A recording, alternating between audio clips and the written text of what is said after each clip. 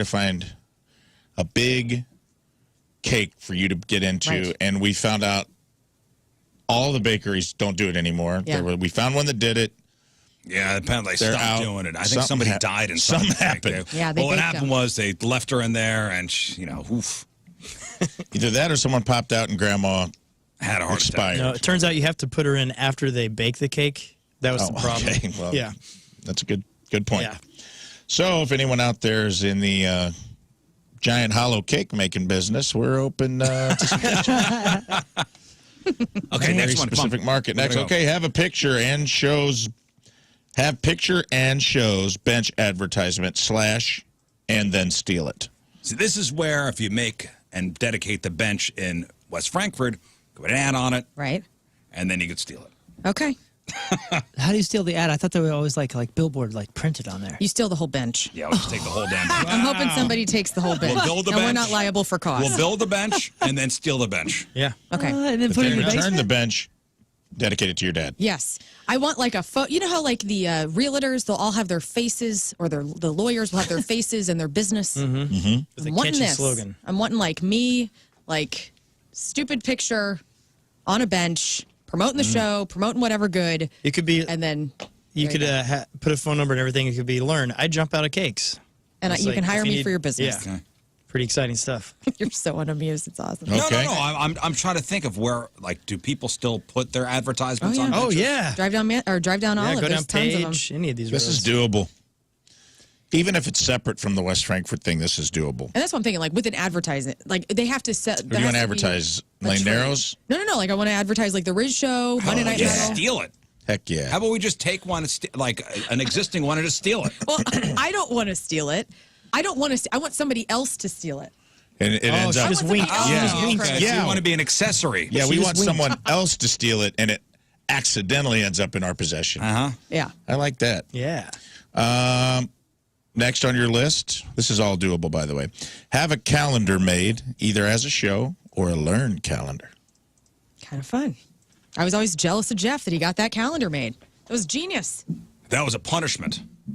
It was genius. Not for him, though. Yeah. Now it's a reward. Riz Show calendar. I love it. I'll do it. We could do that. All right. For sure.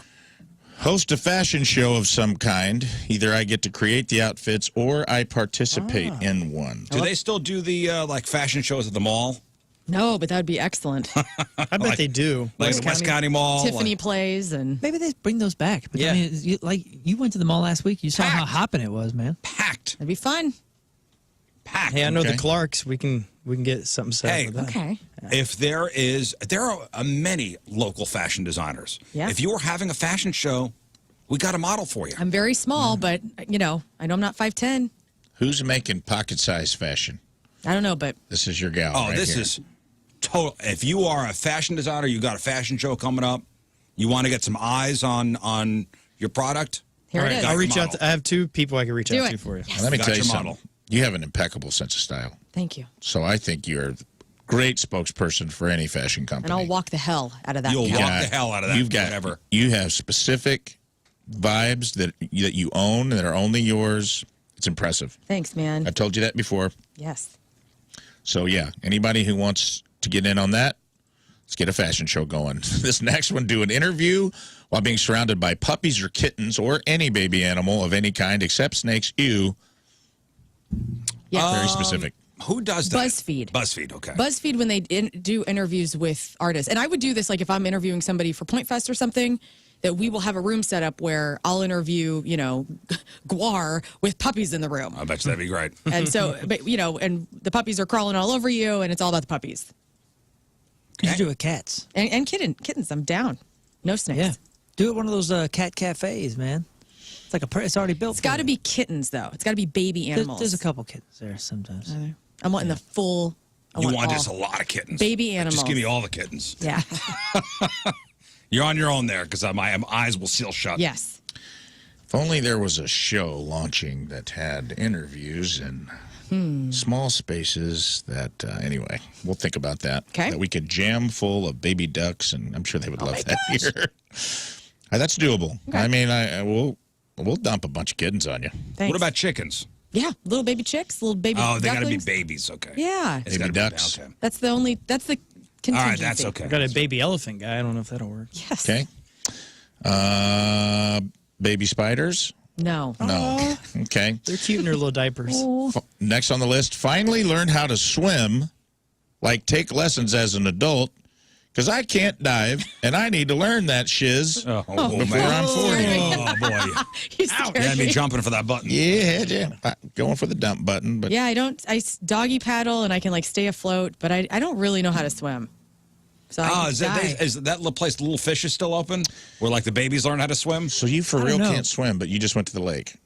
Yeah, My I mean, mother- You Do could you be wear a life around the jacket? lake. no. My mother was an instructor, Warren. like taught the classes and that kind of stuff, and she's taught all of our children. And she's always like, one of her whole missions in life is everyone needs the skill of learning how to Yes, swim. I agree with her. And she still could give you lessons right now. I love this. Do it. That would- Mama that Moon. would change Do your it. life. You got a pool? You got a I got mother? pool.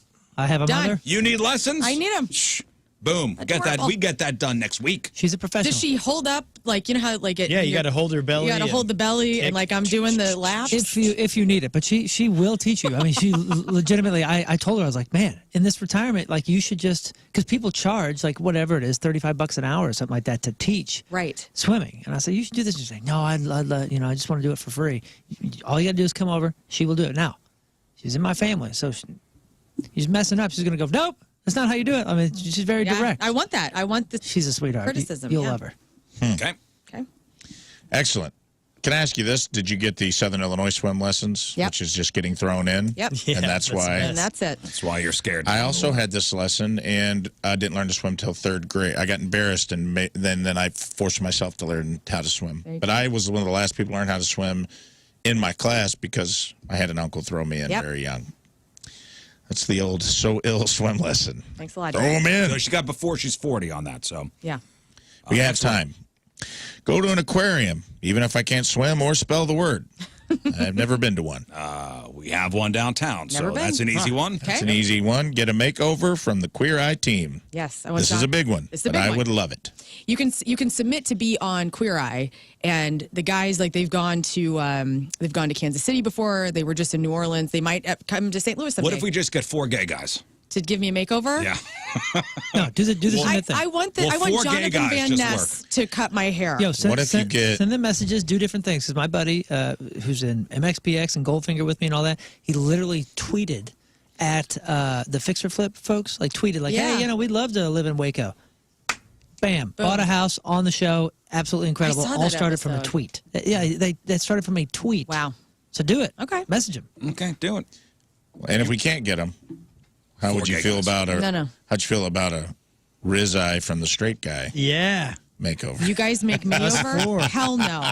Could you imagine? Yeah, I can. And I kind of want to see it. No. Terms are That's gonna back be- in. I'm going to be punished enough on this show. Yeah. I don't want you people coming up Yeah. in here. What do you mean, you and people? Working this out. Yeah. I can see you with a perm. It's going to look great. We'll get this going nice. All right. Well, that's insulting, but fine. Deliver a cow in its birth. Yes. Wait, how do you do that? I want to deliver a calf. I don't know. I wanted to be a veterinarian a long time ago, and I feel like I still have a lot of that going on. And to me, there's something so incredible about witnessing a birth of a cow. I've seen it. Have you felt I don't like it. I'm if not gonna the do what you cow's did. pregnant? Have you?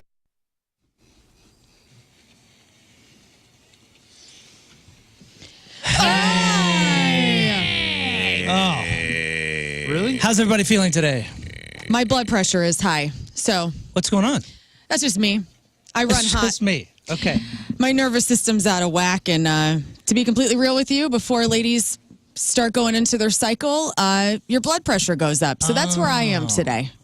I know people are going to be triggered by that, but this is the female body. I can't help it. It's cool. Maybe my body is, trying to help you out, or what is it? Sympathy pain. Sympathy pains. Yeah. What's up with you? I don't know, dude. I'm just down. I'm sick as heck. Last 3 days, super sick. It's a monthly cycle. Mucus monster? Anybody? Yeah, I'm just. I don't know, man. It feels like the flu, but not the flu. I don't have a fever or anything. I know everything is going around. My dad's been sick for a month. Oh, it's terrible. It's been bad. Is anybody feeling sympathy pains for Rizzuto, What's who up? is pulling his brains out? Yeah. Oh, dude, avalanche all day yesterday. Love it. The amount of gifts that we were sending via text in the Risho group that we have of just like tidal waves, colon blow. Yeah. I hope he's all cleaned out. He was feeling it. What time? He texted over and said the process has begun, right? Yeah, That 3 was- o'clock yesterday. Okay. Is when he drank the crap. And he said, what was, here, somebody get their text out. He said something about just when I thought I was done. Let's Pull see. me back in. Oh, yeah, Just that when was I thought there couldn't be anything left, another wave hits. 6:47. It's been wild times. It's been wild times. Wow. So he's going in this morning for that colonoscopy. And, dude, I'll tell you what. We just had, Ken, our buddy Ken, go in for one. And he said the same thing that I remember. Greatest nap ever. Because it's not, Really? I don't know if you've ever been put under for anything, shall we say, more serious. I mean, a colonoscopy is serious, but it's not, it's in and out. routine. It's in and out. Yeah, it's a routine thing. They're doing like 100 a day. Right. But I've been under a few times and had some interesting experiences. Some where I swear I can remember the dream. Some where I remember feeling like I was a white rubber band doing backflips in a black room. It was like That was real. there were like vivid understandings of what was happening. The colonoscopy, I just died and I came back 25 minutes later. Like I was just Weird. It was just like a snap and a nap, and I woke up going, "Wow, that was the nap I've been trying to get for 10 years." So I hope he gets the nap that he deserves. I hope so too. And I hope that polyps, they find them and they remove them and there's no problems. No, I hope there's Don't none of find them. any. Yeah. That'd be Yeah, better. zero. You want to? I don't know. Men around his age have a polyp or two. It's just that's normal. That's Oh, okay. come on. Don't wish polyps upon us. I don't wish That is polyps, but brutal. I'm just saying, like, Our buddy Ken had none. Yeah, dude. There you Are go. we talking Riz, Ken right? Cruz? We're talking. Yeah, we're talking Uncle- Ken. We're, Uncle Ken. we're talking. We're talking Riz. We're talking anybody. No, zero polyps. No polyps. Get that. Get the polyp nonsense out of here. That's not normal. No. I mean, look it is, forward but- to seeing the pictures of his intestines because let's see how well he actually did. Because you'll see a little residue if you didn't get everything out. Yeah. Did they? I forget. Oh. Did they email it to you? They give you a thumb drive? I know that I saw. Don't they mine. post it on their They print socials 'em. now? Yeah, I wanted the video to play at like house parties, and they wouldn't give it to me, which upset me because I Yeah. feel like that's my property. Did you get to see the video? I got to see pics. Yeah, I saw pics, and I don't I remember. also didn't go under. I- Did you guys? Is that a? What do you mean you didn't? Oh, you didn't were like put your Twilight? under? I enjoyed it. I did like a sedation, but I didn't go full general anesthesia. Is that what you're talking about? Oh, yeah. Are you sure? For a colonoscopy, it wasn't like Yeah, an been a few enema or years something. back. Yeah, I've heard that too, that some people are awake. Would you go to urgent care for this? Like, I think how it does was that an work? insurance thing. I think I was just in college and I didn't have a ton of money, and they were like, you can either do this and pay 10 grand or do this and pay 3, and I was like, give me the 3. I did that for my teeth too. I was awake for my wisdom teeth coming out. And it was a colonoscopy Yeah, yeah. in college.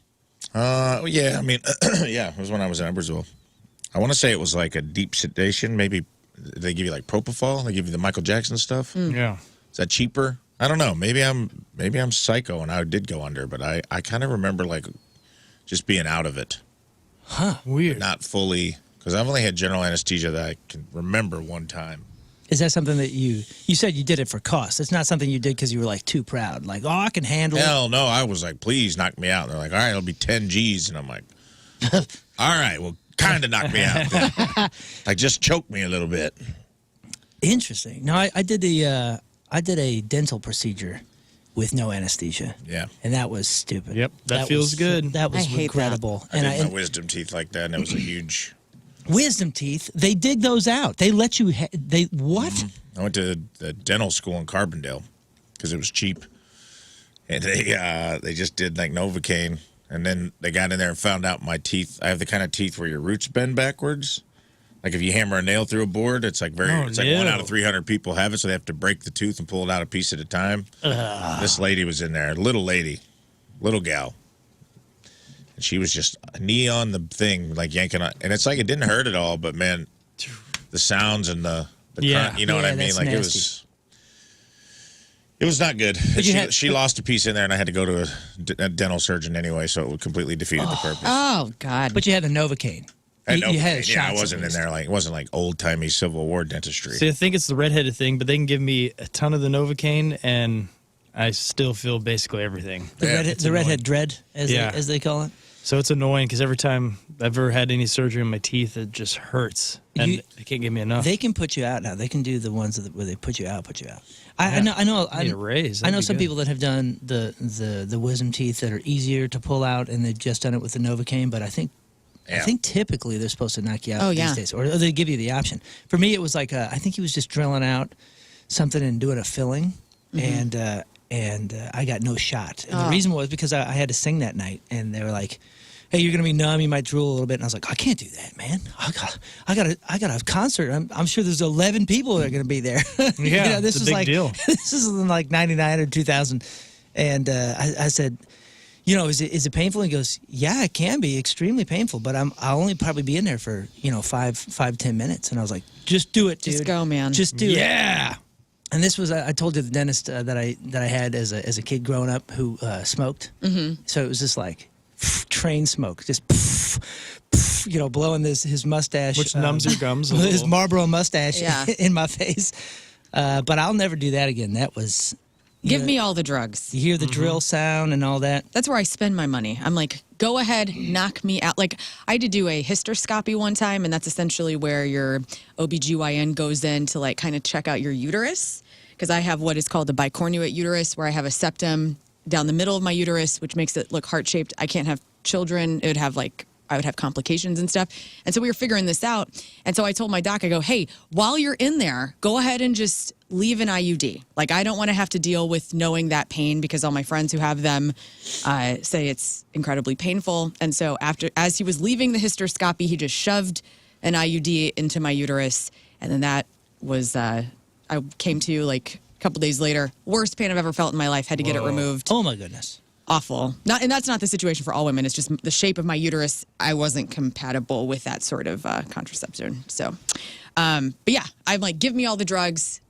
Do a couple of things while you're up there. Like, let's be as efficient as possible with Makes what's sense. going on. I'm kind of weird in a way where I'm totally fine, and I've had a lot of surgeries and different things. I've been put under fine. If it's in a hospital, if it's under the guidance of professionals, I'm totally down. Give me that nap, baby. Yes. But typically, I don't do medicines sort of guy, and I think it's because I am just kind of like last resort. I'm a little bit fearful, especially I told you I kind of have an irrational fear of anything that says nighttime or sleepy time. Just because there's a couple times where I took something, I just had to sleep, or I was super sick and I woke up somewhere else, and I don't like that. That freaks me out as an adult, like ending up. And I'm not talking about like a few zip codes over. I'm just talking like I went to bed in bed and I woke up on the couch and I have different pants on, or you know what I mean? Scott lived with me once, and he woke up and I asked him like, "Hey man, did I come downstairs or something? Did we talk? Did we play video games? What did we do last night?" Because I ended up on the couch, and it was like the last time that I was like, Yeah. that a lot. with a sleepy medicine. So I don't do that. But I will say, last night, guys, I have felt this cruddy for enough days, and I knew I had to get up even earlier today, and I did a sleepy tea, which was, who knows what that is. It's just a nighttime tea without caffeine. Yeah. I did NyQuil, or no, whatever the cold and flu Theraflu thing is, but it's the blue one, nighttime. Maybe it was NyQuil. I don't know. It was something blue. And then what else did I do? I did these ashwagandha and something else vitamins that are supposed to be for nighttime as well, with magnesium and all that. So I fully just went all in. And I did okay. But apparently when I'm sick and I'm medicated, I snore, because I woke up and the wife was gone. She was not there at 3 a.m. this morning. So she had enough of the snoring and went somewhere else. Bye. So I'm embarrassed. I'm sad. I'm bummed out. But I will say that I broke edge and I went medicines. Do you guys have anything in your life that you're kind of proud of for some reason, but really makes no sense? You think like with routine or Like something? just a dumb thing that you take pride in. I told you the other day, speaking of dentists, for some reason I had this like fun little record going in my own head of 10 years of going to this dentist, who's an incredible dentist, and I've never seen his face. Oh, yeah. Because he had the mask, Right. and he would always come up from behind and check out your mouth, and then he wheels to the next person, and I had gone 10 years and realized I never saw his face, and then I accidentally saw his face last week. And it's crushed It's everything. devastating. It's crushed everything. I had this total view of what he looked like. He's actually even more handsome than I envisioned him as, but totally different guy. But I took pride in that, and that's a dumb. And he had a stash? He had a heavy shadow. You know That's why he what do didn't women have want? a hot. What do women want these days? Heavy stubble. Right. Heavy stub. Heavy This guy's stubble. got What it women all. love having. That's a gorgeous guy. But listen, I took pride in that, and that's a very stupid. I take pride in a lot of very stupid things. You guys have nothing like that? I do weird guess I have things. one. Yeah, go for it. All right, mine. It has ended though, kind of like yours, but it went on for years. And it was a buddy of ours on Warped Tour. Somehow, during that, you go to the porta potty in the morning, and it became kind of a joke to like text each other, be like, "I found a clean one," that kind of thing. And then for years after that, the only text messages we ever sent back and forth was like, "Hey, thinking about you," and exactly they're sitting there on the toilet, and that was it. It was for years, and it was awesome. That's And great. that was a fun one. You need to text him this morning. Yeah, I do. about our bathrooms. I take pride in if I can get the New York Times game app, which we all play on this show, Right. in the 9 o'clock hour. If I can get the mini crossword in under a minute, I take deep pride Whoa. in myself. Rafe said if you get it in under a minute, you get to make a wish. You get a wish, yeah. And we've all taken that, like, I've seen us put it down and go, "Pff, I get a wish. Yep. Yeah. I know That's exactly what we're good. talking about. And I get didn't really know this. bummed out if like last night I think 101. it took me 3 minutes and I was like, gosh damn it. I misspelled Sacha Baron Cohen's first name yesterday. Me And it too, ruined with it the, with for the you? S. And I I put got an it S. in 1 minute and 1 second, and I'm like, I just wasted a wish because I That's couldn't right. spell, and it pissed me off. Yeah, who knew? Bummer. It's with a C. Yep, never knew. I blew that too. So that's a dumb thing It's that I'm upsetting like, because if you miss one thing on that, it's over. if you're fat finger a letter, or you're toast. Let me ask you this. Do you put on the training wheels where it tells you like the words, it shows you what you got correct? What? I never seen I always start it out. Yeah, there's like a little navigation circle thing, and you put it on, and it was like, Wow. show you where the mistakes are. No, No, I had no Oh, idea. I you do start it. I playing have to this do it. raw dog. Didn't know that. That's it. You guys are even more impressive then, because I need the training wheels with that. Didn't know that existed. Anything else that you guys are proud of? If I don't- went down, I got list, a streak of not pooping on a plane that I've talked about Oh, ad yeah. nauseum on this show. Ooh, I'm how pretty long? proud of In that. or on? Never, Never, I'm so proud of you about that. never deuced on a Not plane. once have I pooped on an airplane. Yeah. I You don't feel find like it you'd fun be a to guy that would enjoy it. mile high up there No way. just dropping it? No way. That thing's tiny. I'm a large man. I don't want to good be. point. I also just don't want to be. There's no way. There's too much rocking around up there, and it's like just out of respect. Respect. I don't want anybody stinking up the plane, so I don't take part in it. Even international flights, huh? I swear, dude. I don't want to be in that little bitty, But it's that so- little like folding door that's like the same Yeah. strength of like of one of those fans your aunt uses in church. Yeah. But you don't think it's fun Between like, over the me Pacific? me and this, and it's always in the back when they're all back there. There's no privacy. They're back there pouring Shastas and brewing coffee? brewing coffee, and I'm like, I don't want the flight attendants to have to like incur my wrath of whatever I got going on. To be honest, I'm not really worried about the smell in there, and I think it's because whatever that Sucks flush it down. Yeah, Yeah. that flush It's sucks gross. every bit of oxygen out of that room, and Get lightheaded. that's exactly what it's for. I think is to just. I don't know. But I just always love the fact that you're like, man, I'm over the Atlantic or the Pacific right now, and I'm just dropping it hard. This is awesome. I also I think it's it's like a dog marking his territory, and I and just same thing marked over the continent. U.S. You're like, hey, I'm International over foods. Branson right now. I don't go. know, man. I don't think anybody is like, no one's pooping on a plane because they planned it. You know what I mean? True so, dat. Yeah, so the good worst point. kind of heinous acts are taking place in there. So I don't want to be part of that either. I just want to say shout out to any form of transportation that has a bathroom on board, like Yeah. party bus, airplane, train. I'm so thankful for that PP all day. technology. Me too. I pee a lot. I'm PP all day. Hey, I'm fairly certain there's not a party bus with a grinder on the thing. You're not supposed to poo in those. Well, that's true, but It's a party. the option is there if needed. No, there's a bucket in a bay somewhere underneath that toilet. Hey, You're not man, supposed that's to not poo my in it. problem. I'm paying for this party bus. I'll poo all over it. Well, I'm going to get into what people are most proud to say that they don't do. But I want to hear yours. So we do have the Coleman's Campers text line. Coleman's Campers text line is open at 314-649-DUMB. That's 314-649-DUMB. You guys are all monitoring. Yes, the point text line is back, and we are all watching it. And it is the Coleman's Camper text line, 314-649-DUMB. I will say before I get into this list, and this list is ridiculous, but my parents were super proud that I was super proud of my it was like freshman year of high school, and I realized there was just so much time being wasted in all these classes. You know, the teacher would do something, say something, and then everybody was supposed to work. Plus we had we called it Learning Lab, but it's study hall. You know, every school has a different name for it.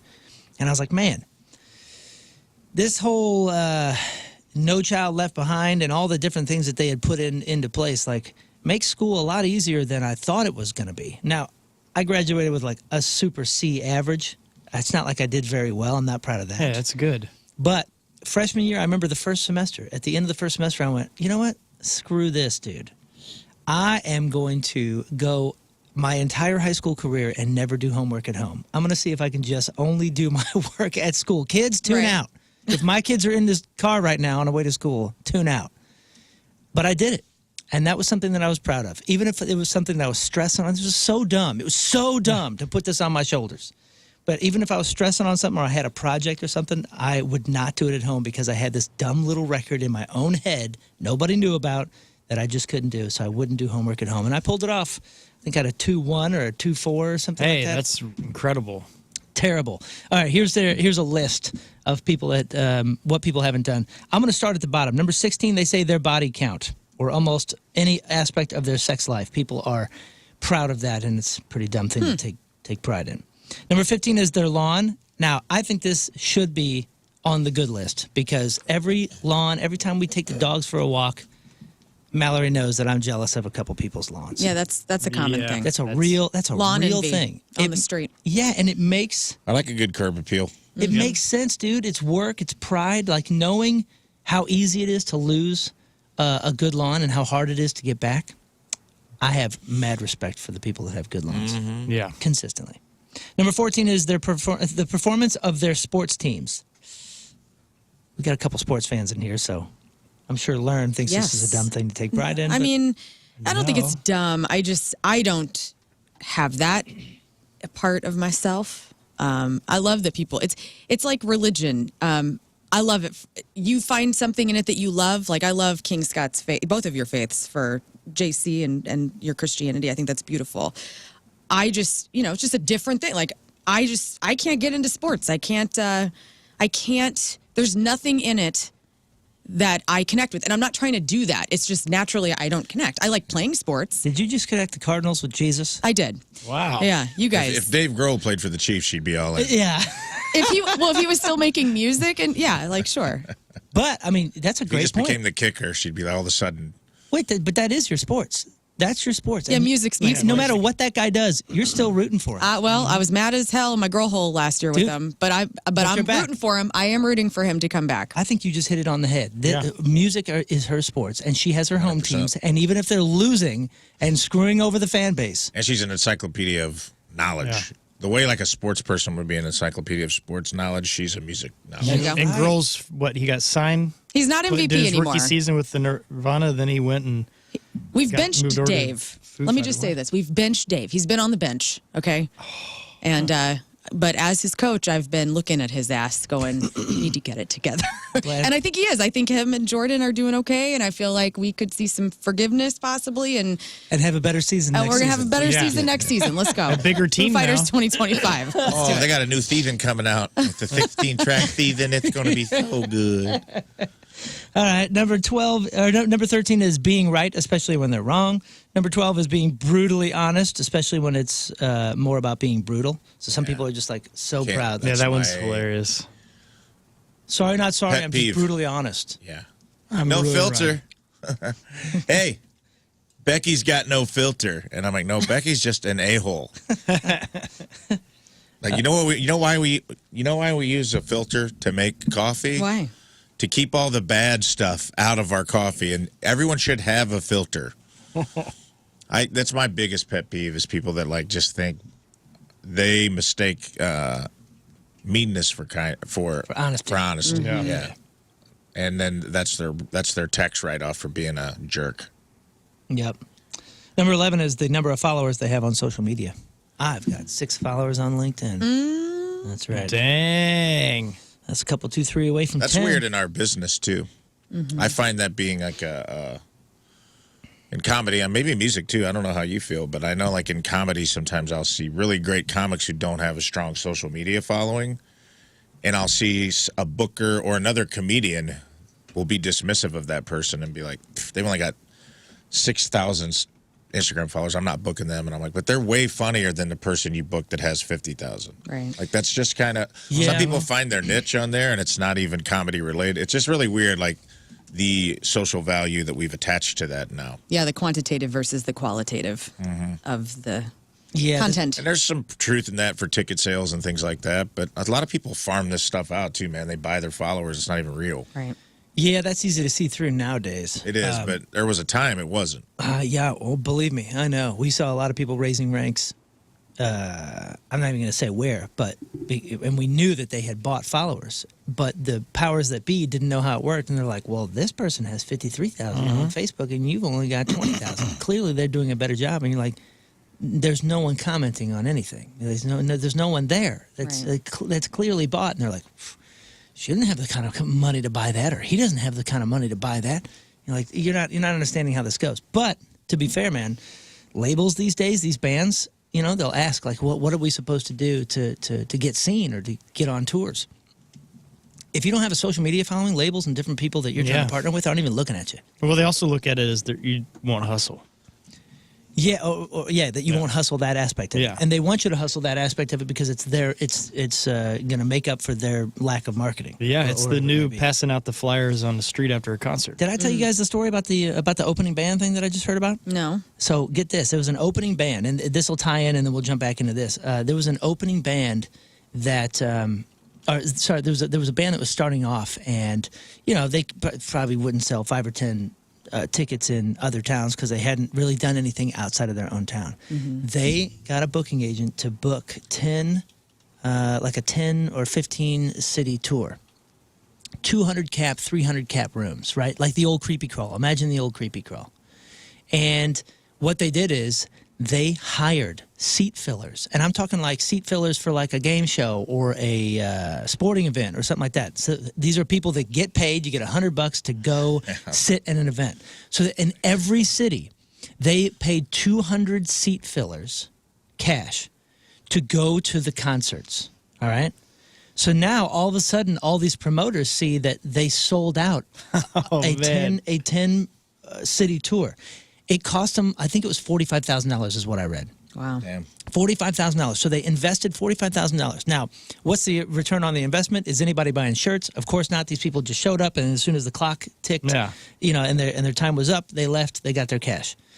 But that landed them on the radar of all of the booking agents, and a month later, they were the opening act on a huge tour. Wow. Jeez. So it's like the old school buy-ons when opening bands would buy onto a tour for the exposure. It's the exact same thing. They just had to do it kind of in a roundabout way and risk it. But that was the investment that they put. Now, is that something I would suggest to any band that's listening to right now?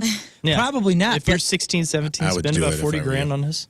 But I'm saying like that if they're nepo, if the parents, you know, I have a good feeling that whoever did this probably had somebody investing, had somebody willing to drop the cash, like a backer. But that's the outside of the box thinking that has to be done now because that is awesome. That's how you're going to get on tours. Social media followings are how you're going to get attention from the labels that are going to help buy you onto Spotify playlists. Blah blah blah blah blah. It's a completely different business than it is. Very much. I always tell when other comedians we often call and complain to one another about, man, I crushed my JFL audition. They didn't even talk to me afterwards. And I'm like, yeah, the days of like, it's probably this way in music and all industry entertainment. The day of like the agent emerging from the smoke in the back of the room with the cigar in her mouth, being like, kid, whatever it is, you got it. And I'm here to take you straight to the top. That's gone. Right. Yeah. They are looking for a finished product now. Like they want to see, oh, you have 100,000 followers and a fan base for me to exploit and make money off of. I'll sign you. Yeah, you've already worked for and years. That finished product. Yeah, you have to already. But it's weird because we're in a spot now that by the time you get them, you won't need them. Yeah. Well, and the finished product has very little, if not nothing, to do with being good. Yep. So if you can be the best on earth, but nobody cares because the finished product has nothing to do with being good. You just made that. Yeah, that story you just told. I don't even. Maybe that band is good, but it didn't matter. But it doesn't matter. No. all they were looking at was seats filled. So what you're saying is we need to bring smoking back so we have those old agents there with the cigars. Well, yeah. I mean, you have that fantasy in your head because you see it in every movie. You know, like Jonathan Netflix in a 10-gallon hat's going to be like, you get a 1 hour special in a sitcom, my friend, because you're funny. And in music, Pink Floyd and Boston and every 70s band has a song about a cigared guy coming in with a briefcase. Oh, yeah. Briefcase full of money. Number 10 is never cooking because they aren't good at it. I guess that's something to be proud of. It's kind of strange. Number 9, and guys, I wish Riz was here because Riz is so guilty of this. Oh, yes. Number 9, never changing their own kids' diapers. Ooh. That dude. So that's one in the building. More that common dude- than we realize? That dude never changed a diaper, and he's not alone. Predominantly a dad thing, right? I mean, let's just Wow. call them out. Oh yeah, it says. Of course, it's almost always men not handling. Like certain my aspects of dad things. never changed a diaper of me, and I don't think my stepdad changed. But was he Emily's proud of diapers. I think it was the 80s, and he was just like, this ain't my thing. Riz made a thing about how proud he was until recently. Like the last 4 or 5 years, he's been like, and I think I regret that. He's kind of bummed about it. One of our colleagues throws up every time. Oh, what? And it's Is that a way to get out of it? he really does have a weak stomach and just as easily, but he got out of it. He changed 2 diapers, threw up in the trash can, and his wife was like, just stop. You're pathetic. Oh my gosh. Get out of here. Number 8 is the worst one on the list as far as I'm concerned. It's drinking and driving. And we all probably know somebody that's proud of their drinking and driving. You know? Yeah. Or here's the thing about drinking and driving. As a DUI collector myself, not proud of the fact that it happened, but the thing that I don't like about it is you shouldn't drink and drive, and DUIs are bad. Yeah. But they never keep track of all the successful missions. You know what I mean? No, don't go there. No. Don't go there. What are you Rafe. doing? I'm like a fighter pilot who flew 3,000 successful bombing raids and only got shot down a couple of Okay. times. Yeah. The problem is every time you fly, I'm out there. I could put run the into caveat me. out there. This is a bad thing, but I understand the sentiment of it. It's not, but it should be something we don't take pride in. That's the point I'm making. But I'm also making the point that a lot of successful missions were flown, and I think that if you're going to punish for the unsuccessful missions, perhaps we should have. Hot take. Yeah, I had an It's a hot uncle that take. he claimed he could drive way better when he's drunk, and he honestly believed it. You can always land the plane, except for when you don't.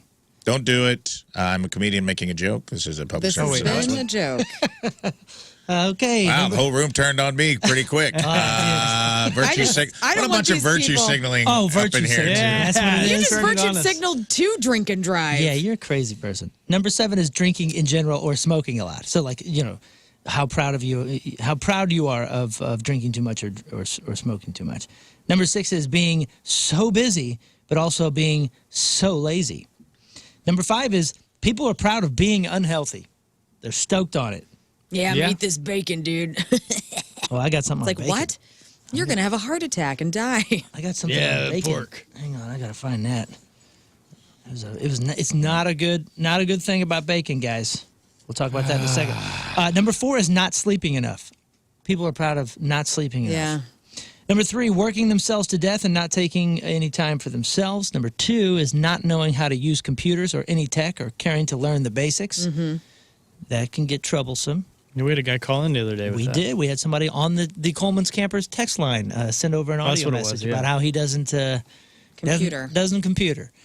And number 1 is when people are proud to say that they don't read and have never read a book since high school, boasting about being anti-intellectual. Well, at least they're not nerds. Dude, here's the bacon thing. All right, and this is sad news because I found a hotel in San Diego. Their continental breakfast had maybe the best bacon I've ever had in my life. Really? And usually Describe it. Usually that bacon is so not great. I'll describe it.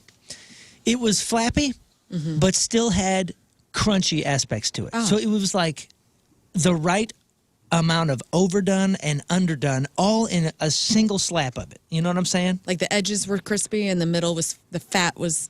Yeah, and it was greasy and oily without being drippy. It was just flawless. It was flawless. And I was like, man, bacon is good. Bacon is great. but bacon is very bad for you. A team of researchers from Harvard Public School of Health just released a new report with data going back 50 years. So this doesn't sound like, oh, we think this is happening in the last couple of years. The bad news, processed meats like bacon, hot dog, sausage, pepperoni, and ham increase the risk of cognitive decline and dementia by 13%. That's even among participants who averaged 0.25 servings a day, or about 2 servings per week. Experts say this increased risk could be reversed by replacing bacon with salmon or any fish, but bacon and other processed meats were never considered to be peak healthiness, obviously. But the rep for these foods has taken a serious hit over the past few years. And last year, the World Cancer Research Fund linked consumption of processed meats with an uptick in cancer rates among young people. I think we already knew that. But according to a study from 10 years ago, people who eat red and processed meat every day are 40% more likely to get bowel cancer compared to those who eat it once a week or less. But yeah, bacon and dementia. Bummer, huh? That is a bummer. Yeah, I worry about pigs, man. I can't. They're just walking around with dementia. I know. Well, yeah, I mean, that sucks. But going back to like people that take pride in how much bacon they're eating, I mean, they don't care about this news. No. That's true. So, And then also, you got to research where you're buying your bacon from too, because some places feed pigs actual good stuff. All right, so I got something here that's it's not new, but it's gaining a lot of traction quickly because of everything that's going on with the government and all those emails and different things. Has the boss ever asked you to send them an email detailing everything you did last week or risk being terminated? Well, maybe they're trying to sniff out task masking. Do you guys know what task masking is? is that when you put spreadsheet on the computer screen and it's there and you are acting like this is part of what I do and I'm really shopping at lulus.com. I think you got it. Perfect. I think this is straight out of Office Space. Yep. It's when employees spend a lot of time and effort just trying to look like they're working hard instead of actually doing anything. And big surprise, it sounds like it's the most popular with young Gen Z workers. There are videos on TikTok that offer advice for how to task mask. Is looking like if you're in Microsoft Word or Excel, any sort of Microsoft Office program, you can just pull up like a template, and just edit that template and just be doing that for 8 hours a day. It's a good tip. This really is a young man's game, because whenever I did data entry, this is 100%. You learn the art of, okay, I can get everything done in about 40 minutes for an 8-hour period, but I have to spread it out. So I'm going to do this for a little bit. Around the 30 marker, I got to go to the bathroom. And then obviously I'll come back, work for a second. Then I need to get a water. And then I'll come back, I work. And then I'm going to carry something around the office just in front of the bosses. And then I go back, I work, I go to the bathroom. You just have to figure out how to Space out your make day. 40 minutes work into 8 hours. It's Office Space when he's talking to the Bobs, to the consultants, and he's describing what he does every day. And what's he say? The best. In any given day, I maybe do about 15 minutes worth of work. Yeah. Here's some other tips. Walk fast with a laptop stuffed under your armpit. Oh. Type really loudly. Sounds a little corny, but some managers are saying that this is a trend that they're actually seeing trickle into their workforce. Honestly, it's something that's always been a thing that people do. Now we just have a name for it. Task masking. Quiet quitting, quiet firing, all that is going on. For the most part, I feel like we're pretty fortunate because we work at a place that understands the results rather than is staring over your shoulder. Yeah. I know. Rather than looking at the time thing, they're like, hey, get your job done. I worry about that. I mean, I've worked for the stations for almost 20 years, and I don't know what it's like outside of these doors. I mean, we're all so nuts around here, and it's not so professional that it's buttoned up. It's a very loose industry to work in and fun. And I mean, one day I may have to go back out there and see what's up with all of the mundane office jobs. And It's an interesting one. I worry about that at night. That's actually what keeps me up at night. Really? Every night. Yeah. More than anything. More than anything. What? Yeah. Because I feel like I have been, I don't know myself outside of these walls. I don't know, know? So it's like an identity thing. Well, yeah. And then I also was reading a thing yesterday, speaking about careers and whatnot, that we should be changing jobs every 2 years because you can make more money that way. And the old thought of being loyal to any business or company and hoping that you can climb the ranks to be the top that doesn't happen anymore. Yeah, and so this younger generation, they're actually recycling through where they work every like 3 years. Yeah. Like that's a max. Well- and building on their wealth. When I worked on Rodeo, it was hilarious. You'd see one store manager would be at Prada for a couple years, and then all of a sudden, they left, and now they're across the street, and then they come back to another company, then they come back to Prada with even more pay, and then they're just going to the same. All these people just keep shifting, and the VP of all those companies, they switch and they just hop from this one to that one. It's wild. More money, and yeah, it's amazing. Well, one of the perks that we have here is what? What's one of the biggest perks that we have here? Oh, free concert tickets. Okay, that's one. I have that on the list. But what's the one that we all talk about? Coffee sometimes. Okay, coffee sometimes, yes. But come on, guys, it's the bathroom stalls. Well, the bathroom stuff, there's a lot of perks. Look right, at how but- we're all dressed right now. But the number one, what do you mean? I mean, we can wear whatever the hell we want. Like I mean, we all dress cool, but like I don't have to wear a suit to work every day. You're right. I mean, sometimes I do just for funsies. I just think it's cool. Our bathroom stalls have nice windows so we can see out in the hallway and see what's happening. And So let's describe the bathroom stalls here, because we do always agree, and everybody in this building has the perk of working here being the There's 2 toilets in each stall facing one another.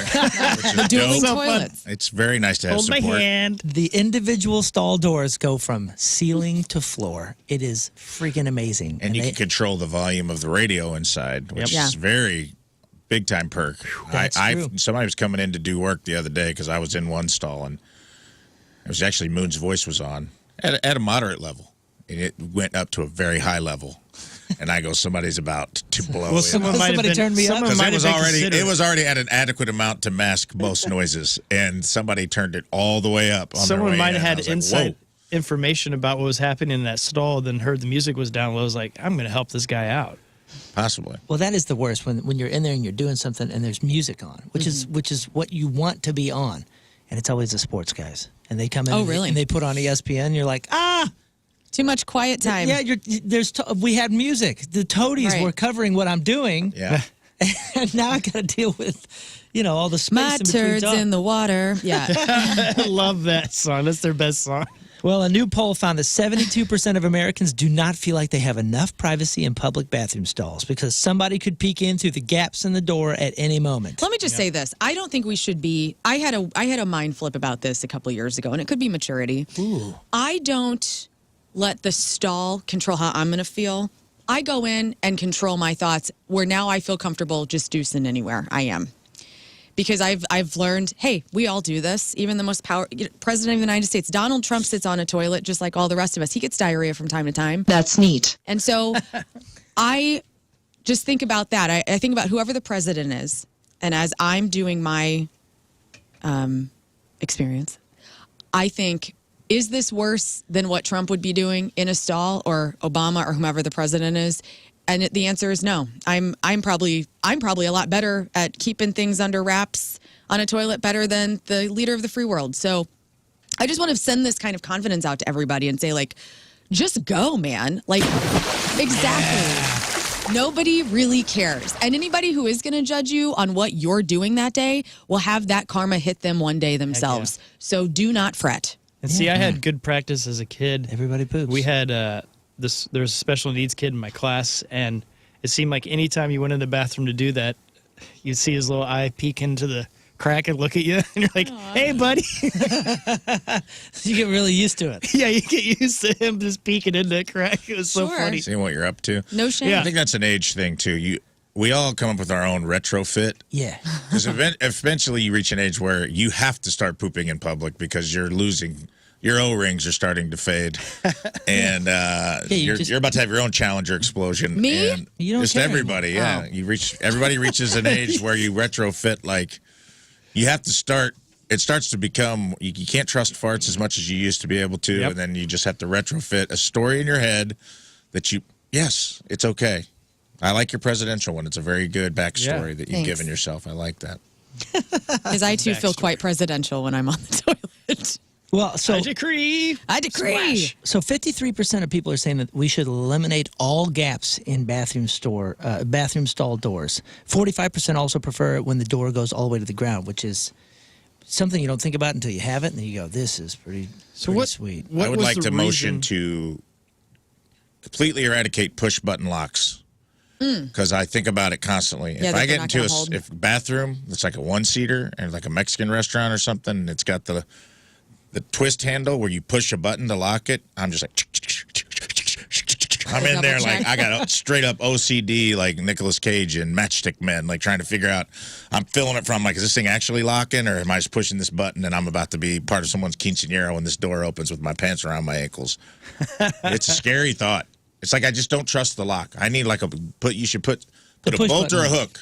Yep. I want to see it slide. I want to know that it's locked. I don't want to push a button inside of a mechanism that I can't see. And I'll you know what? I'll join you on this. I Okay. would love the bathroom type of locks where it says occupied, because the other thing about being in these floor to The yank. ceiling is the yank and the jiggling of, because people don't know, is there somebody in there? Yep. You know, Occupido. I would love to have a little mechanism that says, and I think they have this at Wally's too, where hey, occupied. Yeah. Don't come a knocking. You would love this then. 86% wish bathrooms in high traffic areas had a display outside that showed how many stalls were open. Love it. Oh, that'd be cool. And who washed their hands? So like a parking garage. Yeah. But then you're gonna have to have sensors and things. And no offense, man, but who wants that in? Listen, when I look up and there's something that even resembles like a camera or something little, I'm always like, oh God. I don't think it would be that. Well, what's it gonna be? It would be a weight sensor, just like at stoplights. The toilet has a weight sensor.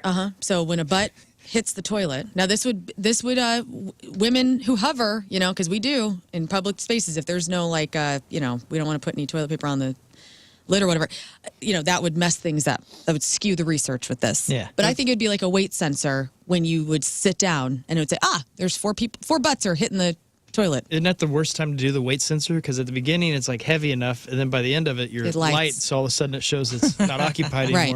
anymore. Speaking of, I don't want to get off topic, but Thank before we Please, break, take us.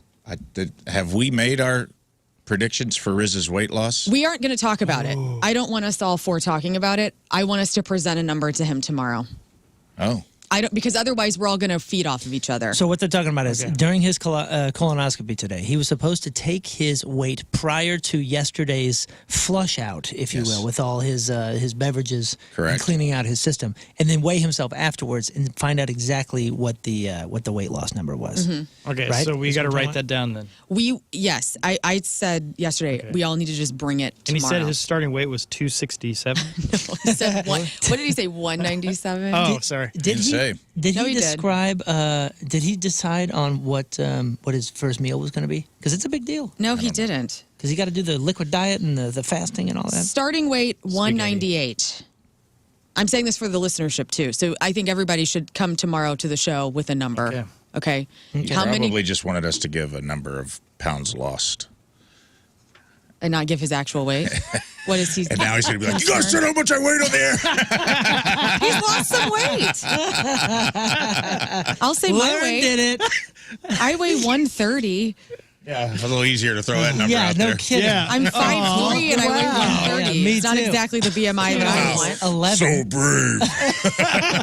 Do I have that still? That is Where is my. that? Where is Gosh that? damn it! Everybody's got their Dang it, I thing. think we lost it. Nope. So brave. All right, 47% would also add timers to the top of each stall. I think I'm for this.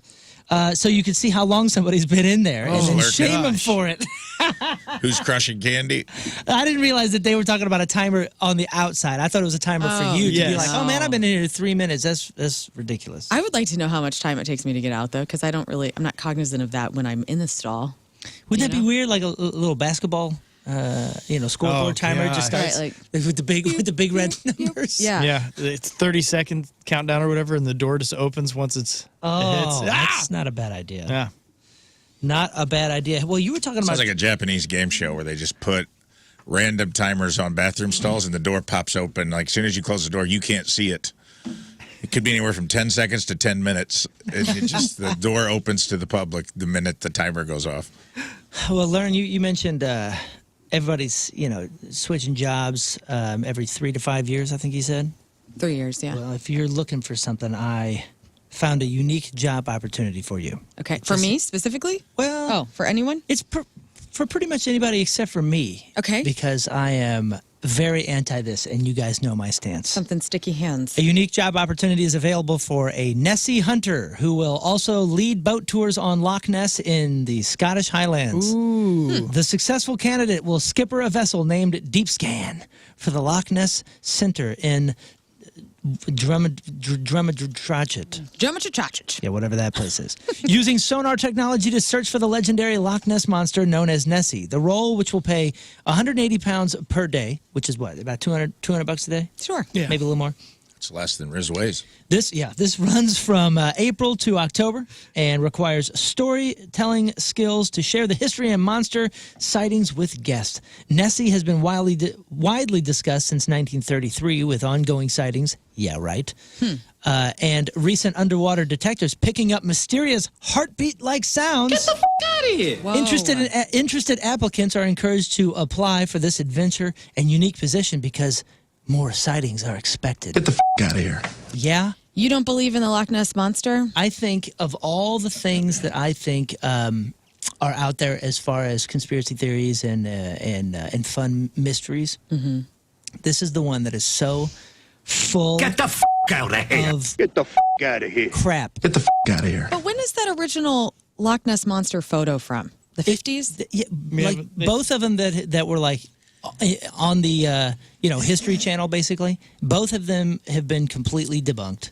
It's the most ridiculous thing because it's like, unless there's a portal, and again, I got in this conversation with the Goldfinger guys in Europe last year, and I was talking about how ridiculous Loch Ness thing is, and our bass player at the time said, "Yeah, but have you thought about portals?" So Yeah. I'll admit. Well, I have not thought about portals, but Oh, God, I have. other than portals. hold on, because I got a soft pitch for you. Bigfoot, Yeti, where you at on that? You don't have to go into detail. Just Again, you believe it's more plausible.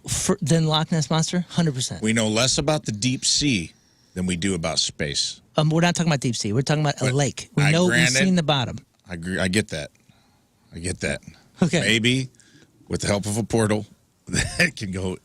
Maybe this thing can travel or shapeshift and it comes in from the sea. Maybe the loch is its like breeding ground or something like that. Yeah. Because then we could see the entire surface of the earth, and we've never found any conclusive proof of Bigfoot or Yeti, other than like sightings. But we can travel all the terrain of the earth. We've been to the highest peak, the Right. lowest valley. I reserve a higher possibility for there to be a Bigfoot type creature Okay, than thought I could sway you with that. than this giant sea monster in this one particular lake. Check out this audio. Dang. Here's the hunter update. We now take you to Scotland and an update on the Loch Ness Monster, full-time Nessie hunter. Day 426. Oh, Nope. Still nothing. And that's your update on the Loch Ness Monster, full-time Nessie hunter. no. Yeah. Get the f*** out of here. I mean, I'm sad too that like the little brontosaurus that outlived everyone isn't just chilling in that lake, I you think know, he is. or that loch.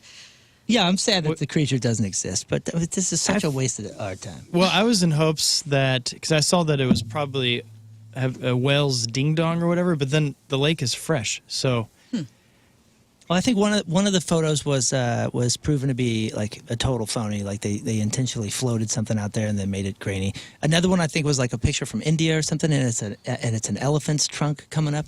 Either way, like we've done this. Are we still doing this? We're still doing this. So if you're looking for a job, hunt it down. They're looking for a full-time Nessie hunter and sightseeing tour giver over in Sweet gig. Scotland. Speaking of sweet gig, I know Scott is really into taxidermy. I'm Yep. assuming, Lauren, that's I love probably picking not a people hobby up and that you're driving around. I super don't into. love it, but I have my family all taxidermies their kills, like their deer and stuff. Did and you their grow up? boars. Did you grow up in a deer head house? Oh yeah, and a bird duck house, and Jerry had a boar's head, and yeah, and I would always pet him and kiss him and stuff. So that was how I rolled. Pet him and kiss him. Mm-hmm. Were you petting and kissing dead things on walls? No, but Rafe? that was our decor. Nice. My dad thought that was living room worthy. It wasn't like den. It was the main art pieces of the house.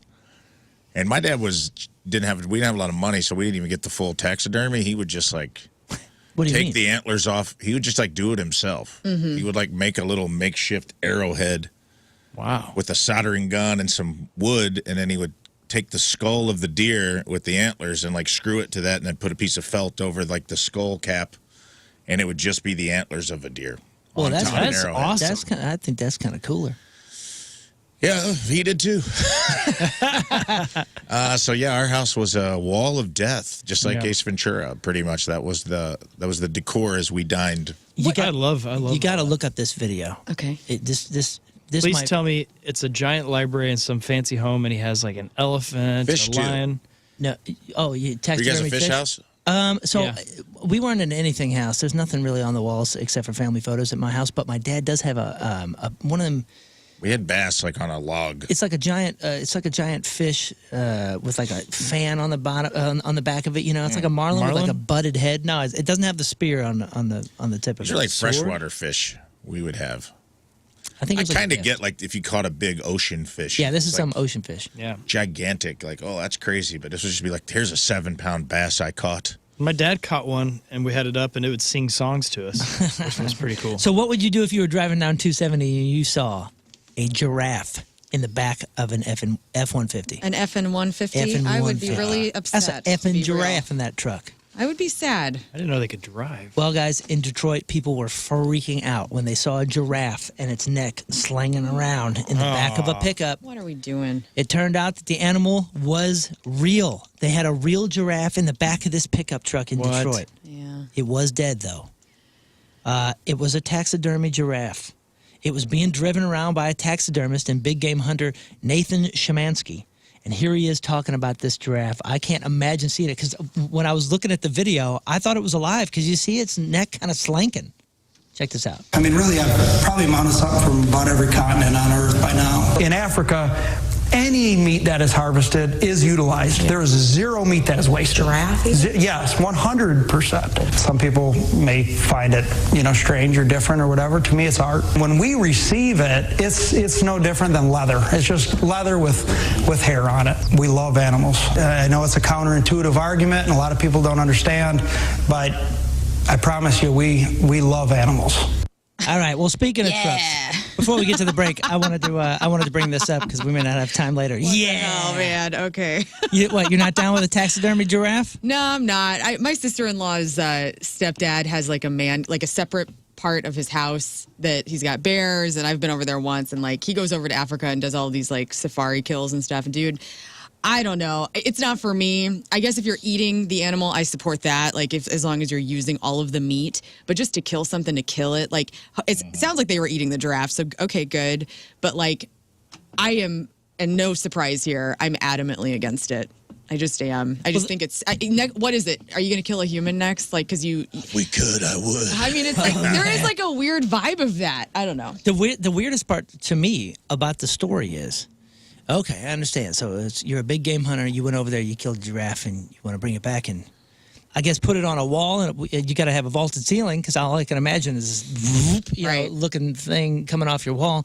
But here's the strange part: if you had this thing shipped back from, let's say, Africa, I'm sure it was in a crate of some sort or whatever, and then now it's in the back of a pickup. Why didn't we ship it around in the same way? And now, you know what I mean? Right. Like it's before its final resting place, it's getting thrown in the back of a pickup. It's kind of Maybe weird. he needs to loosen up or something, so he's driving around. I know that's like the big knock on. The owner of Jimmy John's is like Big game hunter. big game, big douche, big game hunter. I love their And, giraffe sandwich. A lot of people knock that place for that. I don't get it either. I don't think I'm just like, especially when you go out, like a lot of them go on these African safaris where it's like, it's not even really, it's not like you're out in the jungle on your own. You're like driving in a truck that has been like baiting these animals, and it's just like they just walk them out in front of you and you kill. You know what I mean? I mean, Like, I understand because there's the whole weird to me. conservation part of it where, you got to, I don't know, they track all these animals, and so you get the tag for certain ones that you can actually hit. Yeah, I don't think a lot And- of that big game. It's conservation stuff, though. I think it's money. I think it brings a lot of money. Yeah, so who knows how honest that is. That's a good point. And I will say I'm quite supportive when I see that like poachers and people that are on these safaris to kill these when the tigers like eat them. I have zero remorse. Yeah, poachers. Like, poachers and I can go, really, man. I'm like, yeah, you're in an armed truck going out there to kill something that possibly is endangered, and then you get eaten. I'm like, whoops. Yeah. Have you seen a show, the Montana Park Rangers? And there's also one with the Texas ones, and them going after poachers. It's incredible. They're all the same exact guy and just total jerks, man. But the poachers are hunting animals, and the rangers are hunting poachers. Yeah.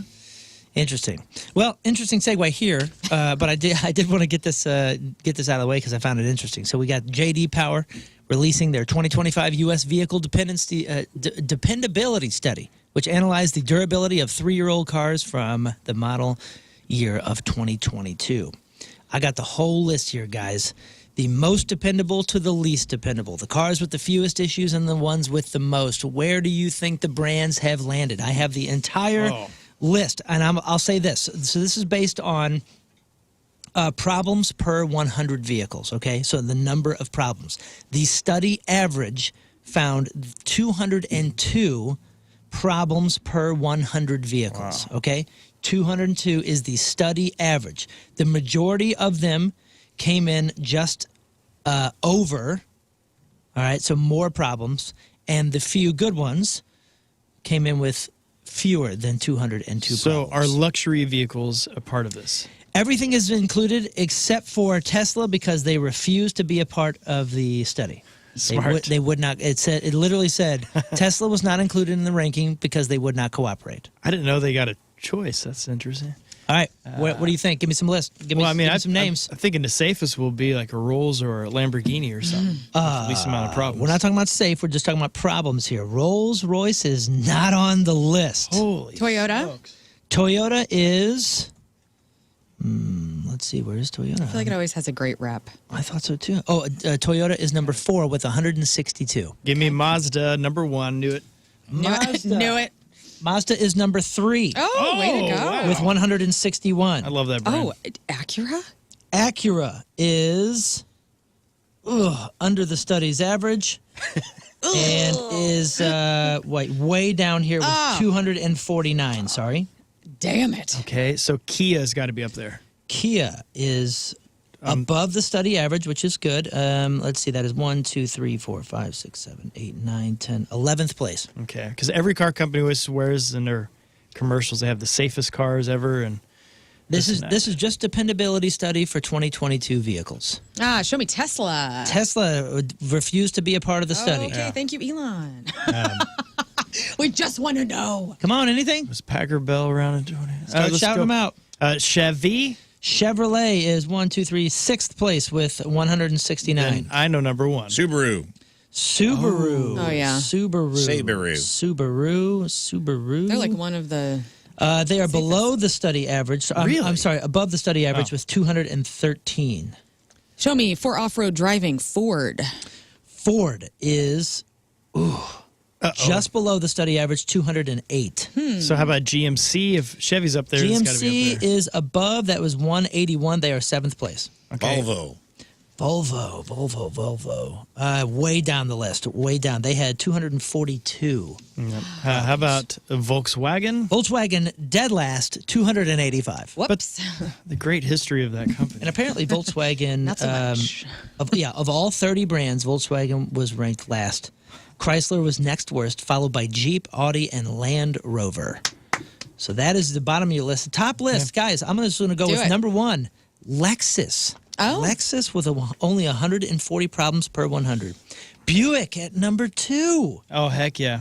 Then They're good Mazda, cars, man. then Toyota, then Cadillac, then Chevrolet, then GMC, then Porsche, BMW, Mini, Kia, and Honda. Then hitting the steady average with Ford, and then followed by Infiniti, Alfa Romeo, Subaru, Genesis, Nissan, Lincoln, Hyundai, Ram, Volvo, Mercedes, Acura, Mitsubishi, Land Rover, Audi, Jeep, Chrysler, Volkswagen. Wow, so GMC, that whole company is doing something right. That's amazing.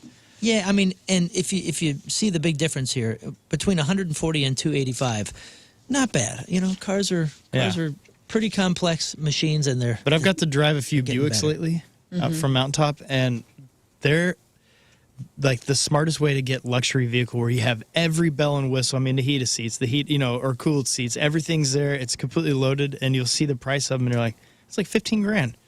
You know, compared to a $45,000 car. You're And yet- officially an old guy, I Scott. think so, man. They're awesome. You're officially old. All right, let's do the Team Riz Member of the Day, brought to you by Hot Shot Sports Bar and Grill, the official bar of the Rizzuto Show and home to St. Louis sports fans since 1990. Guys, today's Team Riz Member of the Day. Savage. Oh, it's not Savage. No, sorry. It's Mike Roth. Yeah, Mike Roth from St. Anne, Missouri. Mike is a true Riz evangelist and has never missed an episode of The Rizzuto Show. The show always helps bring some light into his not-so-great days and laughter every single day.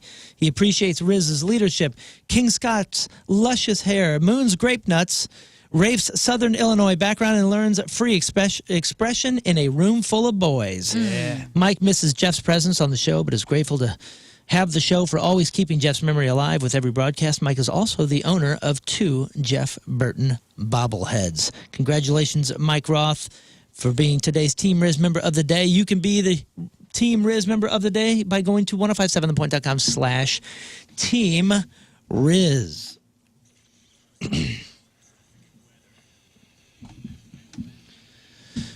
Okay, the time is 7:12 on this fine Thursday afternoon. The sun is just now coming out. So, Lauren, tell us about traffic and weather. Traffic is brought to you by Golden Oak Lending. Do you need extra cash? Golden Oak Lending can convert your home's equity into cash in as little as 14 days. Let Golden Oak Lending cure your blues.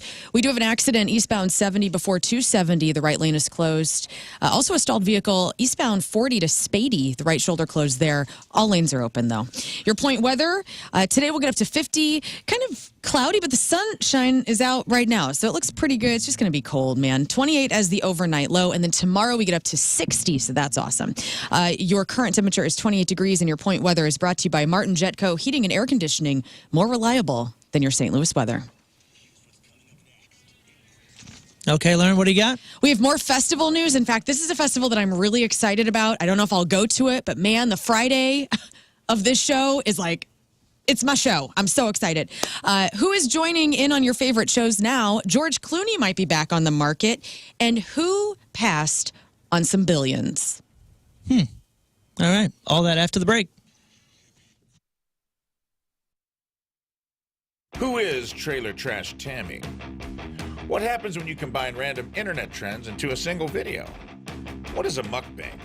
And are we so desperate to be distracted from our own reality that we resorted to binging videos of people shoveling anything edible into their face hole? More on that today on the Number 2 Show.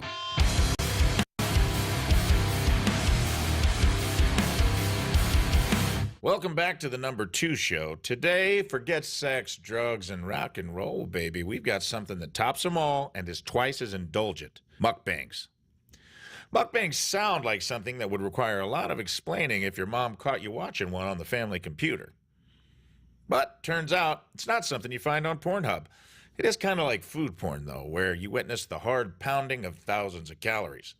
So follow me through the glory hole for today's main topic, mukbangs.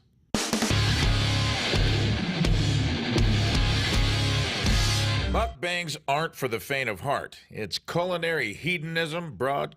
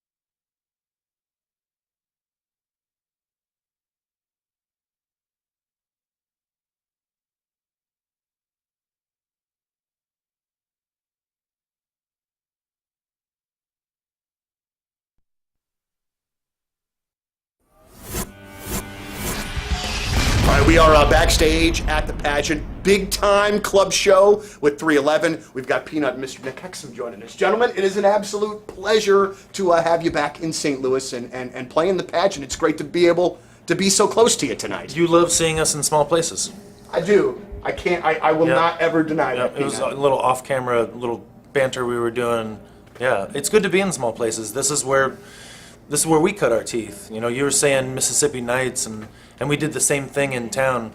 But pageant, I walked in this morning, first thing, like groggy, 9 in the morning, like, we're gonna destroy this place. Okay, now this is a question. People that have been here too, like there's this Wall of Fame, and the owner has got a photo with all the biggest people in the world. Like they get some great names. It's incredible, and also too down at Blueberry Hill.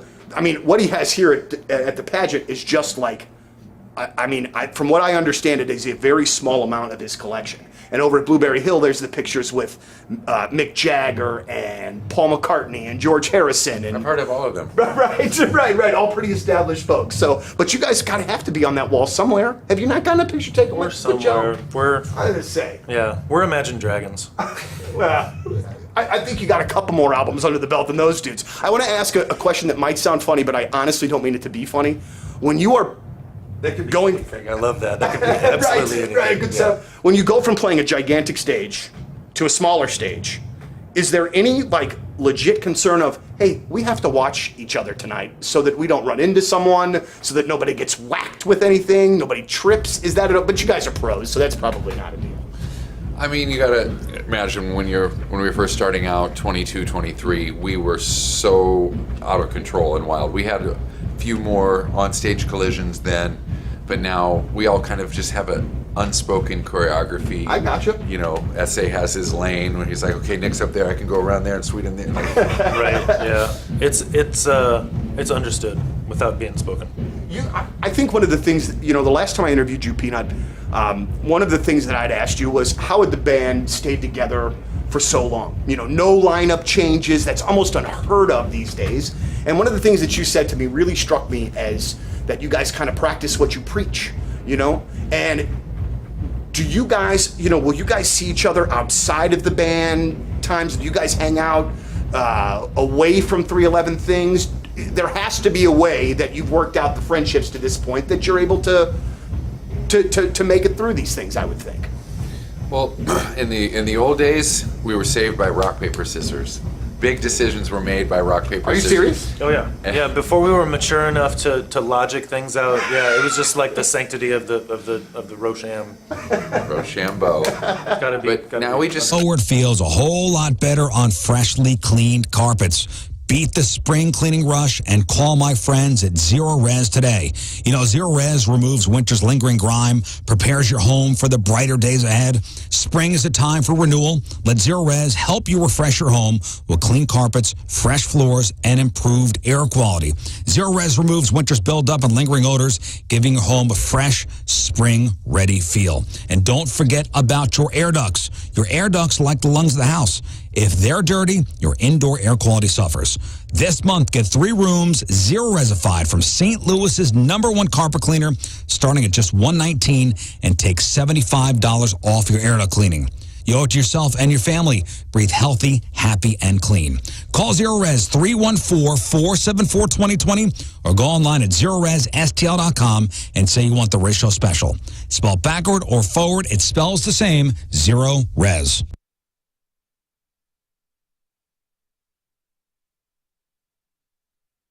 I'm seeing your bucket list here in front of me, Learn, and some of these are definitely achievable. Yes. Some of them I'm not sure about. Sure. Yeah, some of them are going to be tougher than others. The first one, let's just get into it. Yep. And, where we welcome feedback. If anybody can help us, put us on the path to make these happen, please let us know. Because it's all about love and helping each other, lifting each other up, checking stuff off. Here's a big one. See Daft Punk. Daft Punk. Daft Punk, they're broken up. They're broken up. I don't think they're ever getting back together. Right. So, but the weekend, even this weekend, or even this past weekend, The Weeknd, the artist, said the only collabs he will do in the future is with Daft Punk. So there could be something on the horizon. What about a Daft Punk tribute act? Yes. What about a Daft Punk lunch? Like you're at the Rainbow Room or something like that, and you look over and you're like, oh my gosh, I recognize. Look at those those, just guys. two guys in No, helmets. those are the guys from Because Daft it's Punk. see Daft Punk. You didn't say in concert. Oh, I'm sorry. Let me clarify. I would like to dance live to Daft Punk. Those two guys, those French musicians. I want them All to they're be playing doing is music. press and play on an iPad. What if they Exactly. stand up at lunch and they go bigger, faster? All right. Okay, so see Daft Punk, that's on the list. Or have a Daft Punk dance party. Yeah, Whatever. will you take me? I would love to see that show. Thank you. I would Yes. love to see that. I like how French-Canadian, malleable did you? your bucket list things are. That's a very open and loving way to embrace the world. You've already dialed back your very first one, which Right. I love. But And- you know what? What? You never know. Daft Punk, whatever, tomato. It's French. I believe it's Daft, but whatever. Leads right into the next one. Host a discotheque, maybe a riscotech. Rizzuto. Credit Union, St. Louis. Listen, 2025 is going to be the season for St. Louis City SC. I feel it. And one of the best ways to gear up for match day is with that exclusive St. Louis City SC debit card. I have it. It's from Together Credit Union, and they're the only place to find this official fan debit card. Now, not only do you get to show your pride for our team, for City SC, but it has a free lifetime My City Plus membership that comes with it. Why is that important? Because you get a lot of benefits. Several benefits, including priority access to single match tickets and limited edition drops. City cashback rewards on every purchase at City Pavilion or City Goods and all the retail and concession locations around Energizer Park. Plus, you get special member-only events and experiences, and I've done this before. It's awesome. All designed to bring you closer to City, and that's what it does. Plus, as a special bonus, City SC debit card and credit card holders will receive express entry into matches at Energizer Park. Honestly, that was the one perk I did it for, and then I got all the other stuff as a bonus. How do you get the card? You open a personal checking account online at togethercu.org or stop by any of the 14 local branches. 14. There's one close to your work, your favorite lunch place, your home. 14. There's no cost for the City SC debit card, so don't wait. Sign up today and show your pride for St. Louis City SC. Visit togethercu.org for full terms and details. Together Credit Union is federally insured by the NCUA. Togethercu.org.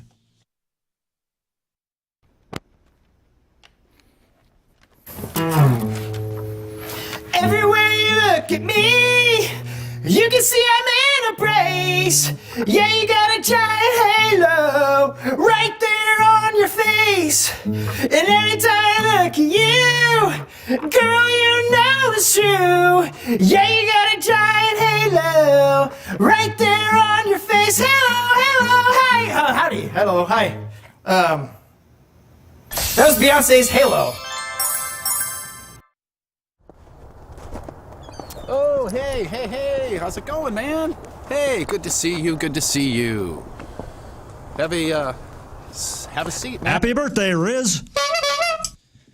Riz is out today. He just had that colonoscopy that we've been talking about, and we're all taking our wagers or our personal bets on how much weight he lost when he drank all the poo-poo stuff. He goes in at 9, by the way. Oh, I thought he was already in. No, he Why goes did I in think at it 9. was so early. Normally it is. I was like a 9 o'clock colonoscopy is late. Yeah, well, maybe I was he's not getting thinking early because he said he had to get up early and do his last round. drinking of it. Okay. Yeah.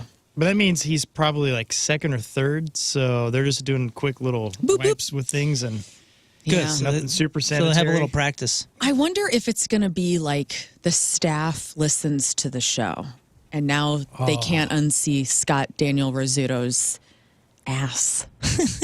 You know? Because that's unfortunately like people in medical business or the industry of medical stuff. Yeah. They get to know everybody, you know, mayors and a butt's a butt. A butt is a butt, but it's like, you know, if you're a fan of somebody, you got to be in there. It's like, can you listen to the show ever again? There's no way. There's no way anybody cares. It's a butt is a butt. I swear. You see a dozen.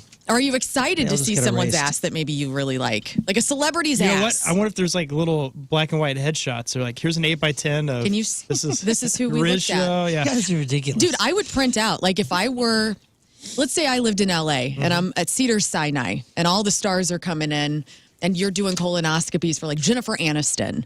I would print out and not say who it is necessarily, but know like, have that framed in my office like that was Aniston, or this was Kate Hudson, or this was Billy Bob Thornton. I'm gonna go ahead. For Aniston. I'm gonna go ahead and say that I don't think that's ethical. That's not ethical at all. This is why I'm not in the medical I field. think it's okay if they're famous. I'll take it a step further and call it a little creepy. Yeah, I'm sure I have. Gotta have something your for fun, that. right? Let's see. I mean, First I've of all, kept. Let's see. We keep signatures on Off to a creepy start. of people that have come through this fantastic studio. It's the same thing. speaking of the same thing, the thrill of victory, the agony of defeat, and the athletic prowess of your favorite morning show on full display. Yes, Riz at his very best, at his very cleanest. It's the Riz Olympics, and it's back with episode 2. If you haven't checked it out, you got to get over there now. This time the competition hit the country club. We went over to Whitmore Country Club Triathlon. We did pickleball, putting, and closest to the pin. Will I continue my dominance? Will Riz's new golf outfit improve his game?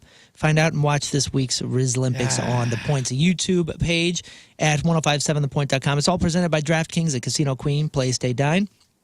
Visit DraftKings at CasinoQueen.com for special promotions, and also supported by Whitmore Country Club. Visit WhitmoreCC.com to start your journey today. I had a lot of fun over there. Mm-hmm. That was, can I say anything about it since it's out in the public? Don't say the results. No, I won't say that, but I can say what happened, right? Well, I don't know. That's the results. Is that the results?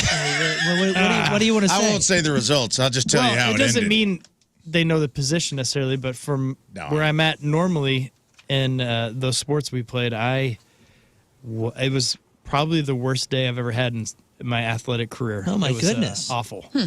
Well, I wasn't sorry to hear that. I know. You guys were happy, and I botched it. But I also had... Yeah, that's a long story. This is a serious competition, and I was talking to my mother the other day, and she said, I love the videos that you guys are doing and the competition and congratulations and all this. And she goes, but I'm a little confused on the punishment. Can you explain it again? I said, yeah, Ma, it's track 270. You know, the highway 270 you've been driving for 82 years? Heard it. And she's like... The one we avoid at all costs. Yeah, she's like, yeah, and I go, it's a big circle. It turns into 255 on the Illinois side. It's like a track, you see? And she's like, yeah. So, and I go, we got to drive it 6 times. Mm-hmm. She goes, what do you mean drive it? I said, you got to go in one direction and do the circle. 4th and 5th place on this show. One's going to be a passenger, one's going to be a driver. And they got to do it 6 times, Ma. That's awful. And she's like, well, that's going to take forever. I said, that's why it's the punishment. Yeah, and 255 for about 4 miles is going to be under construction. That's right. We did just learn that. So, and that will not be, it's going to be down for a while.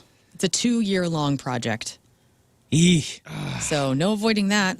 All right. Well, we have that to look forward to for whoever's the loser. And honestly, it's anybody's game. It's anybody's game because the way the points are going, things can happen. So check it out on the Points YouTube channel. I got to get to this real quick just because, a lot of people are gearing up to go on some Airbnbs.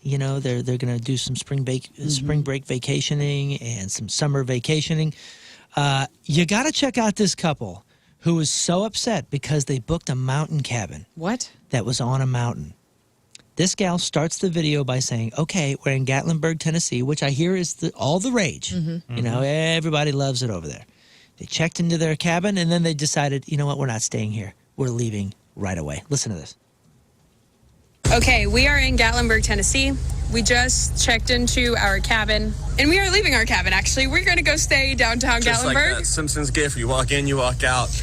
It's way too slopey. We're not, let's show you. This is the driveway, and he just said it's way too slopey. Way too slopey. It's on a mountain. I was waiting for you to tell us that, there's a picture of a house on a mountain, and then they get there, and it's just a field, and it's like a trailer or something. No, it's beautiful. It's on a mountain. for people that are in mountains, this might not be a big deal. For us who don't live in mountains, this is kind of a big deal, especially late at night. It's supposed to rain tomorrow. This scares me. The whole mountain that we have to drive through is very uphill. Say the T. Say the T. Mountain. Drives me crazy. I like how they're up high, so if it's going to rain, the bad area would be down in the valley, right? My favorite part is, quote, the whole mountain that we have to drive, though, is very uphill. Well, yeah. Needless to say, the internet has let them have it. I'm sure it's worse now. As of this morning, some of the best comments were, "How dare the mountains be mountains, LOL. Last year I went to the beach and I left after seeing all the sand and water." The next one was, "My brother could ride a scooter up that." The next one is, "Just try Kansas." Oh, jeez. You got to watch the video. We'll post it. So you're saying John Denver was telling the truth? I mean, I'm going to go ahead and assume, and I was looking at some of the prices.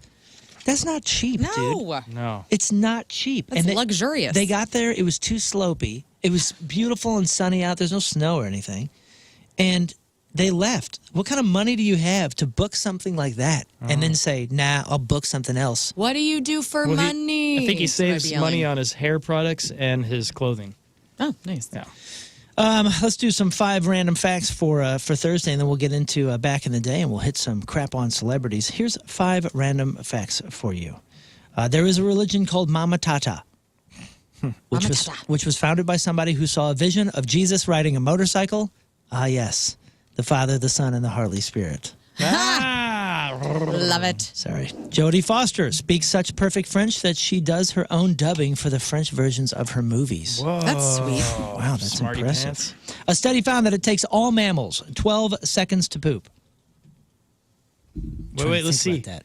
Guys, let's time ourselves. I got a feeling Rizzuto's got something to say about that. I heard the odds. Small sample size, but it probably needs more research, but it's good to know that that's what they're saying, that mammals take 12 seconds to poop. Number 4 is the only member of ZZ Top without a beard is... Frank Beard. Frank Beard. The drummer. And number 5, green eyes are the rarest in the world. Only 2% of the people on this planet have green eyes. Green eyes gonna miss ya. What's the most common? Brown. Brown eyes. Doo-doo brown. All right, on this day, March 6th, 194 years ago in 1831, Edgar Allan Poe, kicked out of West Point. He deliberately had gotten himself court-martialed for refusing to attend classes. 189 years ago, in 1936, the Alamo fell after a 13-day siege by Mexican forces led by General Santa Anna. All 187 defenders, including Davy Crockett and Bowie knife inventor Jim Bowie, were killed by the Mexicans. 129 years ago, 1896, a guy named Charles Brady King drove the first car on the streets of Detroit. When it broke down on a busy street, people yelled at him, "Get a horse." 126 years ago, in 1899, Bayer patented aspirin. 47 years ago, 1978, Hustler publisher Larry Flynt was shot and left paralyzed by a sniper in Georgia, where he was on trial for distributing obscene materials. 43 years ago, 1982, Willie Nelson's Always on My Mind was released. It was a big hit for Elvis 10 years earlier in 1972. Willie's version went on to reach number 1 on the country chart and won a Grammy for Song of the Year. He nailed that performance. 27 years ago, 1998, The Big Lebowski hit theaters. And 25 years ago, in 2000, Eric Clapton became the first musician inducted into the Rock and Roll Hall of Fame 3 times. He was honored first as a member of the Yardbirds in 92, and then with Cream in 93, and finally as a solo artist in 2000. And that is your Back in the Day. Okay, Lauren, what do you got? Well, I'm going to start off with this because Aftershock was released, the festival in Sacramento, California, and it is such a great lineup. Blink-182, Deftones, Korn, Bring Me the Horizon are going to be headlining Aftershock, which is set October 2nd through the 5th at Discovery Park in Sacramento, California. October 3rd alone, this date alone, like the Friday date, Deftones, A Perfect Circle, Turnstile, Bruce Dickinson of Iron Maiden, Lacuna Coil, just to name a few. I was like, whoa. Want it. But Blink-182, Good Charlotte, All Time Low, All American Rejects, The Ataris, Korn, Bad Omens, Chevelle. I mean, this has point listenership all over it. So if you've been saving up money to go to a festival in a different state, might you go to Aftershock Festival? Go to aftershockfestival.com. Billy Corgan was talking about the polarizing music acts on his podcast and said, quote, "You're about to see that Nickelback and Creed are going to be on the comeback for a huge run of business. They survived the hate, and now comes the inevitable moment of, it was really good. They wrote a lot of great songs." He also called his own band, Smashing Pumpkins, quote, "one of the most misunderstood bands in the history of rock and roll." And he said, "Time will tell my story much better than I did," which I thought was interesting. Do you think that's true? Do you think the Smashing Pumpkins are one of the most misunderstood bands? No, I don't think so. I don't either. I mean, I've loved them the whole time, and I feel like I've understood it pretty well. Yeah, I don't know what he means. I don't know what he means. Does he mean underappreciated or misunderstood? Just misunderstood. Because I feel like maybe he thought they weren't grunge or something, and they were kind of classified as grunge, and he's like, well, we're a little more experimental or something. I don't know. I feel like they kind of carved their niche pretty well. I think he did a great job of having scope and explaining what the band is and still going. And their run with Melancholy was unheard of. Stylistically, they've been pretty consistent, too. Yeah. So I don't know what he means by it. I'm not sure. Ghost is going to launch an era of Papa V Perpetua on April 25th with their 6th album, Skeleta. And so Tobias Forge shows off the group's new look in the first single and video for Satanized, which is on YouTube now.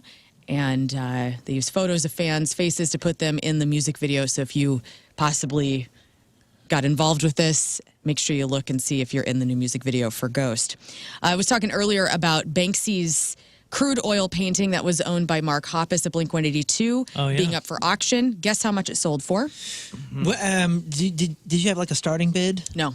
Oh, gosh. I don't even know where to begin. Because also it's owned by someone super famous, so I think that adds a little extra juice to it. It does? Okay, so what are Banksy's going for? $1 million? It depends on which kind of... Okay, so was this a charity thing or was it just a charity thing? It was a charity thing. So I think if I remember right, they said they were estimating it'll start around $800,000 or something. Okay. I'll say $3.1 million. 3.1? Scott, what do you think? Is that steep? No, it's not bad. Well, I'm going to go, I'll say 2.1. Rafe? I'll say 1.82 million.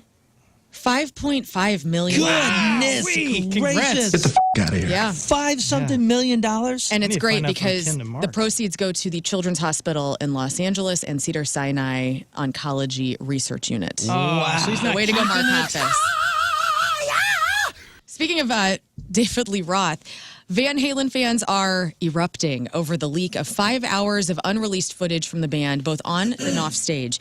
So they were posted on YouTube belonging to somebody named James Vega, who says, "This is my private collection of Van Halen footage from the canceled Van Halen Chronicles and a documentary. Enjoy." So part of this footage, which I can't wait to dive into later today, 1979, Van Halen at Madison Square Garden. 1984 on the Monsters of Rock Festival, hanging out with Black Sabbath, who they opened for in 1978. Outtakes from their Hot for Teacher music video, and so much more. The backstage footage is from 1978 in New York during the Sabbath tour, so you could possibly see a little bit of Ozzy in the background. And there's also footage from 1978 when they were in Japan on their visit to McDonald's over there. So if you're a Van Halen fan, be on the lookout for this 5 hours of unreleased footage of the band. Steve Carell is sending Southern California high school students affected by the devastating wildfires in Los Angeles to prom for free. Here is the Office star who's partnered up with Alice's Kids charity to pay for proms for seniors at 6 different Pasadena high schools. Attention all seniors, this is Steve Carell with a very special announcement. I work with a wonderful charity based out of Virginia called Alice's Kids. And Alice's Kids wanted me to let you know that they will be paying for all of your prom tickets. And if you have already paid for your prom tickets, they will reimburse you for your prom tickets. It's a pretty good deal. Have fun, enjoy the prom, and remember, this is Steve Carell. Take it easy, guys. Wanted to make sure he got all the acclaim for what he's doing over here. So Alice's Kids will donate about $175,000 for more than 800 kids to go to their prom. Dang, I think that's cool. really cool. Yeah. Only Murders in the Building Season 5 is officially in production in New York. Details have surfaced on who's coming back to Hulu's fan favorite show. Steve Martin, Martin Short, Selena Gomez, Tia Leone is coming back. And the news just broke that Keegan-Michael Key of Key and Peele will join the cast. The comedic actor will have a recurring role in Season 5, but no details on his character have been announced. Neil Patrick Harris has also booked his next TV role. The 51-year-old from How I Met Your Mother and Doogie Howser is going to be joining the Dexter spinoff series, Dexter Resurrection, which is set to debut later this year. He's going to be playing a character named Lowell, and no other details have been revealed. Lester Holt made a surprising announcement that he's exiting as an anchor of NBC Nightly News. I love Lester Holt, and I try to watch NBC Nightly News pretty often. But his replacement has been revealed as of last night.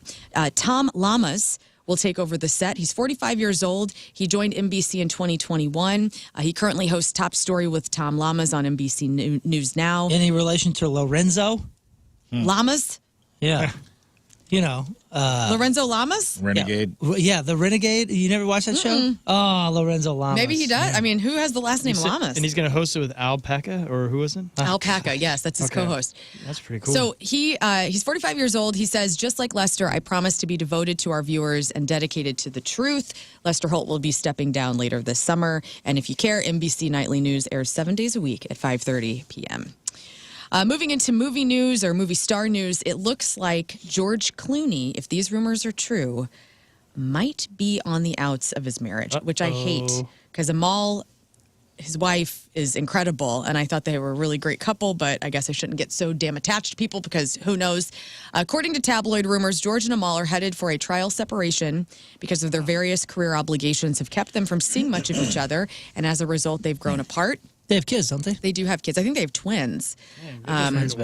George is preparing for a Broadway debut on a stage adaptation of his movie Good Night and Good Luck. And Amal's currently visiting as a visiting professor at Oxford University in England. Their 7-year-old twins are with her, which, I don't know, sucks. It's a bummer. They were a cute couple. All rumors still, though. Who knows? Okay. Mike Epps says Last Friday is officially on the way. In an interview with The Breakfast Club, Epps said that he has spoken to Cube, who told him the movie's a go. Here is a little quote from Mike Epps on The Breakfast Club. Has Cube approached you about Last Friday yet? He called me the other day. Wow. Said just finished the deal. So we doing the Last Friday, man. So if you don't remember, Ice Cube and Warner Brothers have been arguing over a Fourth Friday installment for years. The original film was released in 1995, and Epps co-starred in it 2000 and 2002 in the sequels. It's the perfect title. It's the perfect title because you can say Last Friday. Last Friday. But then if it's not the Last Friday, it could still be Last Friday. It could be Last Friday. You know what I'm saying? Right. Yeah. It is the perfect title. I like it. David Duchovny is going to host the History Channel series called Secrets Declassified. That's like a real-life X-Files. Each episode is going to focus on a different topic like Argo and Area 51, so be on the lookout for that. IGN has confirmed some of the songs that will appear on the remastered Tony Hawk Pro Skater 3 and 4 games that's going to drop on July 11th. You're going to hear Ace of Spades from Motorhead, CKY's 96 Quite Bitter Beings, and Gangstar's Mass Appeal. I was listening to some CKY this morning because I forgot how damn good that band is. So you're looking forward to that. And finally, we all have regrets. But how many people can say that they have billion-dollar regrets? Well, WhatCulture.com has listed 10 actors who have turned down starring in billion-dollar movies. And the list is pretty fantastic. So starting at number 10, Michael Douglas turned down possibly being Olaf in the Frozen movies. Wow. David Cross, a reference to his Arrested Development character in Avengers Infinity War, he turned that down. Denzel Washington turned down Mr. Nobody and Furious 7. Bill Hader and Mindy Kaling for Fear and Disgust and Inside Out 2. A pilot in Top Gun Maverick was turned down by Lewis Hamilton. Benicio del Toro turned down Darth Maul in Star Wars Episode 1, The Phantom Menace. Oh, that would be... Rooney Mara turned down Jyn Erso in Rogue One, A Star Wars Story. Jake Scully in Avatar could have been Matt Damon, but he turned that down. Owen Grady in Jurassic World was turned down by Josh Brolin. And Tony Stark in Deadpool versus Wolverine was turned down by Robert Downey Jr. Billion-dollar movies. That is... There's a couple in there that you can't picture, but a few of them I can. Yeah. I can kind of picture Benicio. That would be rad. Del Toro. That would have been For really sure. cool. Yeah. And Rooney Mara. All right, and your crap on celebrity birthdays. Jacob Bertrand is 25. That's Hawk from Cobra Kai. Alicia Bowe is 28. That's Jessica on 13 Reasons Why. We're going to rhyme today. Tyler, the creator, is 34. And I think it's Yal. Was it Yale? Yellowstone is 40. Lorna Morello on Orange is the New Black. Bubba Sparks is 48. A legend, Shaquille O'Neal is 53. D.L. Hughley is 62. Tom Arnold Palmer is 66. Kiki D is 78 with, big Kiki hits D. like Don't Go, Breaking My Heart.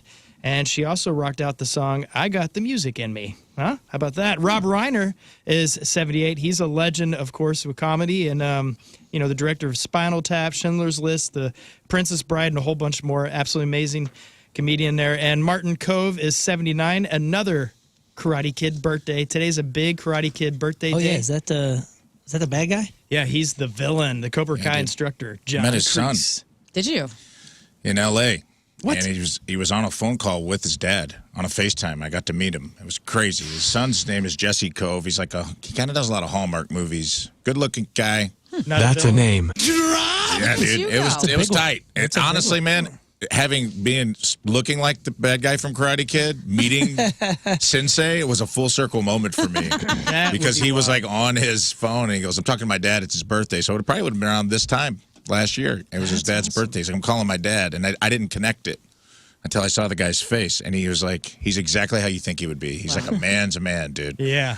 And he was talking to his kid. That is rad. And finally, David Gilmour is 79. That's the Pink Floyd legend. And today's porno birthday, being brought to you by Patricia's, where fun and fantasy meet, is Heather Gables. And even though Kiki D had the music in her, Heather's had much more.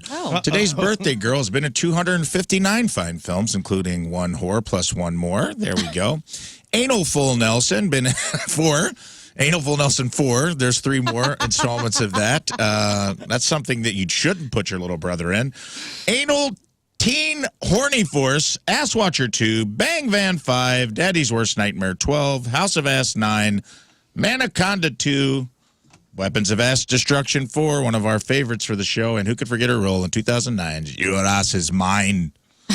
Heather Gables is 42 years old. That's your porno birthday. Those were your crappy birthdays, and that was your crap on celebrities. Thank you, everybody. After the break, we got some tickets to give away. We've got tickets to this year's Point Fest, Point Fest featuring 311, The Urge, Toadies, Finger 11, Ludo, and more, Saturday, May 17th at Hollywood Casino Amphitheater. We also have your way to see the Point's big summer show with The Offspring, Jimmy Eat World, and Newfound Glory at Hollywood Casino Amphitheater, Saturday night, August 17th. And we have one pair. We have one pair left of Blues tickets to see the Blues take on the Vancouver Canucks March 20th at Enterprise Center. The first 12,000 fans to enter the arena that night will receive a mystery Blues hat courtesy of Ticketmaster with 3 different designs available. Your chance to win on the phone, 314-624-3833. That's 314-624-NA-DUDE. Give us a call. Today we are playing 3 in 5. Call us now, and don't forget that text line. The Coleman's Camper text line is available, 314-649-DUMB. You can text us, and if you can't get through on the phone, start texting us your answers. Let us know your best guesses for 3 in 5. We'll do that up next. It is 7:48 this fine Thursday morning. Learn, tell us about traffic and weather. It's brought to you by Golden Oak Lending. If you need extra cash, Golden Oak Lending can convert your home's equity into cash in as little as 14 days. Let Golden Oak Lending cure your blues. We have an accident eastbound 70 before 270. The right shoulder is closed, but all the lanes are open. Your point weather today will get up to 50. Sun shining right now, which looks pretty good, but it's cold. Low tonight around 28. Currently it's 32, and your point weather is brought to you by Martin Jetco Heating and Air Conditioning, more reliable than your St. Louis weather. 3 in 5 next.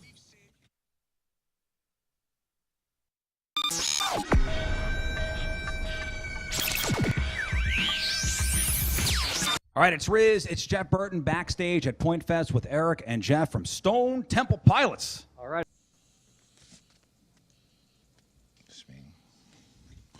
Let's talk about DraftKings at Casino Queen. Guys, they sponsor a lot of stuff on this show, and you can play, stay, and dine anytime at DraftKings at Casino Queen.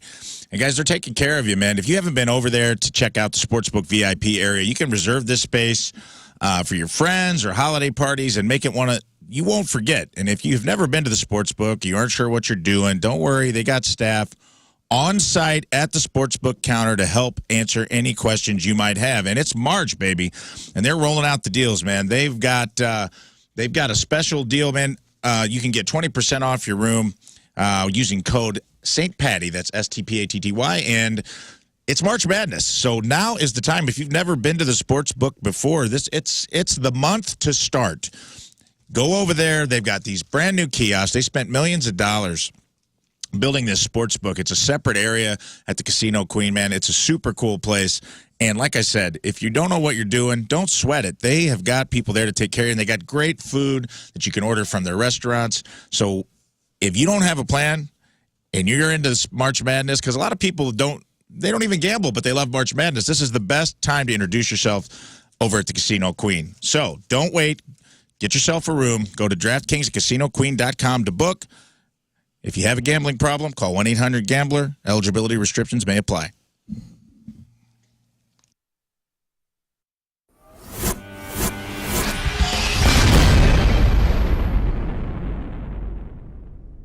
So here we are, way back Point Fest. Goldfinger, everybody. Shaka. Yes. Hey. Yes. And so here's the thing, okay? John, first things first. Seen the band a million times. Phenomenal band. You've changed members here, but now you've got a goddamn all-star team going on with our buddy Mike, and then we've got Phil here and Moon, and it's just Phil and Moon. Sorry. You know, it's funny. He's never called me that. I've never never called once. you that ever. And I'm sorry, but that was the first thing that popped into my head. It's the first thing Moon that was popped- telling me because I've known Moon a long time, and I've watched him transition into this amazing frontman of Greek Fire. It's just an incredible transformation that we've made from when I first met him with this like afro out to here, and just like this kid straight out of college. Did you go to college? No, I did not go to this college. kid straight out of high school. Right. Like, did you go to high school? I did go to high school. I even finished with a kid. Okay. Well, it's really Me great too. to have you guys. But how does Mike get in the equation? How does Moon get in the equation? Like, how do you decide these guys? Because I know you, obviously, with the work you do as a producer, there's tons of musicians everywhere that you can get to be a part of Goldfinger. I think the first time Goldfinger played with MXPX was probably 1996 up in Seattle. Yeah. Radio About show. that, yeah, radio and show. I remember same thing. I mean, Mike was a teenager when I first saw him play, whenever that was, and I've known him for forever and ever and ever. And I watched MXPX grow from like an opening band into like headlining bigger than Goldfinger. It was like amazing watching. Look at this guy. I mean, he's such a handsome guy, great songwriter, great voice, great bass player, everything. And so when we just started talking one day, when Kelly joined Buck Cherry, it was sort of like I had tours booked, and I'm like, who would be my first choice? Right. Mike Carrera would be choice one. And I called him, and it all worked. And here we are. How about that? Here we are. Still doing it. Woo! And Great new record, by the way. And it is. The knife is fantastic. Yeah. And I told Moon this, like, I don't buy CDs anymore. I'm a download vinyl guy. But I was buying something at the record store, and they had the knife, like, right there at the display. And I was like, well, I got to get this. And it's fantastic. It's everything that I want in a Goldfinger record, Thank man. you. How do you download vinyl, by the way? I don't download vinyl. I just want to know, because if there's some new technology on the radio that you know about, I need to learn. Well, it's good to know that I'm getting crap from you after just meeting you for the first time. That's fantastic. But you know what I mean? Like I don't really buy the records anymore, but I really wanted to hear it. And Put the Knife Away is such a great song. And so talk about the Goldfinger record and how that works these days. I mean, obviously, a gigantic chunk of these ideas are yours, but talk about how Mike and Moon weigh in and make it the Goldfinger record altogether. I had a lot of the ideas kind of mapped out. Travis Barker played on the record, who's my neighbor. So I kind of had the song, the bulk of the songs kind of done. And then these guys came in when we were rehearsing for that 1 week of LA shows when we played with Travis. And I basically said, whatever you want to do, play your own parts, write your own guitar parts and everything. And they just kind of played on top of Travis's beats that already existed. I had most of my vocals done. Mike sang on probably half the record, and Moon sang on the other half. And so I felt like it was a conglomeration of all of us. Yeah. But it was a lot. I mean, I took 2 years to write this album. So Am I Deaf is probably more like 6 years old. And that was the oldest song. Because, I mean, it's been 10 years since we put out a record. We played that song live, I think, 3 years ago. So That's amazing how that comes together. But I mean, I don't want my band to release an album every year. I want them to release them whenever they've got the best 12 or 13 or 14 or whatever that case may be. So if it's got to be another 2 years, that's fine. Yeah, thank you. Like, you need my approval. Well, but, no, but thank you. But I think like perspective gives you so much. And like, I'm now older than I was 10 years ago. And I know what Goldfinger is more now than I did 20 years ago. Sure. We had sort of growing pains. Our first record was a very ska punk album. Second album was like this kind of Beach Boys venture. Hang-Ups was kind of all over the place. I love the album, but now I really understand what works live after touring for 24 years, what kids want to see. And I feel like we put together there's fast punk, there's ska songs, there's reggae songs. Yeah, I'm stoked. Did you ever think there would be a time in your life that you would be joining this band? No, man. No, I was just happy the first time that we opened for Goldfinger in like 2003 or 2 or whatever. When I was like, damn, I came home, I was like, I played with Goldfinger once. And then it happened again. And then it happened for a couple tours. And then John did our record. And it was like, you know, just milestone after milestone that I never expected. So it's not even like... It's Roy's Jewelry, the official jeweler of the Rizzuto show.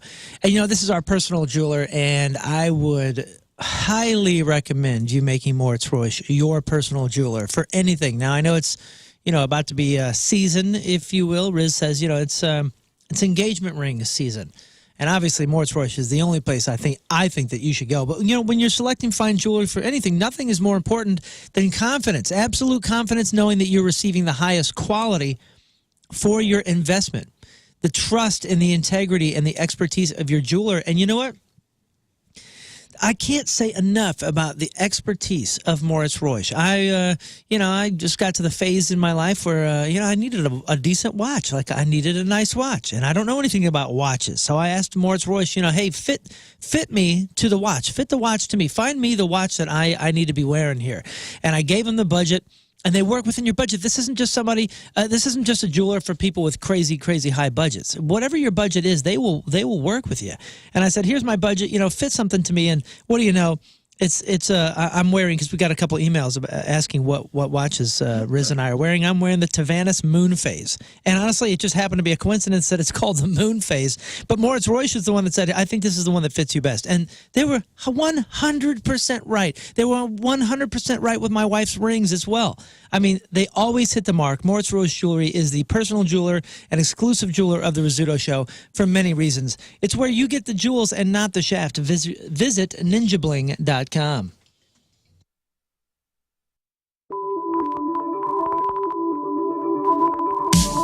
Yes, have some. You go. Hey guys, it's commercial break. Make sure to like, subscribe, and share. It's the best way to show your love for the Rizzuto show. So cheesy. All right.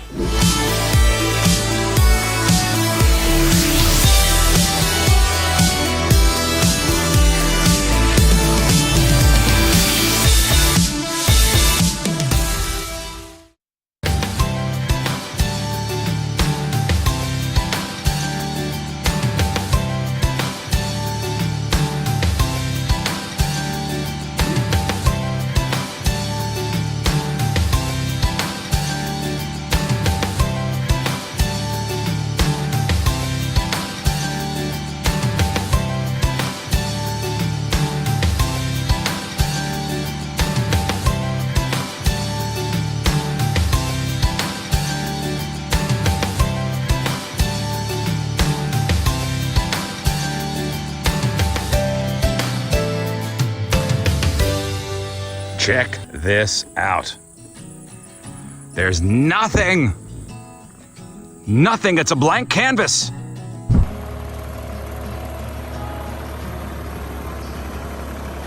You see that? The plants are coming in nicely.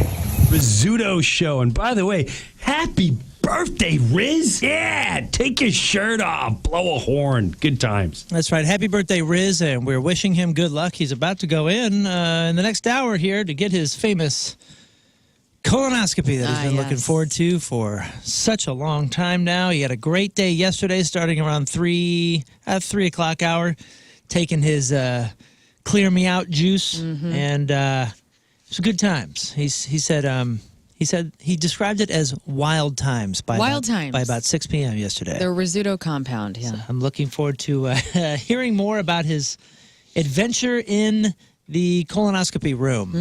It is time to play 3 and 5, though. So give us a call. We've got the phones lit up right now. 314-624-NA-DUDE. That's 314-624-3833. And, of course, the Coleman's Camper text line is open at 314-649-DUMB. Yes, the point texter is back. Coleman's Camper text line, 314-649-DUMB. Somebody just sent a photo of their dog with biting a cat's head, looking like it's playful, not like a mean thing. Looks kind of cute, actually. All right. Yeah, we've been getting a lot of photos, a lot of weird photos, a lot of pet photos. Yeah, saw a lot of we'll dogs appreciate yesterday. that. Yeah. Somebody asked in the text line, have we gotten any dong pics? And we No, haven't. And so zero. we don't want them. So Yeah, we've got a dong filter on there. we do. The dong filter is running strong. The old dong filter. All right, let's play a game.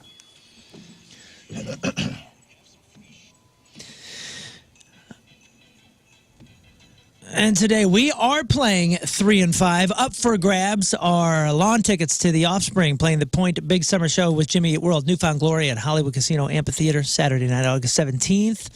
Tickets go on sale, looks like tomorrow at 10 a.m. We also have a pair of lawn tickets to give away to Point Fest featuring 311 The Urge, Toadies, Finger 11, Ludo, and many more. That is going to be a ripping concert Saturday, May 17th at Hollywood Casino Amphitheater. And one pair of tickets remain for the St. Louis Blues taking on the Vancouver Canucks March 20th at Enterprise Center. The first 12,000 fans to enter the arena that night will receive the Mystery Blues hat courtesy of Ticketmaster with 3 different designs available. Today we are playing 3 and 5. Rafe is going to run the show as far as the questions go.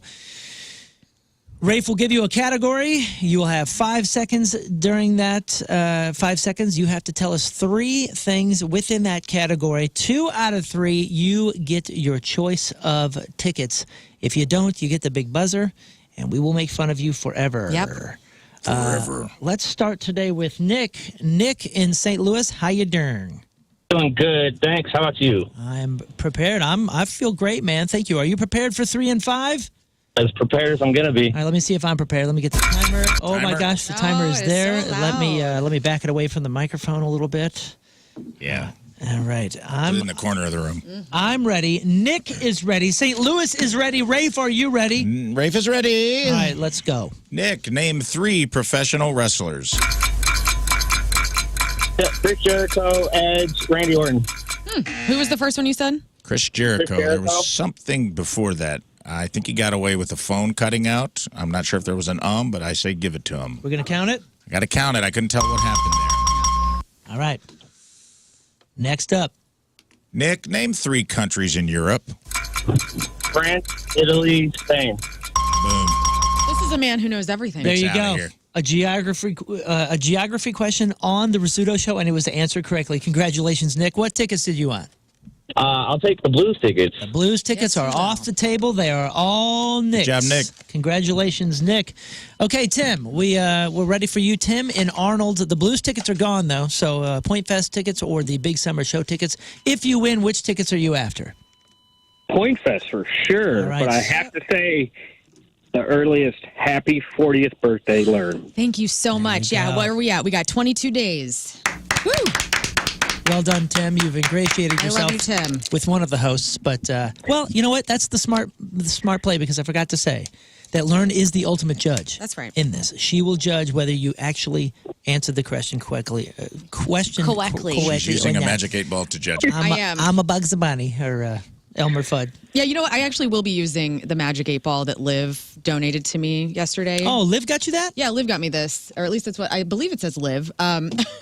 So the Magic 8 Ball will decide everyone's fate if I'm judging and I can't come to a resolution. All right, Tim and Arnold for Point Fest tickets. Let's go. Tim, name 3 Disney movie characters. Olaf, Anna, and Elsa. Love it. Frozen. Stays with one movie. Stayed in one movie. Good Gets it. call. Tim, for the win, name 3 state capitals.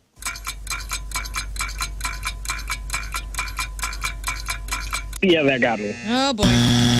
Geography is not our strongest. All right. All right, for this is it. You got to get this. Tim, name 3 TV shows from the 90s. Full House, Fresh Prince of Bel-Air, Saved by the Bell. Yes. Nicely done. Good job. Tim, you're going to Point Fest. Tim's going to P-Fest. Ethan in Wood River. No more Blues tickets, but we have some Point Fest and Big Summer Show tickets. Are you ready to play 3 and 5? Yes, sir. All right, Ethan, let's do it. Ethan, good luck. Name 3 types of dinosaurs. Triceratops, Velociraptor, T-Rex. Yes. Nicely done. Ethan, name 3 cities in Canada. Ottawa, Vancouver, and dang it. Close. I'm American. Oh. Well, it could be part So of are they America soon, so you better learn them. Oh. All right, here we go. For America, Yeah. Ethan, name 3 horror movie villains. The bad guy from the British one, Hitler, and Putin. Well, what? Those are real bad guys, but we were wanting horror movie horror villains. movies, not horror reality. By the way, Ethan, he hung up himself. Okay, he said that and then hung up immediately. He's like, I blew it. Tiffany and O'Fallon, how are you He doing? really got hung up on his Americanism on that Yeah, question. you gonna do better than Ethan? Yes. All right, let's hear it. Ethan, get tickets to the next 4th of Everybody July calm party. down, dude. Like, what? That was wild. He said Hitler and Putin. Goodbye. What do you say first? The bad guy from what? British Isles? I thought he said the bad guy from British Bake Off, then went to Hitler, and I go, wow, that's a crazy jump. That you is a just crazy took. jump. The bad guy from Britain. What was the question? 3 horror movie villains. Horror movie villains. Yeah. You know, like Freddy. Yeah, right. I thought Freddy Krueger was the obvious first one. All right, Tiffany and O'Fallon. Tiffany, let's clear the mechanism. This is all about you, okay? Okay, sounds good. Right. Name 3 DC superheroes. Aquaman, Superman, Batman. That's right, Tiffany. She did not come here to play, okay? I mean, she did, but we're playing. So it's exactly what she came here for, but that's fine. I mean, she did. Tiffany, name 3 brands of clear soda. Sprite, Starry, Sierra Mist. Boom. My lady! I am so impressed. What? What is that face? Nothing. Sierra Mist. Starry. Did Starry Sprite. rebrand? Yeah, I thought those were the same thing, but there were 2 different brands. I'm still counting it. Yeah, give it to her. All right, Tiffany, what are you doing? A Big Summer Show or Point Fest? Big Summer Show. Congratulations, Tiffany and O'Fallon. Let's go to Tyler and Eureka. Tyler, are you after Big Summer good morning. Show? What's up, dude? Are you after Big Summer Show tickets or Point Fest? We are going to do the big summer show, The Offspring. Nice. Good luck. I hope you go. Tyler, name 3 major oceans. Atlantic, Pacific, Indian. Those are major. I love it. Indian? I think it's still the Indian Ocean. I only know oceans that touch America, dude. That's right, man. Everybody watching the Good job, camera man. gets to watch Lauren's face when she does that. Dude, you hear about this Indian Ocean? Indian, dude. He's That's even not got the the preferred laugh. nomenclature, That's man. one. That's Indian Ocean's one. Native American. Yeah, ocean, That's what it's dude. called now, dude. We're No, just it's a enjoying different ourselves. India, man. All right. Let's clear it up. Focus. 3 cities that are not in the United States. Tokyo. No, Belgium. Tokyo. No, Tokyo. What are you Sorry, doing? man. What? You hard, bruh. We neglected bro. to repeat the rule that we've been saying for the last 10 years. Yeah, no, You can't, no ums or ahs. No ums or ahs. No delay tactics. No Answers ahs. just have to come straight out of the mouth. Tokyo. Gotcha. All right, here It's we all go. good though. 1 for 1, or 1 for 2. If you get this, you're going to Point Big Summer Show to see Offspring and Jimmy and Newfound. Name 3 Family Guy characters. Peter, Stewie, Brian. Yes. Did he say Brian or Ron? Brian. I think I he heard said Brian. Oh, okay. Congratulations, I think he Tyler. said No Lois. No love for Congratulations. Lois today. All right, we'll do one more. How about Bobby in Manchester? Bobby, Manchester. How you doing? What's up, fellas? Lady Learn. What What's up? up? All right, 3 and 5. Bobby. Here we go, Bobby. Bobby, name 3 NBA teams. Celtics, Mavericks, Bulls. Yes. That is Nice. correct. Good job. Name 3 Leonardo DiCaprio films. Titanic. Oh, man. Drawing a blank. That's a tough one. What's Eating Gilbert Grape? Wolf of That's Wall where you went? Street. Mm-hmm. Oh, yeah. I love that You movie. took the long titles instead of The Beach or didn't he do a Romeo and Juliet? Mhm. Yes. Yes, Inception. So cute in that movie. Here we go. Here's your chance to clean it up and turn it around. Name 3 toilet paper brands. Charmin, Angel Soft, Great Value. Great value indeed. yes. Does Great Value make yes, tushy they do. tissue? They do. For those of us on the frugal budget. Yes. Nicely done, Bobby, with a toilet paper. All right. Now, The judge. it's thin, but it's it gets the job done. Yeah, is that what you use, Bobby? Of course I do. All right. Damn it, well, Bobby. congratulations. I think Riz is going to need a bit more than the Great Value brand. I'm a Charmin girl through and through. Charmin. I don't know what we are. Whatever it is, it's okay. Yeah. It's okay. I'm not going Great to complain value. because I don't do the shopping, but it's okay. Congratulations, everybody. Everybody did pretty good there. Thank you, Ray, for Pretty good. doing a nice little 3 Really and 5. pulled it out with the Walmart brand. Yeah, that was an impressive one. I was surprised to see you go with something so difficult. Everybody knows Charmin and Angels Loft. After that, though. What do they Scott, know? if you're a total piece of crap like me, but Is that the one that has the ridges? it has nothing. Sorry, what's that? Has the ridges, right? Like it's No, that's Cottonelle, I believe. a cottonelle. Cottonelle. Wow, there really are a lot of them. You spend a lot of time in that aisle, don't you? It's the number 2. I mean, I'm a connoisseur, sponsor baby. of the number 2 show. It's 8:10 on this fine Thursday. Tell me what's happening with traffic and weather. Golden Oak Lending sponsors your traffic. If you need some extra cash, they can convert your home's equity into cash in as little as 14 days. Like Golden Oak Lending, cure your blues. Eastbound 70 before 270, that right shoulder still closed. All lanes are open, though, due to that earlier accident. Pretty normal traffic for 8:11 in the morning. High of 50 today, clouds and then sunshine, though. Like, it actually looks pretty decent out there. It's still cold. 28 as the overnight low. It's currently 32, and your point weather is brought to you by Martin Jetco Heating and Air Conditioning, more reliable than your St. Louis weather. You know what? I'm really proud of our listeners. Pardon me. I'm really proud of our listeners because our emails recently have been insane. They're just stacking up. That's great. A lot of great emails coming over. So let's do emails next.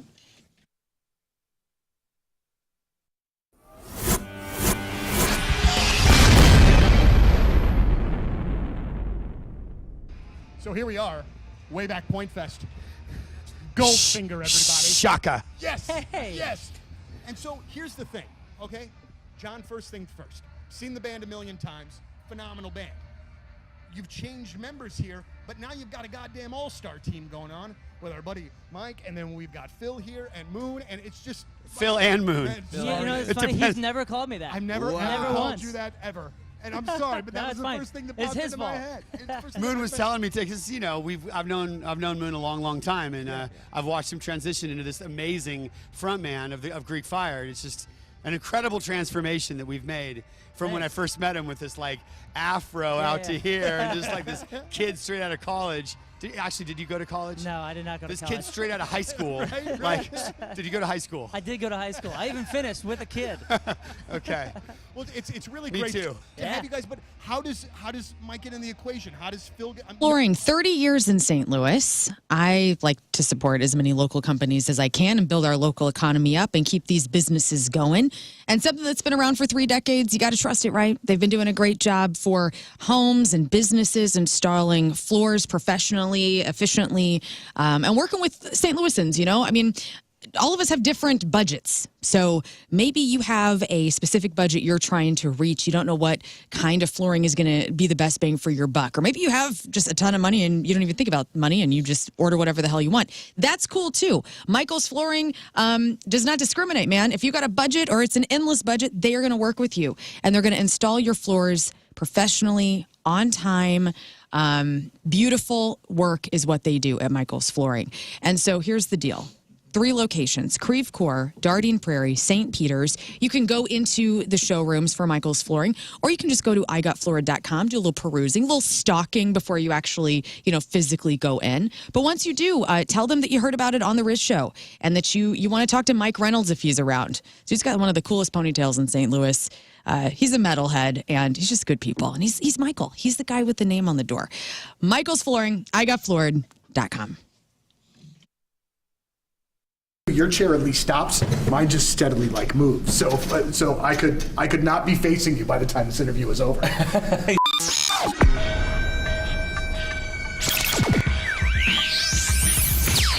All right, so here we are, Enterprise Center, gigantic sold-out show with 21 pilots tonight.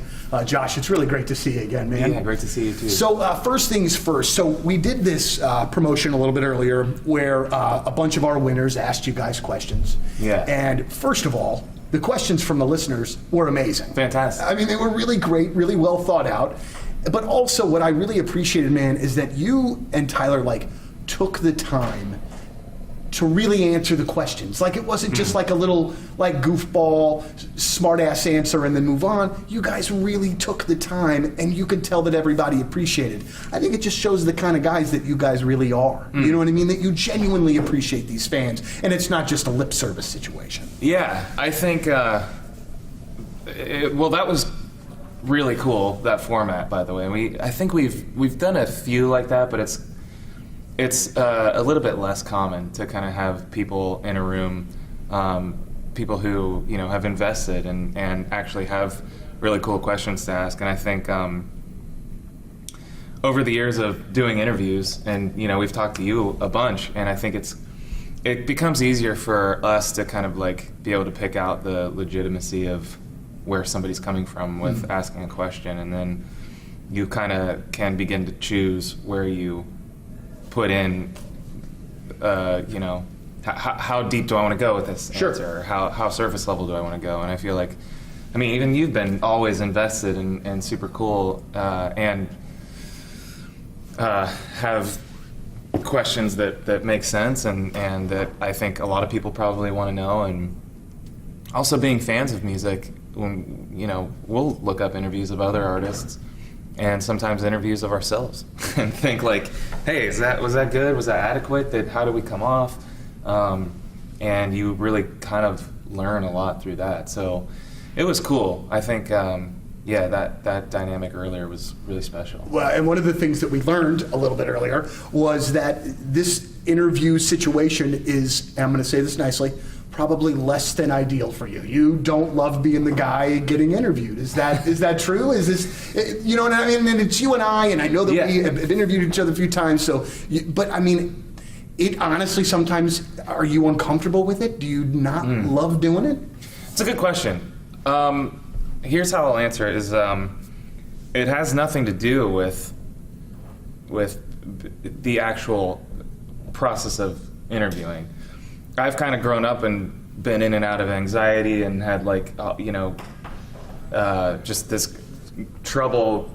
I don't like being the center of attention, which makes it sometimes hard to be in a two-person band. And kind of like when I was younger, what got me into the drums is I was like, dude, I can just hide behind this and I don't have to say anything. I don't have to sing or be in the front of the stage. And then that kind of shifted when I started this thing. Right. And but it's a lot of fun for me, and I constantly try to push through whatever struggle there is that I'm having. So if that is like, I don't love sitting and having a camera on me or a microphone in front of my face, it's those type of things that I'm like, okay, well, because I don't like that, why don't I like it? Mm-hmm. And how can I figure out how to get better at it and make it feel more comfortable to me? So it literally is nothing. It's not like, oh, I just don't feel like doing this. It's sometimes it's just like, wow, I don't know if I can do this. But there is like, there's kind of a rush sometimes with facing your fears and diving headfirst into something that's really uncomfortable. I think I've grown a lot, and I think it feels fulfilling. And after it's done, even I'm just like, oh my gosh, I just spoke with a microphone. So yeah, and I think it helps earlier being in a room of people who just, like I said, are invested in this music and this band and the art and create their own art, and it holds me to a higher standard. And I, being in front of the stage with Tyler, I feel like I have a responsibility to perform and be entertaining, and the words that I say now, hopefully, have to make sense and keep people from clicking out of the YouTube video or whatever it is. So yeah, there's a lot. Yeah, I'd tell you my biggest challenge with doing these interviews, and especially when it's somebody like you and you guys want to. Victory is mine. Ever since I've been going to Victory Men's Health, things have changed for me and for the better. Holy smokes! I went in there to the Town and Country location, and they make it easy too. They got four locations that are all beautiful, luxurious, comfortable. I mean, so super cool. Me and Rafe and King Scott been going to the Town and Country location, and I was just there with Scott actually twice. We've been going about once a month for these vitamin IV drips that are just incredible, but they're also in both O'Fallon's and Sunset Hills. And I'll tell you what, man, of course, they do the optimization, the hormone optimization. They will help you with any sort of weight loss, or maybe you're dealing with some ED. Maybe you're just not sleeping well, and you want to get in, and you've been thinking about calling your doctor or something. Sometimes it's just a colossal hassle, and it's going to take forever to get in. Just call Victory Men's Health, set up an appointment, get in there and talk to them. Tell them about what's going on so they can help you unlock your inner champion. So victory can be yours. Maybe it's hormone optimization that you qualify for, and they can help you achieve optimal vitality and longevity. That's what they're all about, is just making sure that we're at our very best. And longevity is what it's all about over at Victory Men's Health. They even have a podcast about it that's incredible. It's Women Want Strong Men. I mean, they have such an incredible mission over at Victory Men's Health, and they are there to help support you. Whether you're feeling your age or you want to feel or look 10 years younger, get into Victory Men's Health today. Again, 4 area locations. You can book your appointment right there on the website, victorymenshealth.com.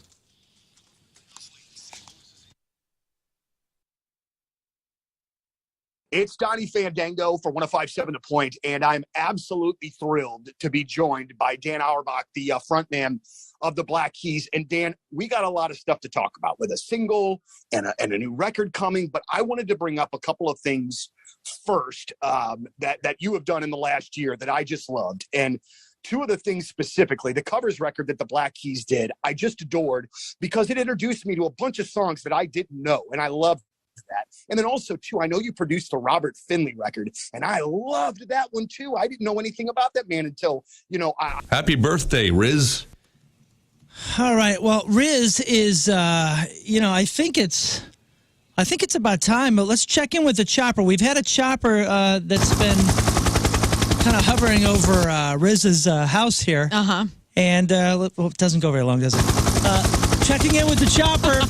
It looks like Riz is leaving his home right now. He's looking as skinny as ever. He's moving with a great pace. Got the curls out today. That's right. He's on his way to colonoscopy. He's in his full. Yep, there he is in his tracksuit. It looks like he's walking on his tiptoes with one hand covering his bum as if an explosion is about to happen. Shouldn't have wore white. Oh, he's running back in the house, apparently. Oh, no. One last blast. All right, the chopper's going to follow him all the way to the doctor's office, exciting. where he's going to have the greatest nap of his entire life and a clean colon, I'm sure. Oh, God, that's a lot of fun. I'm happy for the guy. He's going to have that precious first meal after his colonoscopy. That's just going to be grand. I don't know what it's going to be, but I bet you he's going to text us on the Coleman's Camper text line, which is now open at 314-649-DUMB, 314-649-DUMB. Yes, everybody in the studio is checking it. The Point texter has returned. The Coleman's Camper text line, 314-649-DUMB. Let's get into some emails, though. A lot of people have been emailing us all sorts of different things, sometimes about reactions to our segments or food or entertainment reviews or suggestions. And we'll start with this one. Hey, Riz Show. Yeah? Long-time listener since the beginning of the old show. I'm currently listening to today's podcast, and I wanted to offer some clarifications on the Lent talk. Oh. Now, yesterday we learned via an email that Sundays don't count.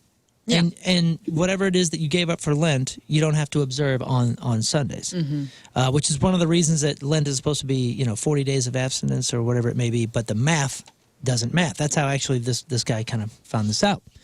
Well, this person goes on and says the only things that are actually required for Lent in the U.S. are fasting on Ash Wednesday and Good Friday, and abstaining from meat on Fridays of Lent. Giving up something for Lent is not required by the Catholic Church and is a pious practice.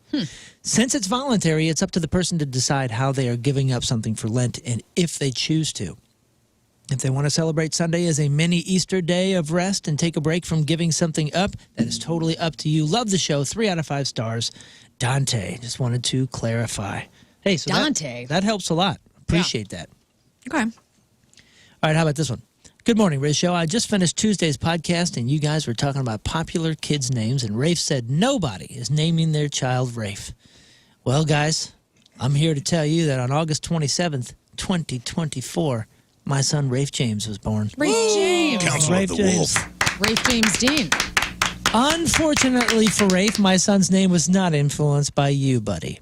Well, you didn't have to put that in the email. But I just wanted to let you people know that There may not be a lot, but there are some Who Rafes the hell out did you there. name him after? Right, Rafe Fiennes. Yeah, If that the name is real spelled Rafe. like Ralph, I'm going to lose it. It's not. It says It wasn't in R-A-F-E. the email. No. Yeah, R-A-F-E, Rafe James, born August 27th, 2024. Love the show, 3.5 out of 5 stars. Keep up the great work, Matt. What was it influenced by is what I want to know. Maybe they just like the name. I can live with it. Well, give me the credit. If you just did it, just throw me a bone here. Could have What had the hell, man? Yeah.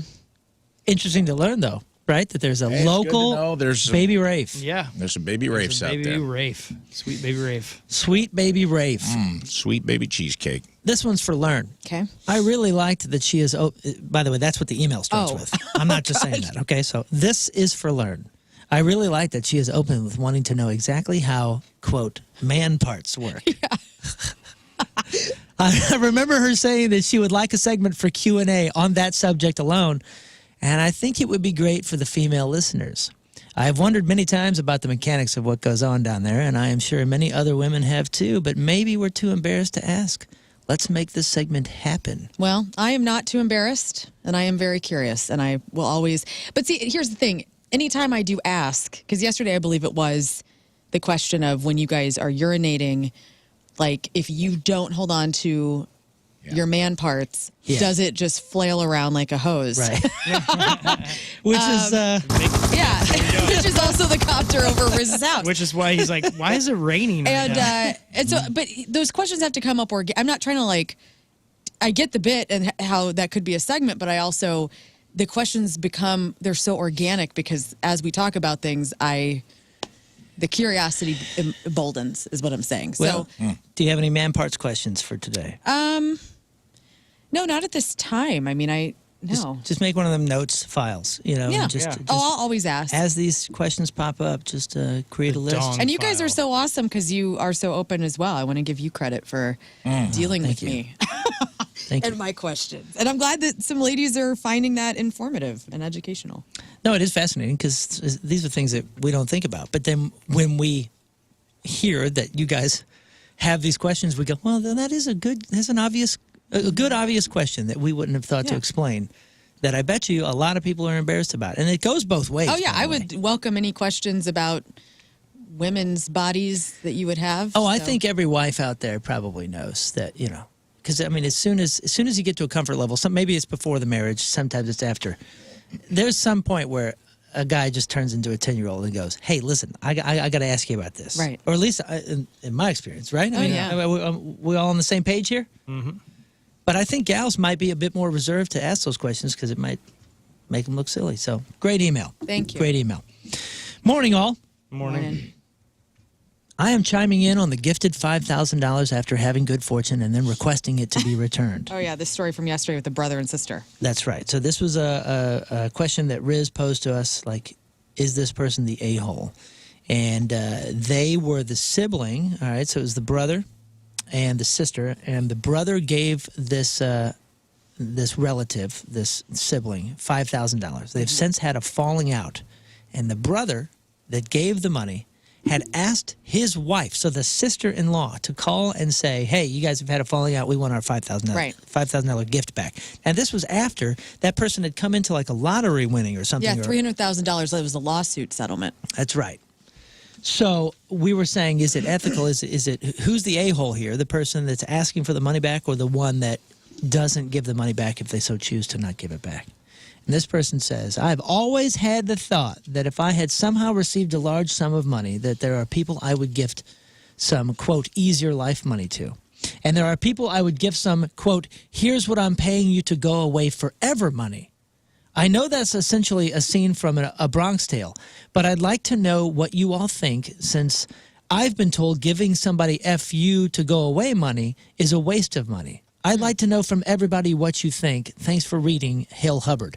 So this person is saying that if they had a lot of money, they would pay somebody to go away? What does that even mean? Have you ever even considered this? Is this a crazy person? Pay off somebody to leave you alone. So, like, they're paying them to move out of state and into the mountains or something? I don't know. I think they're just paying them to get out of their life. Like, don't call me, don't text me. But, like, who are you allowing in your life that you would have to pay money to get rid of. Yeah, I would never do that. You can do that for free. Right. Yeah. You can tell someone to go away for free. Right? Huh. Am I crazy here, or are they specifically fully talking understand about Yeah, I guess I don't get relatives? it either. Unless we're talking like payoff. I mean, that happens all the time. There's all kinds of celebrities paying people to go away when they've done something wrong and they sign an NDA or they're being Right. sued and things like that. But I think it's more of a personal thing that this person's asking about. I don't know. Kind of weird. Yeah. Kind of weird. I mean, not a lot of people have that money. So, because how much money what is that number? Well, how much money would you pay somebody?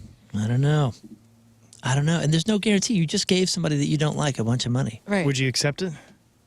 That person's going to keep. Oh, would I accept it? If I was like, Moon, I'm going to pay you 10 grand to not text you. Never again can we talk, but we're gonna be working together, but we can never talk to each other. Oh man. Or like look Outside at each other. the show, or yeah, nothing. No, inside. Like we would have to avoid. My goodness. It'd be so stupid. I don't know. That would be Okay, strange. pay me 10 grand right now, and let's try it for a year to see what Okay. happens. All right. Let's do it. But that would be strange because we like each other, and we work with each other. It's true. So you wouldn't take the money. no, Because I our wouldn't friendship win. is more important to Yeah, you it's a- than Yeah, 10 grand. I wouldn't take that one. Well, it's a win-win because she'd get annoyed eventually and be like, dude, we just got to talk. And she already gives you the money, I so would it's get yours. annoyed It's too. great. I'd have questions. Now, if you gave me $10,000 to text you back at any given point, That's never happening. I don't think I'll take that either. Yeah. I've resigned my judgments of that. I just don't want to be beholden to anybody. Like, I'm trying to like detox myself from the phone as much as possible. And a part of that was having to lay down the knowledge that I'm going to let some people down that have expectations. Yeah, you got to let them. It's the Mel Robbins let them theory, which everybody should adopt and read. It's a great book. what Just is let that theory? them.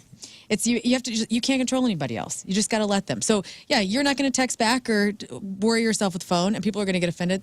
Let them. Yeah.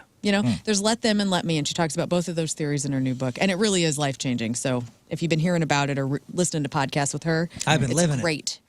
I've been living that since childhood. Yeah, you can think whatever you want. It's cool with me, man. Interesting. Cool with me. Hi, Riz Show. My fiance and I are getting married next May, and I've just started thinking about the honeymoon. The most important thing to plan, we're wanting to do a Caribbean resort. My fiance is wanting somewhere with a good pool, and I want a good beach. I'm curious if anybody on the show has had any ideas or had a good experience at a specific island or resort. We're wanting something different from Mexico or the Dominican Republic. So there goes those two. Okay. Some early options we're thinking are Antigua, Turks and Caicos, and even Costa Rica. I know that's not the Caribbean, but it would be a little bit different. We're using this as an opportunity to go somewhere different that we normally would never go. We would love any information or tips from the crew. Thanks, Tom. I've heard Costa Rica is incredible. It rules. Yeah, I'd love to see Costa Rica. You got any specific plans or Stay in San Jose the whole time. or places to go there? Yeah, what'd you guys do when you went? We went to the Guanacaste region, which is on the coast, so it's a more tropical beach. Tamarindo is like a beach town. It's got the best place in the world to learn to surf if you're into that kind of stuff. 5-foot waves, waist deep water, so you don't have to get exhausted swimming out. And you can, like, waves come in consistently. You learn to swim. It's like a beach hostel town. It's super cool. We stayed. It's just a very active. If you like to do stuff, Costa Rica rules because it's like everything's about, like, we did a saltwater crocodile boat tour where, like, monkeys came down to the boat from the jungle and we're them. ate apples, and it was nuts, cool. man. And there was, like, saltwater crocs on these little boats. And Yoga retreats. yeah, and then you can travel inward and go to Fortuna. There's more volcanoes. It's the most diverse ecosystem in the world is Costa Rica. They have everything from rainforests to tundra. So whatever you want, whatever you're into, it's there. And you can go to, I believe in Fortuna, it's called Cloud City, and they have these drawbridges that are actually, the clouds sit really low because of the volcano and elevation. So you are walking above clouds on suspended bridges. Oh, It feels like you're in Star Wars, like in an Ewok village. Go It there. is super dope. Cloud City. There's so many cool things to do. And you can also just do the beach stuff, too, if you want. You know, like you can have a couple days on the beach if you stay in the Guanacaste area where you're just chilling. They have a beach called Flamingo Beach where the sand is pink because of the shells and the volcanic ash mixed together to make like a fuchsia pink color. It's very It's the only pink beach in the world. Very, very cool place to visit. So, yeah, there's lots of cool stuff, man. Yeah. Well, I think we and if just you need decided. security, I'm willing to be hired for that. And then you could pay me $10,000 and never talk again after we're done. And it's cheap. And also, the other caveat I'd put on Costa Rica, the locals are cool, man. Like, there's some places you go, and I understand this. There's almost a standoffish situation with tourism, and I get it. We're like colonizers coming to their country, and it's probably like there's probably a history there. The motto in Costa Rica is Pura Vida, which is pure life. It has the happiest population despite not being that financially. Everybody there is just, they love tourism. They love people. They love sharing their culture with you, and they treat you great. Safety? And easy to drive. I rented a car. I drove everywhere. It's the same side of the street. What if they're all miserable and angry and they're just like, oh, here they come, Pura Vida, man. Yeah. Look at these morons. I didn't get that believing. vibe. It felt very real. Everybody that I ran, everyone's willing to help you if you have questions, and like it didn't feel, felt very safe. I drove all over the country, had no issues. So yeah, That's Go awesome. there. And you It's did an awesome both place. coasts? I would go back.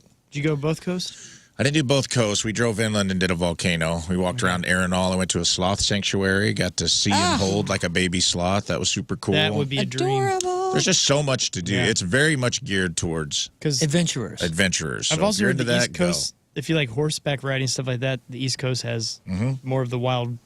Well, you just said nothing but adventurers. It's And ATVs, dune buggies on the beach. They got a Superman zip line that's 2 miles long. You ride it from the top of a mountain to the ocean.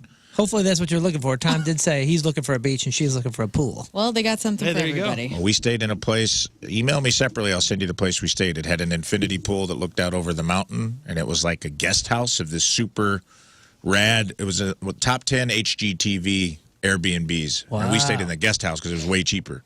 So it's on the same property, and it was only like 200 some odd bucks a night. It really wasn't that bad. 2-bedroom villa, and it had an infinity pool that looked out over the mountain, man. It was sick. It's one of the coolest Airbnbs I ever stayed in. Oh, my gosh. Shoot me an email, Rafe at 1057 The Point, and I'll send it to you. That's awesome. Nice.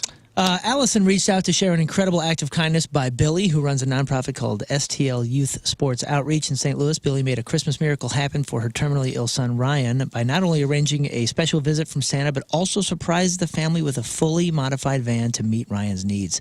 His dedication went beyond a single act, selflessly spent weeks making it happen without Allison even knowing. Billy's nonprofit continuously supports the community, helps children with challenges, and remains a constant source of care and encouragement. Allison believes that he deserves recognition for this extraordinary compassion, hoping his story will inspire others to support his mission and spread kindness. How cool is that? STL Youth Sports Outreach. Allison just reached out about Billy. Very, very cool. I love it. Catching up on the podcast, I thought I would chime in on the proximity of parents and in-laws. My mom has lived literally a block away from me for about 10 years now. And it's nice, to be fair, to get to see her and my grandma whenever we want. But it does come at a price. Neither of my brothers are anywhere close, and Dad died a long time ago. So I am the internet fixer, the TV repairman, the painter, the general handyman, the furniture mover, and a whole host of other responsibilities. On top of that, I get the how come we haven't seen you in a while, and it's really just because I'm living life with my family. Definite plus and minus type situation, but a good 20 miles might not hurt things at this point. Oh, gosh. We might even be closer and make the effort to see each other more if it took that kind of effort. Just chiming in there, Adam. You know, I'd be totally fine with it. I think it's my wife that would be like, no, we're not doing it. Mm-hmm. There was a house for sale 2 houses down from our house, and I was like, tell your parents. Tell your parents. It's got a pool for your dad because her dad loves taking care of this pool. I was like, you should do it. It would be awesome. They should be our neighbors. And I think she was okay with it, but not as enthusiastic as I was. Right. That's always the opposite. I'd usually. be down. Wouldn't you guys be down? I'm down. Yeah. I do. I mean, yes. That's kind of one of our plans, though. Is what, mother-in-law suite, that kind of thing? Yeah, that kind of deal. Like, I would rather have that than have them live in your house. Like, if they're still autonomous and can live a couple doors down and you can help them that way, I mean, that works out for everybody. And I mean, I would just love to have I would love to have my whole family in the same city. That way I don't have to drive anywhere. Because that's the worst. Like for holidays and stuff, you got to make plans to be on the road and you got to space it out. And it's like annoying for everybody because you're constantly worried about the timetable more than the time you're having together. Yeah. So I'm down. I don't know if that'll ever happen though. My family's so wild. Like, I feel like if my sister ever gets married and has babies, she wants to have babies and stuff. So my mom will immediately uproot her and Jerry and like wherever Emily is, they will then live there because of the grandbabies. She's willing to move around. Yeah. Yeah. See, I think both my parents and my in-laws, they're just like, nah, we're here. They sell these granny pods. I saw an ad for them, dude. Like granny shacks. They're like these little house that just go in your backyard. Like when your parents finally look them up, dude. A granny pod? Well, granny pods, a prefabricated backyard elder living, and you just buy it and you drop it in your backyard, and it's like a one-bedroom little house. No way. It's like a tiny house, but it's a little bigger. It's like a manufactured home. Yeah, it kind of. It looks like. Is it a shipping container? It just looks like a little house. I'm trying to pull It's up like a shed almost. the biggest photo I can here. The floors are made of tennis balls, so they have to put them on their little walkers. Yeah. That's nice. Look, it just looks like a little dollhouse. Just looks like a little dollhouse in the backyard, but it's fully. It hooks up to like power, water, sewage, all that stuff. It's just like a little house, so your granny or your mom or your dad or whoever can move in with you and still have a little bit of autonomy, but they basically live on your property. That's a great idea. But outside your house. Little learny pod. Crazy. Instead of moving, I'll just put pods with all my family members. A little where I can pod. just live there. Yeah, Pod just have their name, like Winnie the Pooh or something. Have their name over the door. Yeah. That's your pod. That's your pod. That's your pod. I'd love to have a little village of like all the people I love. That's what I want. I want like a compound. I want like a cul-de-sac, and it's just the family. I want a cult. cul-de-sac. Let's do. I mean, that's what you thought I was going to say. Yeah, I want a cult. I mean, think how These are nice it would be just describing too. being Mormon right Yeah, now. I think Yeah, it's I'm true. Mormon now. I don't know. I don't know, man. I've heard a few families doing it, and I'm always like, man, I'm so jealous. I'm so envious. Right. But My I lucked uncle- out. I do like my family. My uncle married into that. And our family lives on the same block. My grandma and mom are neighbors. My aunt lives across the street, 2 houses down. It has its pros and cons, for sure. They're all up in each other's business, for show. Oh yeah. But, it's harmless. And my uncle moved into a family like that in a little subdivision that was just his wife's family. It was like her mom and dad, both her sisters, both her brothers. They all basically lived on this street, and they built a house at the end of the cul-de-sac, and they all lived. Everyone on the street was related. Wow. That's It does take a awesome. certain type of family, though, because I'll admit that we're kind of anti-drama. Everybody that's associated is just kind of like, nah, my business, yours is yours. Nobody cares. Like, it's just not, even the basic drama is pretty much as low as it could go. I guess growing up, I kind of did do that because I lived in Shelbina where everybody's pretty much kin. So. Yeah, you're right. Everybody's related or trying to be over in You date your cousins or Shelbina. whatever. It's pretty fun. Well, thank you for your emails. All right, it is 8:42. Traffic and weather, learn coming at you. It's brought to you by Golden Oak Lending. If you need extra cash, Golden Oak Lending can convert your home's equity into cash in as little as 14 days. Like Golden Oak Lending, cure your blues. Nothing to report out there. Great driving, everybody. Your weather, 50, and see clouds like you see right now essentially are what we're going to see for the rest of the day. Low of 28 tonight, and currently it is 34 out there. Your point weather is brought to you by Martin Jetco Heating and Air Conditioning, more reliable than your St. Louis weather. Send your prayers and thoughts over to Riz. He is on his way to the colonoscopy, and we'll do news up next. Stand by for news.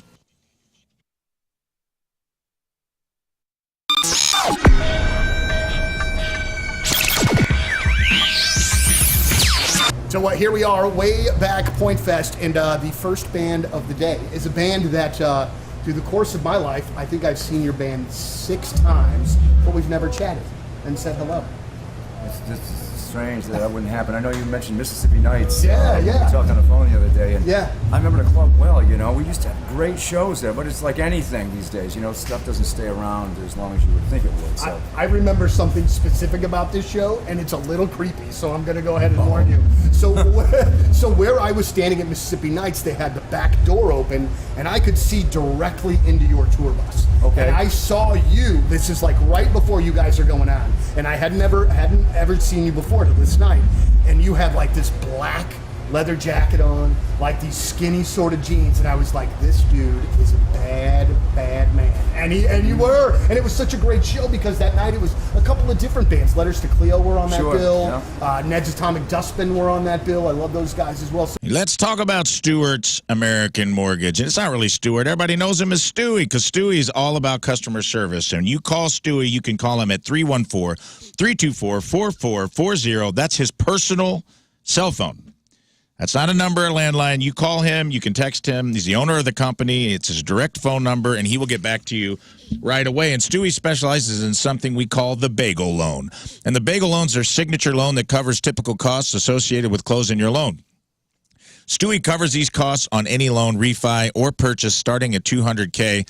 This includes, but is not limited to, the following: no underwriting fees, no appraisal fees, no title fees, no lender fees, no closing costs. And most importantly, I've been looking at homes myself and kind of dipping my toe in the market, and this is important. You get max pre-approval, which means you have the power of the pre-approval letter in your hands. If somebody starts to outbid you for a house, which is happening in a seller's market, you can go online and you can get the max pre-approval and change your pre-approval amount so that you can get the house you want. And the other bagel loan benefits, it helps lower your down payment costs. Less fees means more money to you. You can invest in your new home and cover moving expenses.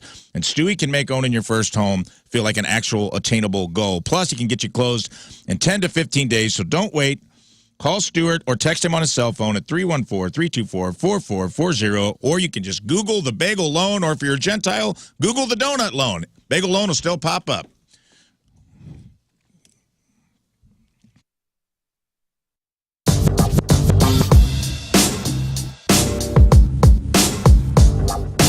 Backstage at Point Fest, and I'm completely honored to be joined by Ed from Live. This is one of my childhood dreams, to always talk to you every time you're in town. Well, thank you very much. Appreciate that. Been following you. I was telling your tour manager, I've been following you guys since, and I'm sorry if nobody out there cares, but I'm going to walk down memory lane with you. MTV 120-minute tour, Springfield, Missouri. Oh, yeah. Shrine Mosque, I think is what it was. I think so. It was our first tour. That was your first tour? Yeah. Because, I mean, you guys were like, talk about just being with the guys you grew up with. You guys were like 12 at the time or something. Yeah, we started the band when we were 13, coming out of 8th grade into high school. And that tour you mentioned, that was 1992. So that was our first road experience with Public Image Limited and Big Audio Dynamite and Blind Melon. Yeah, that was amazing, and that's one of those. That's like obviously the first time I saw you, but even more creepy. I have a Public Affection CD.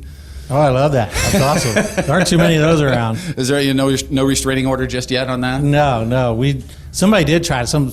Somebody tried to, like, they put it up on one of the streaming sites as like Public Affection. I'm like, hey, that's our band. Wait a minute, hold on a second. Wait a minute, you can't do that. You got enough of that stuff going on all the time anyway, with so many records out and everything, and now new music, and you guys are here in St. Louis. Talk about touring again and still doing it after, what, 25 years of Throwing Copper, one of my all-time faves. It's still fun for you, right? It's so much fun. We're just kicking this year off. We've been back now. We took a long break there, and break/breakup. Right. And this is the third year we've been out. You know, the first year we did a bunch of festivals. Last year we did a great tour with Counting Crows. Yep, been here. I was buddies. There. And then, we're kicking off this year right now. This is really the first couple shows we've done this year. And then we're out with Bush and Our Lady Peace starting June 6th. That's going to be an amazing tour as well, and I can't wait to see that. I'm going to go somewhere and see that. Talk about the difference now as opposed to 20, 25, even 30 years ago, touring. Like, what's the same now and what is different now? Well, we're older. Right, yeah. Are we? Yeah, we are. Yeah. And so, I think the pace is less crazy, by design, just because we all have kids. I think there's like 13 kids between the four of us. Yeah. So it's a lot of love there, though. And then they're all graduating from, a bunch of them are graduating from high school and all this kind of stuff. So we're, we pace it out. Of course, summer's really busy, but I would say that's the biggest difference. Like, we don't, like, when in the early 90s, mid 90s, I mean, it was nothing for us to be out 9 months of a year. Sure, yeah. And going to Europe from here or there, and so that slowed down a little bit. But it's funny because when we came back in 2016-17, the demand for the band was so huge that we were like, it felt like we were just right back to playing, on these big festival stages. And I mean, a lot of these venues we're familiar with. The names have changed, but here we are. And so that's been amazing to see the fan response and just the response overall to the band and how important it still is to so many people. It's awesome. Well, the fact that you guys had been together for so long, was it really easy to pick it right back up? Was it just, boom, It pretty much was. We did our first show back. We hadn't played together 6 or 7 years, and that was a little nerve-wracking, like the first one back. But it was really fun. But we were all kind of out of it. We were all just like, are we really doing this? Yeah. But that didn't last. Within a few shows, we were like just riding a bike. Right. We have such a great chemistry, and our friendship, I think, is a lot stronger now than even it was back then. Well, you know what? I just saw it for everybody who wasn't here. I just saw it in the meet and greet. You guys stood, talked, shook hands, took pictures and everything. I can tell, and I'm one of those guys that loves bands because they love their fans, and I can tell it's genuine with you guys. Yeah, it really is. It's a very, very special thing because they're the reason why you guys are still doing this. You ain't kidding. Yeah, that's the reason, and that's one of the things I think about our band that has served us really well is that we've Urological 314-843-8000 southcountyurological.com. That's where I went for my vasectomy. Hundreds of Riz listeners have gone to South County Urological for their vasectomies. It is busy over there. March usually the busiest time of year for South County Urological when it comes to the vasectomies, and it makes sense. The guys get the snip done on a Friday, the rest over the weekend. They ice themselves down. No heavy lifting, no mowing the lawn. Just sit back, relax, watch college basketball. Friday relax, Saturday relax, Sunday relax, and you're back to work on Monday. Quick procedure. My insurance covered it. Again, going on a Friday for the procedure. You rest over the weekend, you're back to work on Monday. How painful is recovery for me? Minor swelling, maybe discomfort for about a week. The big question is, will my sex life be affected? For me, no change in interest level or ability to do anything. Just no more kids. South County Urological, also for kidney stone treatment and prostate health. 314-843-8000, southcountyurological.com.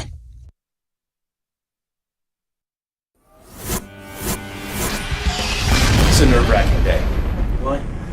You guys and Queens of the Stone Age, back-to-back interviews. I'm already a high-strung person. Whew. I can't wait to have a beer when this is done. Yeah. Yeah, very much so. You don't need to worry about us. Well, yeah, but I do, though, because, see, here's where the rub is with me and bands that I really like.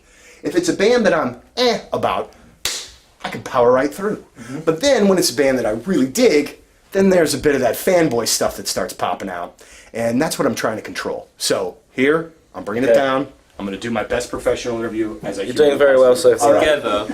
Together we can all do this. We can all do this. So, Welcome back to the Rizzuto Show. We are live on the Mick Ultra Studio Cams on the Points YouTube channel. You can always get us at the Coleman's Camper text line 314-649-DUMB or give us a call 314-NOD-DUDE. That's 314-624-3833. Let's get into some news.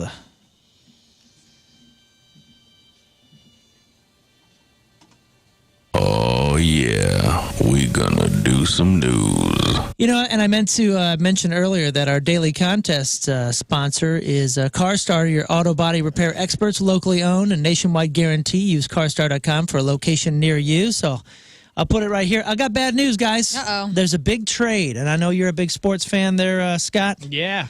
Big trade here in St. Louis news. Not a lot of people have heard about this, so I'm letting you know now. Callie, the St. Louis Zoo's most adored polar bear, traded. No! Traded. Relocated to the Toledo Zoo in hopes of breeding with their 26-year-old female bear, Crystal. So Callie gets them. Good luck. Toledo. I can't believe that she didn't have a clause in her contract. Hey. Callie's a feller. Callie's I a see feller. clause. I can't. I'm embarrassed that I missed it. It's okay. 12-year-old bear's departure is bittersweet for fans. The zoo's officials say that it's necessary for conservation efforts. But, this is our all-star here. Yeah. Callie's been traded for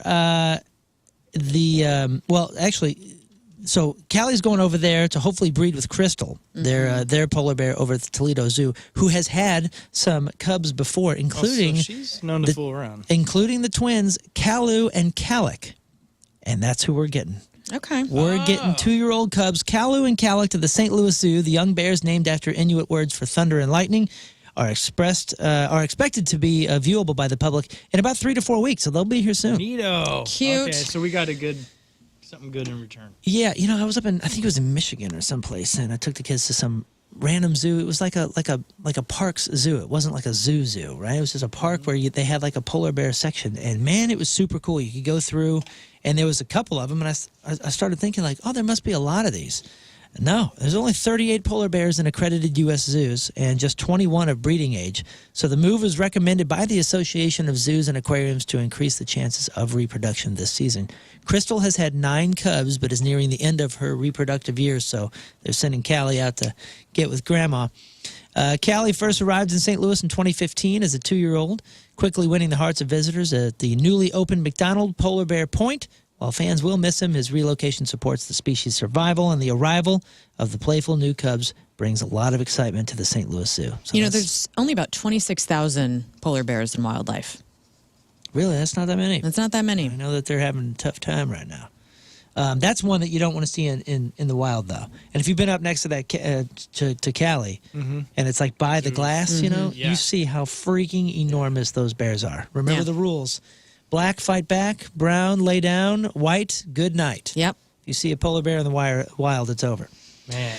A city panel has approved fee increases for parking at St. Louis Lambert International Airport, set to take effect on April 1st. Yeah. No, it's not an April Fool's joke. The daily rate at 4 of the airport's 5 lots will rise by $1, which isn't that much, while parking in the 2 main garages will increase by $3. The lowest 24-hour rate at Lot D will go up from $9 to $10. The most expensive, Lot E, near Terminal 2, is going to go from $23 to $25. Meanwhile, the 12 to 24-hour rate in Terminal 1 garage will go from $25 to $28. That's the one that I typically use. Terminal 2's garage will increase from 26 to 29.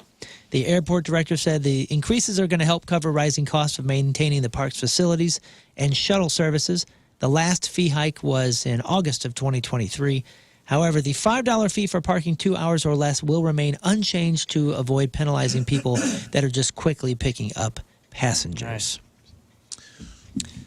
I'm glad Netflix took over. You said you had Oh, you yeah. saw some Lauren news? sent me something this morning that really struck me near and dear to my heart. We all know I hate third-party ticket sales. Mm-hmm. Yes. It is the bane of our existence, I believe, as concert goers and sporting events. And there's a guy in Michigan, season ticket holder, suing the School of Michigan after they locked his 164 season tickets from being sold through secondary market. The university started a new policy where season ticket holders cannot purchase them for sole purpose of resale and limited each person to a total of 8 accounts. So a guy named Kevin Brick is suing the University of Michigan, saying they unilaterally changed the terms and conditions without his consent or knowledge.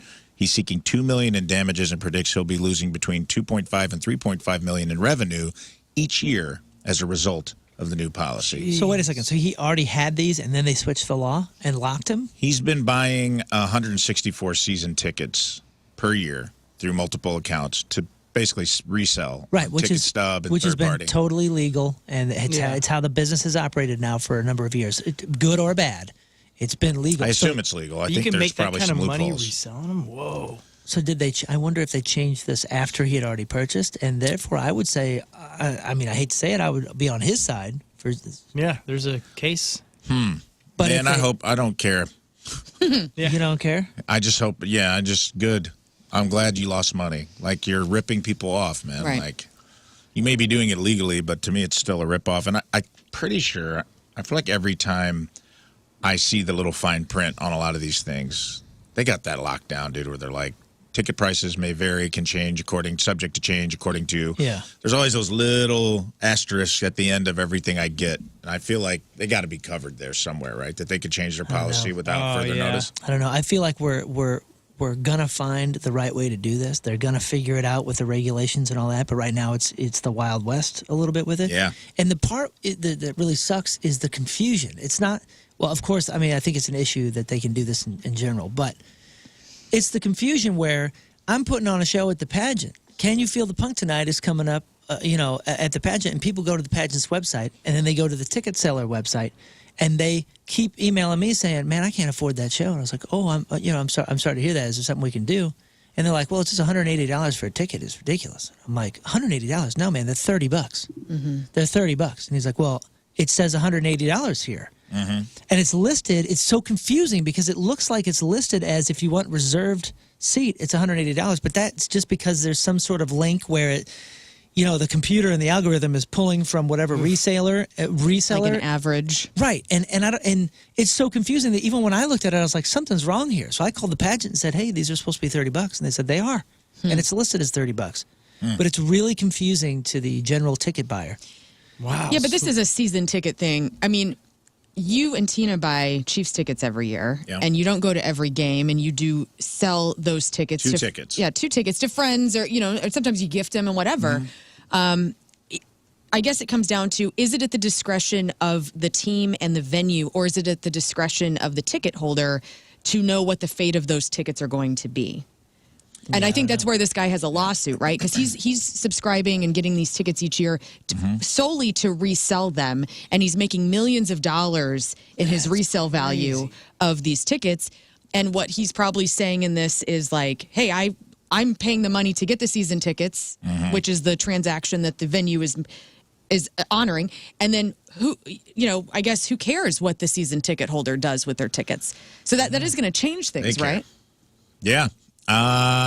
I hope that it does change things, because it says they said they changed the policy. You cannot purchase them for the sole purpose of resale. Right. So. But how can they prove that you're doing that? I would imagine if you buy 164 tickets. Hey man, maybe you're just a huge family, and they are on the resale market every week. I would imagine it's pretty easy to tell. But even when we resell our Chiefs tickets, you have to sell through the NFL Ticket Exchange, and when it says, which is through Ticketmaster, you have no choice. You have to sign up for that. I sell through that. If I don't gift them to someone, I'll resell through that, and it is supposed to be for the. It says in the fine print, this is for the sole purpose of season ticket holders when they can't make it to games, selling to other fans. But then you'll get on the NFL Ticket Exchange, and I'll see a whole row for sale by one seller, and I'm like, you guys clearly aren't enforcing this. It's someone's buying these. No season ticket holder selling 3 rows worth of tickets. If I see like there's a season ticket holder that's got 35 tickets available, I'm like, okay, that's not a family that has 4 seats that they're like, hey, our cousin's wedding's that weekend, we're selling our tickets. That's somebody that's buying up 10 rows, maxing them out, making a living off basically gouging fans, because the artists and the teams don't make money off of it. The fans lose money off of it. Like, who's benefiting other than like the third-party people are just benefiting from basically price gouging you. Yeah, and tech made it all possible. So hopefully I'm sure technology is going to figure its way into how to regulate this and make sure it's all good. They said limited each person to a total of 8 accounts, so you can have 8 tickets. I would imagine per account there's probably like a 2 to 4 ticket. Yeah. Okay, I mean, so you could still make this is fine. I agree with you. Like, this guy can still have up to 8 accounts with however many tickets that would entail. Because if he wants to have that many tickets, what he needs to do is just go to every university and max them out every university. That's not a bad idea, too. Different venues. Well, speaking of how technology, thanks for bringing that up, by the way, both of you guys. Speaking of technology, people love to rag on Monopoly, but get this, they're getting pretty upset about this one. This is one of those where they don't like change. Hasbro has announced a new version of Monopoly called Monopoly App Banking that makes the game a little bit more digital, and purists are pissed. The board game elements are mostly the same with a few kid-friendly tweaks. Park Place and Boardwalk have been switched to Rocket Launchpad and the Moon. And other properties include a chocolate factory, a VR roller coaster, and a dinosaur park. The main difference is that there's no banker, no physical money. They're done with the money. You're supposed to cheat. Yeah, instead there's a mobile app that processes all the transactions. I don't like this. I think this is awesome. Well, Monopoly has 8 million, like they come up with a new version every couple months and it's fun. Like you have the one that's, you know, the house divided. You got all these different versions. You got the cheater version. You got really fun ones. So I don't know. I don't like crypto Monopoly, okay? I want to see my money right in front of me and count it. I like the pink dollars. You're still writing checks, you old lady. I know, that's what I mean. I'm analog till death, dude. Like, I don't want an app that I have to download to play Monopoly. I'll throw the board in the trash. You don't do any mobile banking? No. 0. Well, I mean, I can log on to my bank account and see it, and I can transfer money. And I pay my mortgage online. Well, then there you have it. You're a part of the system. That's it, though.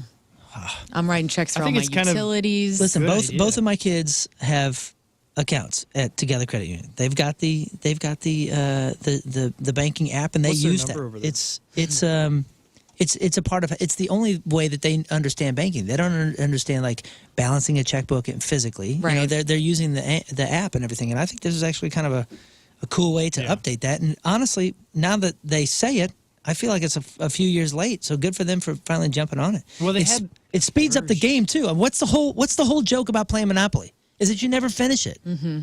This speeds it up. It brings your family in. You get closer as a family. You start loving each other. My more. family can't play board games. We end up wanting to murder each other. We get especially if there's like a skip option or somebody goes to jail, like in Monopoly. My mother would rather disown all of us than finish the game in a polite way. Yeah, it never works for us to finish a game, and I feel like this is the one that might help it because it speeds it up. It does make it harder to cheat, and that was the only other thing that would shut down a family board game for us. Is if my brother accused me of cheating or I accused him of cheating, it was over. Somebody was leaving a table angry. Have you ever played the Monopoly Go? You know, on their app, the app version of it, where you can set up different things so you can speed it up big time. You could, make it just a very quick game where it might be 10 minutes long or something, and it's pretty fun. Allison and I will play that. We haven't played it in a while, but we used to do it quite a bit, and it was funny because one night, one of us would be the one that would just dominate the night and make the other one super mad, and it switches back and forth, but it's a good game. This is what happens. This is what happens at King Scott's household. Oh, it's excitement over there. You guys should come, dude. It's crazy. Sitting on the couch, playing app Monopoly. Yeah, there's no way you could do that from your home and play me at my home. No. Adidas has offloaded its very last pair of Yeezys just before the new year. The sportswear company announced that during a press conference on Wednesday, March 5th, that the final pair of sneakers designed by Kanye West were sold in December of 2024. So they're throw them in the trash. They're done. Kanye West is such a trash human being now to me. Like, he was wearing his swastika T-shirts that he tried selling. I mean, what a total garbage can. Like, get the hell out of here for life. So done with him. I was listening. I loved it. Like, whenever I got to slap fives with Kanye West. Tim got to slap fives with Jay-Z when they played in Kansas City for the Watch the Throne tour. Whoa. Like, where our seats were, they came out of the bowels of whatever the venue is out there that looks like Enterprise Center. And I got to high-five Kanye West. It was 2010. I'm like, this is the coolest thing ever. Now I'm like, oh, God. Like, what a terrible memory. He just, like, ruined everything. Did you salute him? No. Okay, good. That's very dangerous. And I never went, like, what a total trash. Adidas's CFO says there is not one Yeezy shoe left. It's all been sold, and that episode is now behind us. We did this just to make Learn happy. Oh, that's weird. Ah, good. It's nice of him to mention. However, the company did state that sales in North America were down 2% in 2024, solely due to significant lower Yeezy sales. So, good for them and bummer for them. Cut that out, dude. I will say the ones that they're making now, which I guess they're called boosts. They're just boosts, whatever they are. My son gave me some, and they are so freaking comfy. They're my new house shoes. Speaking of my son, I read this morning. This is something that Riz had left behind, and it said, "Having a ton of kids is good for you?" ?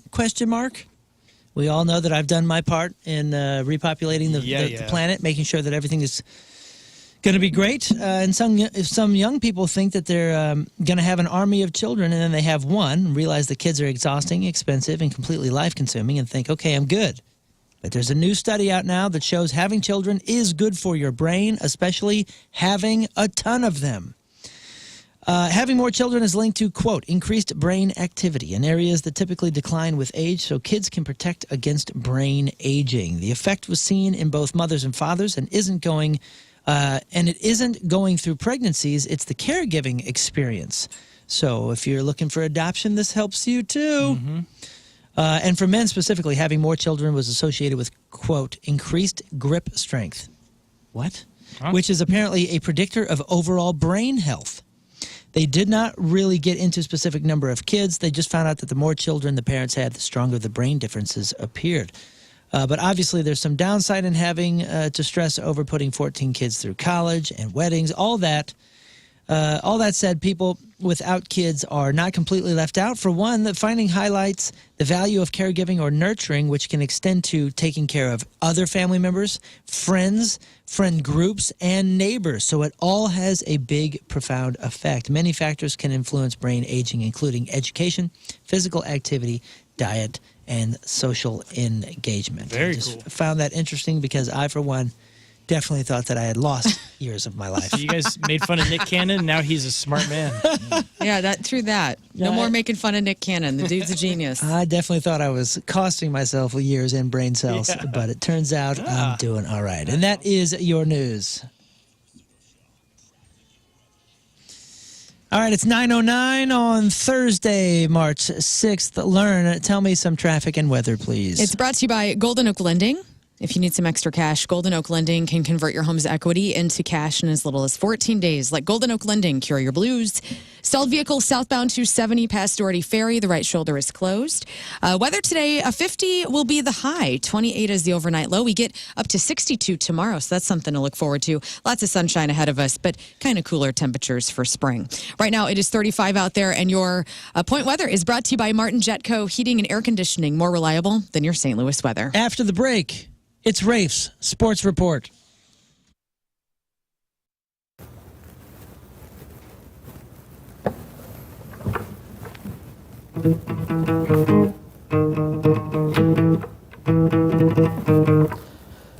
Wake up! Cause when you gotta go on a table, and then you gotta go on a table, and then you gotta sit on a table, and then you trust in my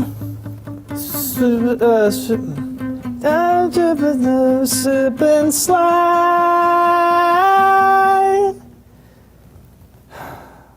I've got some inside knowledge on your neighbors, the Williams. You know, you've been driving past their home and you've realized, man, they seem a little happier. Something's going on there, and you're trying to figure out why they just seem to be at peace right now. Well, after 3 years of inflation and the debt that had crushed them, for the first time, they finally have the cash to secure the retirement, pay off those bills, and plan their future. And they didn't win the lottery, but they did a great financial strategy called the Sell and Stay program with Truehold, and it's easy. Their home's value had rebounded so greatly, they quickly sold to Truehold, and they got to bank that equity in cash, and it was theirs to keep. And since they weren't ready to move, they get to stay there with an easy, affordable lease. And Truehold even covers their property taxes, home insurance, and those essential home repairs. Incredible. So Truehold unlocks your wealth without uprooting your life. Get a Truehold offer right now where home value is high. Call 1-855-300-9993 or just visit Truehold.com. The smarter, faster way to cash your home's value without moving.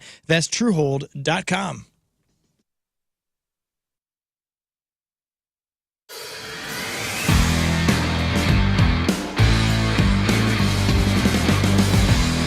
So last time you saw the garage, the place was full of stuff. It was dirty, it was dingy. So this is the inside of the garage. So what we're gonna do is we're gonna keep some of this structure here and then kind of build around it. And now look, it's a house. So now we got siding. We got windows. We even have a roof and a patio. So let me bring you guys inside. Oh, hey, you wanna come in? Let's go. It's night and day for what you guys saw before. I mean, this is an actual house now with rooms all framed at. But here's the cool part. We kept basically the frame of the old garage. I mean, that's all old garage. So this is gonna be a bedroom, huh? Can you see it? Can you see it? I'm gonna be sleeping right over here. Oh, let me show you my favorite part. The bathroom. And I'm gonna be right here, you know. Let me show you the kitchen. Yeah, washing my hands at the sink. Let's see what's in the fridge. Nothing. Pantry. This will be the kids' room. I know it's dark in here, but this will be kind of a mud room. After working in the field, come over here, take off your stuff, washer, dryer. There's another bathroom over here that if the dogs get dirty, wash the dogs off, and everybody's clean and can relax. Let me tell you about one of my favorite parts of the house. We even got a metal roof on this puppy.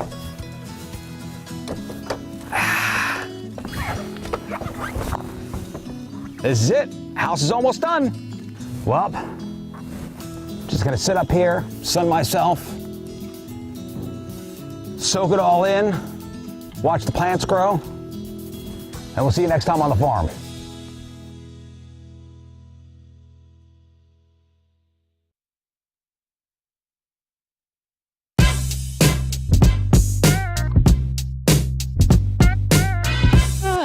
of Pain on 105.7 The Point. You are live with Liv, and I am backstage at the Hollywood Casino Amphitheater with Breaking Benjamin, getting all of our swears out so we don't do that on the air right now. Gentlemen, how are we? We're good. Great. It's good to be here. Good. Thank you so much for taking the time to be here. And I'm going to start off by saying something I said to Brent Smith a couple days ago of Shinedown.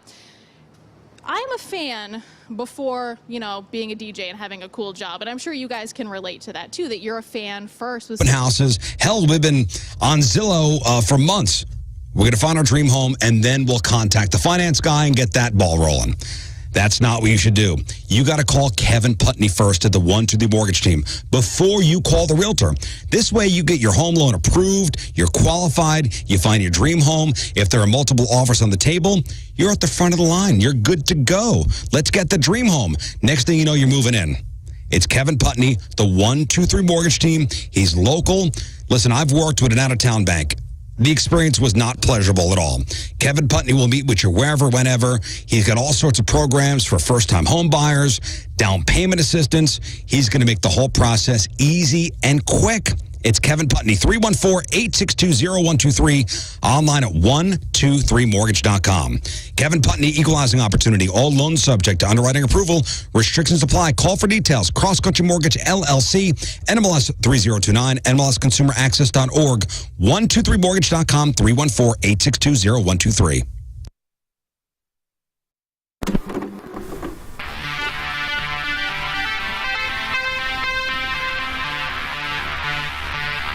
So let's start off with an easy one. Okay. You have this incredible career with Everclear. Right. Made all of these records. You've had, I would think, multiple opportunities to do like a solo record, but you're going to put out a solo record for seemingly the first time in your career. For not seemingly the first time. The first time in your career. Why now? Well, I mean, you know as well as I do that Everclear has been my baby from the beginning. Yeah. It's my thing. So as far as doing a rock band situation, I never felt really a need to do a solo record. I tried to do one once, and it turned into an Everclear record. And I wanted this to be different. I wanted this to be just me playing everything. Mm-hmm. So it's mostly acoustic guitar. Rizzuto show. You know what? Happy birthday, Riz. That's right. Happy birthday, Riz. We're about to get into sports, so I just want to remind you that the thrill of victory and the agony of defeat and the athletic prowess of your favorite morning show is on full display. The Riz Olympics is back. Episode 2 is now up. We hit the country club. Riz Show took on the Whitmore Country Club Triathlon. Pickleball, putting, and closest to the pin. See what happens on the Points YouTube page. 1057thepoint.com also has it. The video is now up. Presented by DraftKings at Casino Queen. Stay, play, and dine. Visit DraftKings at CasinoQueen.com for special promotions, and also supported by the Whitmore Country Club.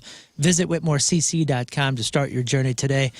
That was a lot of fun. That was a fun one, and even my ma likes the videos. She loves the videos. Good. Great.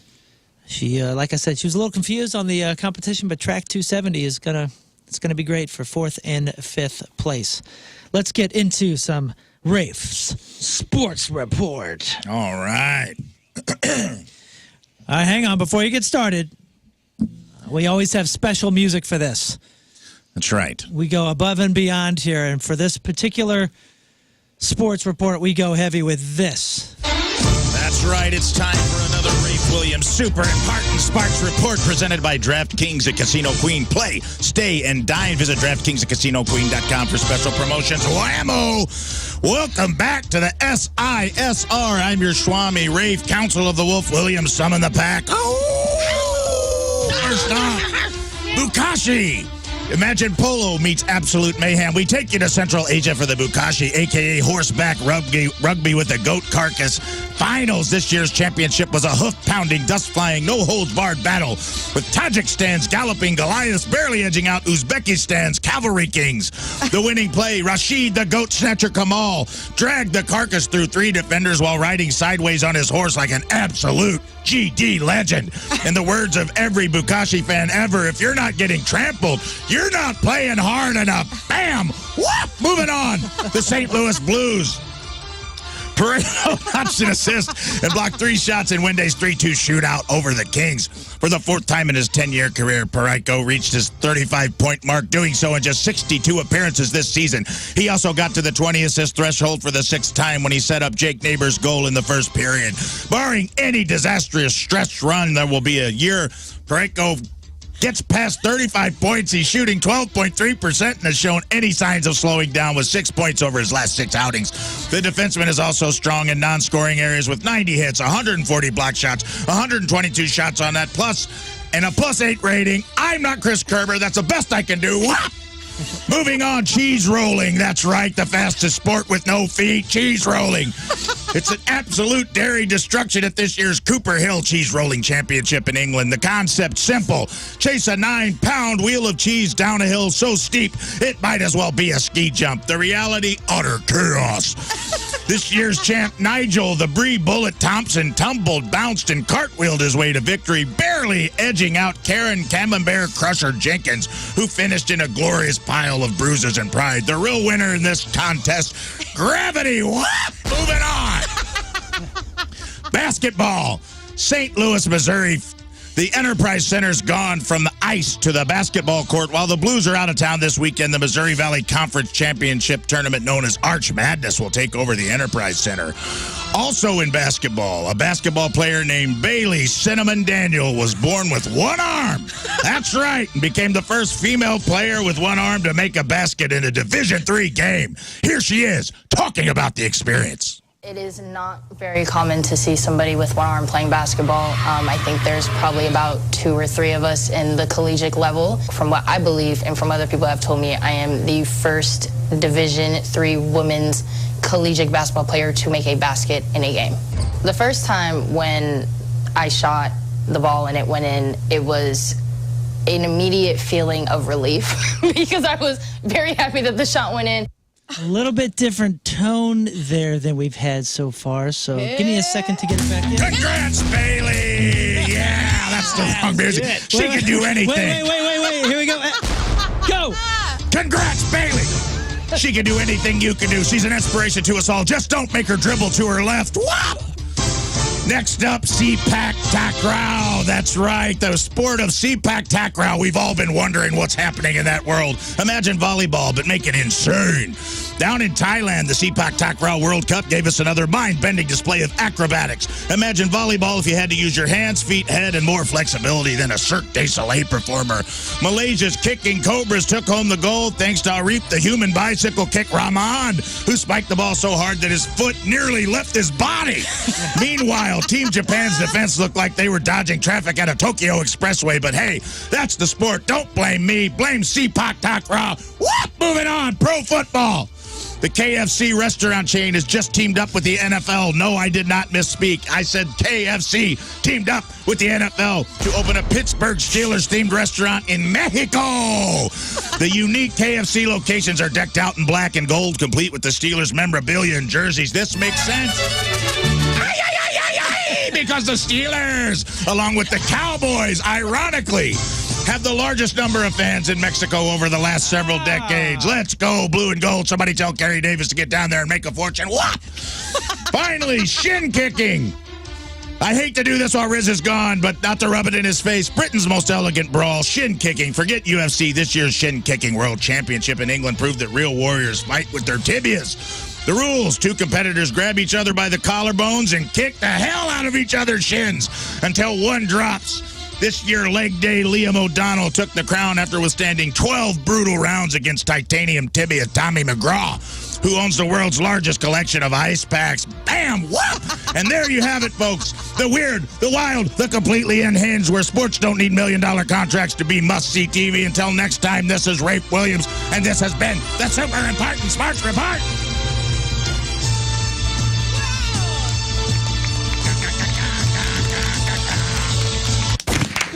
Oh, God. All right, that was fun. That would be out behind the barn after that one. That was fun to mix. Oh, man. Watching your skin turn so red is hilarious. Yeah. You give I'm it going to your die all. one day.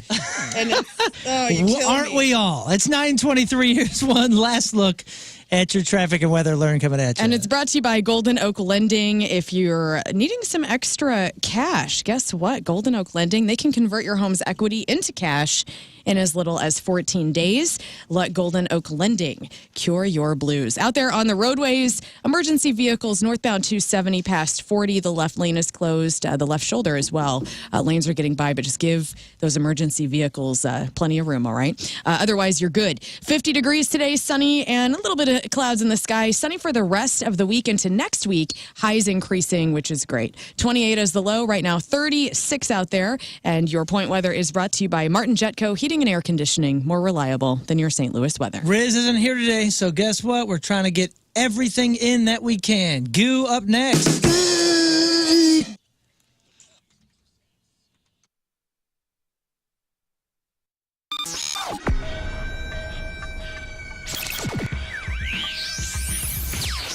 We are backstage at Point Fest, and Kevin from Candlebox joined. How are you, sir? Great to see you, man. Great to see you. So there is so much to talk about with you, and had the great fortune of being a chat with you a few weeks ago. But there's some things that I wanted to talk that we talked about then that I'd like to talk about again today. 25th anniversary of the Candlebox debut. Isn't that an amazing thing at this point? How do you... The Coleman's Camper text line, and I just saw somebody text over that they went to Sauce on the Side from the recommendation of the show. So thank you so much for supporting the sponsor of the Rizzuto show. And also congratulations on getting a delicious calzone all up in your face at your Sauce on the Side location. Now, there are 12 different locations, 12 locations in over 12 years for this local eatery, and it's delicious calzones. Every month they have a special. They have a loyalty program. If you're a constant calzoner, join that loyalty program. You could possibly get some free calzones all up in you, depending on how often you go.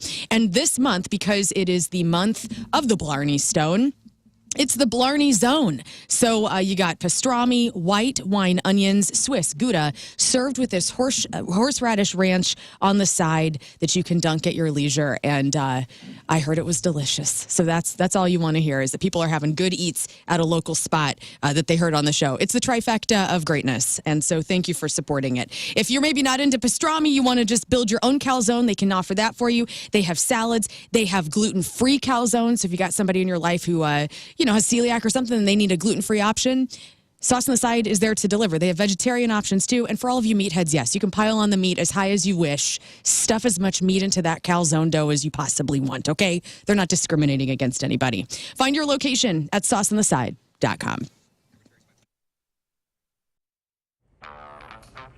Oh, hey, just sitting here checking out all my awards. You know, there are many ways to reach us in the Point Studio. You could call us, you could social media us, I think you could even fax us. But there's a new way. It's called Mic Drop. Yes, download the Point app, click the Mic Drop feature, talk into your phone, and your message goes right to us. Look, I just got one from Jeff Burton. Hey, Riz, great show today. I'll see you tomorrow. All right, I f***ing read this stupid f***ing thing that head told me to read. That's right, the new Mic Drop feature. Download the Point app. Is this thing f***ing recording still?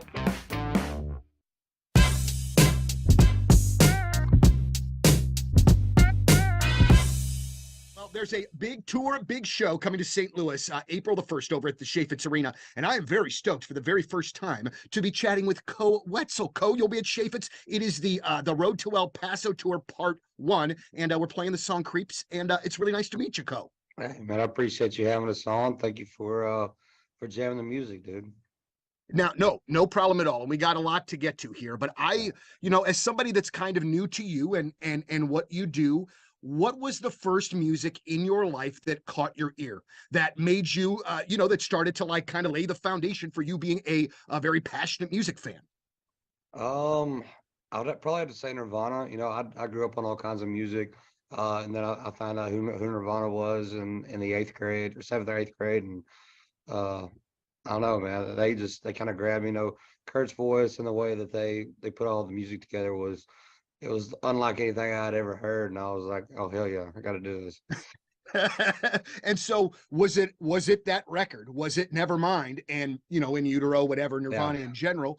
So that was the one that was like, all right, I want to do this. Yeah, absolutely. You know, I grew up playing music, but it was always, country. All and right. stuff like So yeah. then on top of that, Co, when did you, yeah. Oh, sorry to interrupt. I apologize. But so when did you feel like, you know what, I can do music for my life? Like, this is something that I can do. I want to do this. I want to make a living doing this. Yeah, I think it was more in college. You know, I played and I wrote through high school, played gigs through high school and stuff. But once I got into college, I was like, screw school, I played football for a little bit in school, and I was like, I'm not gonna make it to the NFL. I'm not gonna become a doctor. So why not go get some free beer and make a little money doing it? So I saw that post I think you made yesterday about your grandma on the Dallas Cowboys. And and I found that to be so funny. So are you a Cowboy fan to this day because of grandma? Oh, absolutely. Yeah. Like, I think, not even 24 hours after I was born, I was in a Cowboy onesie. So yeah, since I'm a day one.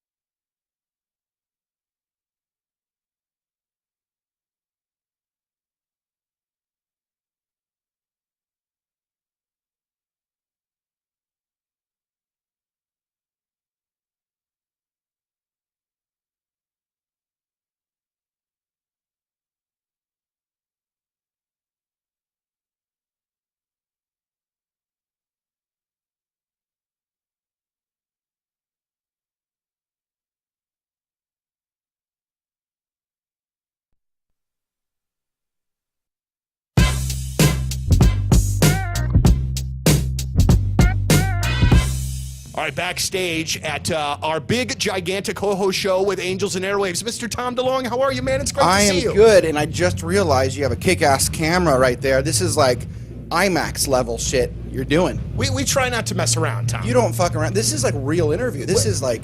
The bad part is, though, with that fancy camera, it really pinpoints the ugliness. Boogers and like... I mean, anything, man. Like crazy hairs, anything. It really blows it out of proportion. You know what's funny about that? I was just walking down the stairs, and Alon, my drummer, goes, wait a second, I was like, one hair was longer, and he went up to my face, and we got it out. One hair, and you just mentioned hairs. Dude, that was kind of funny. You know what the worst part? I don't know how old you are, Tom, but I think we're probably 22. Pretty close. All right, well then we're not. I'm 43. I'm 44. All right. My kiddos, they're a little quieter than most of our guests recording that. Let's do it again. Hey, this is Paul Stanley, and this is Gene Simmons. It's also one of my kids. Kiss, and you're listening your to eldest the son. original Kiss Army member. It's the Rizzuto Show. Happy birthday, Riz. You owe me $20 now. Boom. I'm sitting next to the original Kiss Army member, and that is King Scott. That's right. King Scott, are you ready to do it? I'm ready. Great. What's going on in the news today? Give me what you got. Yesterday was Ash Wednesday, the day you can always tell who's Catholic. Well, except Post Malone. You kind of have to rub his forehead and see if anything comes off. Tattooed face joke. Yeah, right the Pope's health continues to worsen. Well, either that or this is a brilliant marketing campaign for Conclave. A Chinese electric car company has created a model with a roof-mounted drone launch pad. So finally, there's a vehicle that's more obnoxious than a Cybertruck.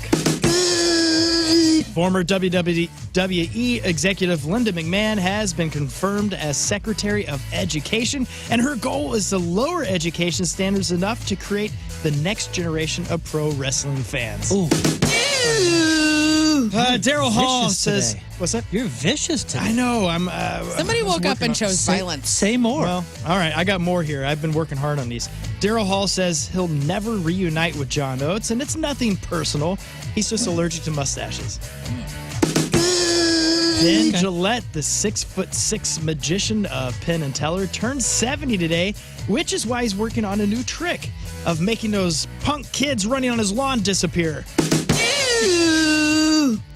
Trump's 25% tariffs could raise prices of fruits and vegetables in just days. That's outrageous. And what are fruits and vegetables? Replied the average American. Yeah. Meghan Markle's new lifestyle show premiered last night on Netflix, and her first topic, how to alienate your husband from his family and make his entire country hate him. Oh, wait. And finally, Meghan Markle's lifestyle show is out. And if you're a guy who already watched every episode, so are you. May the goo be with you. And also with goo. All right. Thank you, King Scott. You're Much welcome. appreciated. We may have a few minutes at the end here before we wrap up to do some food news. So that after the break. I'm seeing your bucket list here in front of me, Learn, and some of these are definitely achievable. Yes. Some of them I'm not sure about. Yeah, some of them are going to be tougher than others. The first one, let's just get into it. Yep. And, where we welcome feedback. If anybody can help us, put us on the path to make these happen, please let us know. Because it's all about love and helping each other, lifting each other up, checking stuff off. Here's a big one. See Daft Punk. Daft Punk. Daft Punk, they're broken up. They're broken up. I don't They think they're ever retired. getting back together. Right. So, But the weekend, even this weekend, or even this past weekend, The Weeknd, the artist, said the only collabs he will do in the future is with Daft Punk. So there could be something on the horizon. what about a Daft Punk tribute act? Yes. What about a Daft Punk lunch? Like you're at the Rainbow Room or something like that, and you look over and you're like, oh my gosh, I recognize. Look at those. these There's two guys. guys in helmets. Those are the guys from Because Daft it's Punk. see Daft Punk. You didn't say in concert. Oh, I'm sorry. Let me clarify. I would like to dance live to Daft Punk, those two guys, those French musicians. I want them All to they be do playing is music. press and play on an iPad. What if they stand Exactly. up at lunch and they go bigger, faster? All right. Okay, so see Daft Punk, that's on the list. Or have a Daft Punk dance party. Yeah, Whatever. will you take me? I would love to see that show. Thank you. I would Yes. love to see that. I like how French-Canadian, malleable did you? your bucket list things are. That's a very open and loving way to embrace the world. You've already dialed back your very first one, which Right. I love. But And you know what? What? You never know. Daft Punk, whatever, tomato. It's French. I believe it's Daft, but whatever. Leads right into the next one. Host a discotheque, maybe a riscotheque. Riscotheque would be cool. I like Dance I want to have a party. dance party. And we have a lot of listeners who want to dance. And so every time I talk about it, they're always like, oh, hit me up. So what if we have a riscotheque? Yeah, man. And we not a play great Daft Punk. I'm not the all things basementy experts. Moonloveswoods.com. I encourage you to go to that website, moonloveswoods.com. There's a special offer waiting for you. As a Riz Show listener, as a Point listener, and as somebody that lives in this area that's dealing with all four seasons, spring, the spring melt, the soft ground, all these rains that are coming in. We just had it, these last couple of days, the wind and the rains. If you have any sort of basement issues, and chances are, if you're a homeowner, you know that you got something going on, or you want to make sure that you have, done all of your preventative maintenance at work.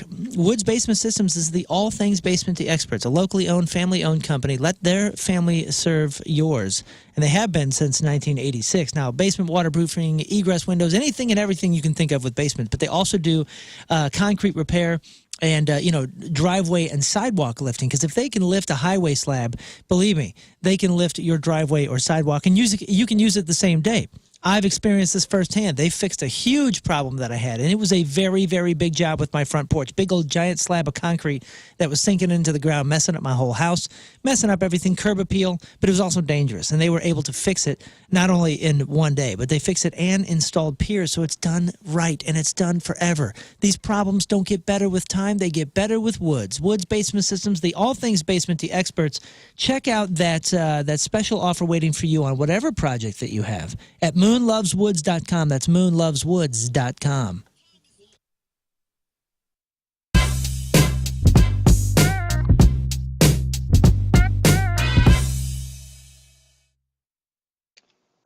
Look, here we are, a Tuesday in St. Louis, Missouri, and I am joined by Luke from the Struts. Luke, how are you, man? Thank you very much for taking the time to join us today. How's it going? I'm doing really good. Thank you so much for having me. It's an honor to be back in your presence again. Well, we have long, the station has been a long supporter of the band. I mean, you guys, it's been fun to kind of watch you guys grow as a band. And this new record, Strange Days, is absolutely fantastic. And I want to kind of hear a bit, Luke, of the backstory behind it, because from what I understand, you had a whole nother record ready to roll, then quarantine happened, and you guys made use of your time. Can you talk to us about that a bit? Yeah, that's basically what happened in short. Towards the end of 2019, myself and Adam were both writing in LA and went home quickly for Christmas, came back out, actually made an official move to LA in very early January, and carried on just as business as usual. Then COVID started cancelling everything. So we had no tours, we had no shows, everything was completely up in the air. So we decided, it was suggested to us, why don't we go into a studio and initially record maybe 3 or 4 songs just for the fans, forget everything else. And we had 10 days to do so. And I think we were just too excited because we walked out with an entire record, which was completely by accident. That's a great accident. That's a very fortunate accident. Did you guys just get on a writing spree or an idea spree? Is that just kind of how that happens? Essentially, yes. It was the perfect marriage between the excitement within the group. Victory Men's Health. Boys, come on. Boys night. Let's all go to Victory Men's Health. You got to go. I know you hear me talk about it every day. I know you hear Moon. I know you hear King Scott. And you're like, I'll get to it one day, just like the rest of us when we try to take care of our health. Don't wait till one day. One day is today, March 6th, 2000, the year of our Lord, 2025. Sign a contract with yourself. Go to Victory Men's Health. They got 4 locations, one in East O'Fallon, one in Sunset Hills, and one in Town and Country that the 3 of us patron. And you're going to go, and you're going to get your blood work done. They're going to test your blood down to a microcellular level. They're going to figure out what's going on with your body. They'll get back to you soon. You'll go back in for a second appointment. They will break down everything to a cellular level. They will recommend a treatment plan that is right for you, that will get you feeling back to 100%. You've probably been running at 70, 60, 50, maybe even 40% of how you used to feel. We'll get you back to 100 because Victory Men's Health is invested in the outcomes of your health. So don't wait. They have everything from weight loss therapy to testosterone therapy to red light therapy, vitamin deficiency. They have peptides. They even have cardiovascular testing at the Sunset Hills location. So whatever's going on with you, they'll figure it out, and they're going to get you back on the right track. So don't wait. Go to victorymenshealth.com and schedule yourself an appointment today. That's victorymenshealth.com.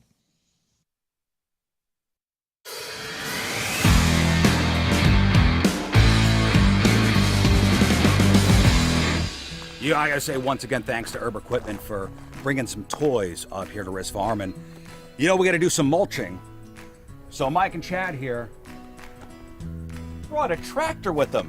And check this out. It says Captain Riz on the side. All right, so we're gonna use this to get the mulch from and it's gonna go into the trailer.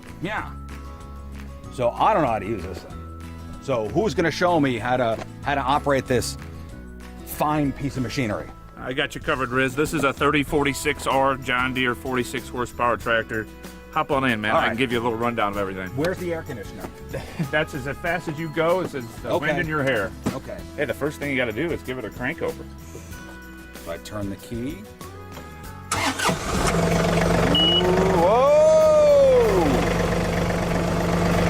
At that point, that selective control valve, which is that lever right there, that'll operate that front loader. You're listening to The Rizzuto Show. Happy birthday, Riz. Yo, we got some extra minutes. Let's do some food news. It's been a minute. We've been piling some up, and I saw a couple today that I thought were interesting that I kind of wanted to get to, and I'm glad we got the time. 41 years ago, President Reagan declared March 6th Frozen Food Day. Guys, that's today. It's Nice. Frozen That's Food cool. Day. And they called upon all Americans to observe it with appropriate ceremonies and activities. No, I'm being serious. That's an absolute quote. That is a quote from Reagan. To observe it with appropriate ceremonies and activities, which means thawing out your food and eating it today.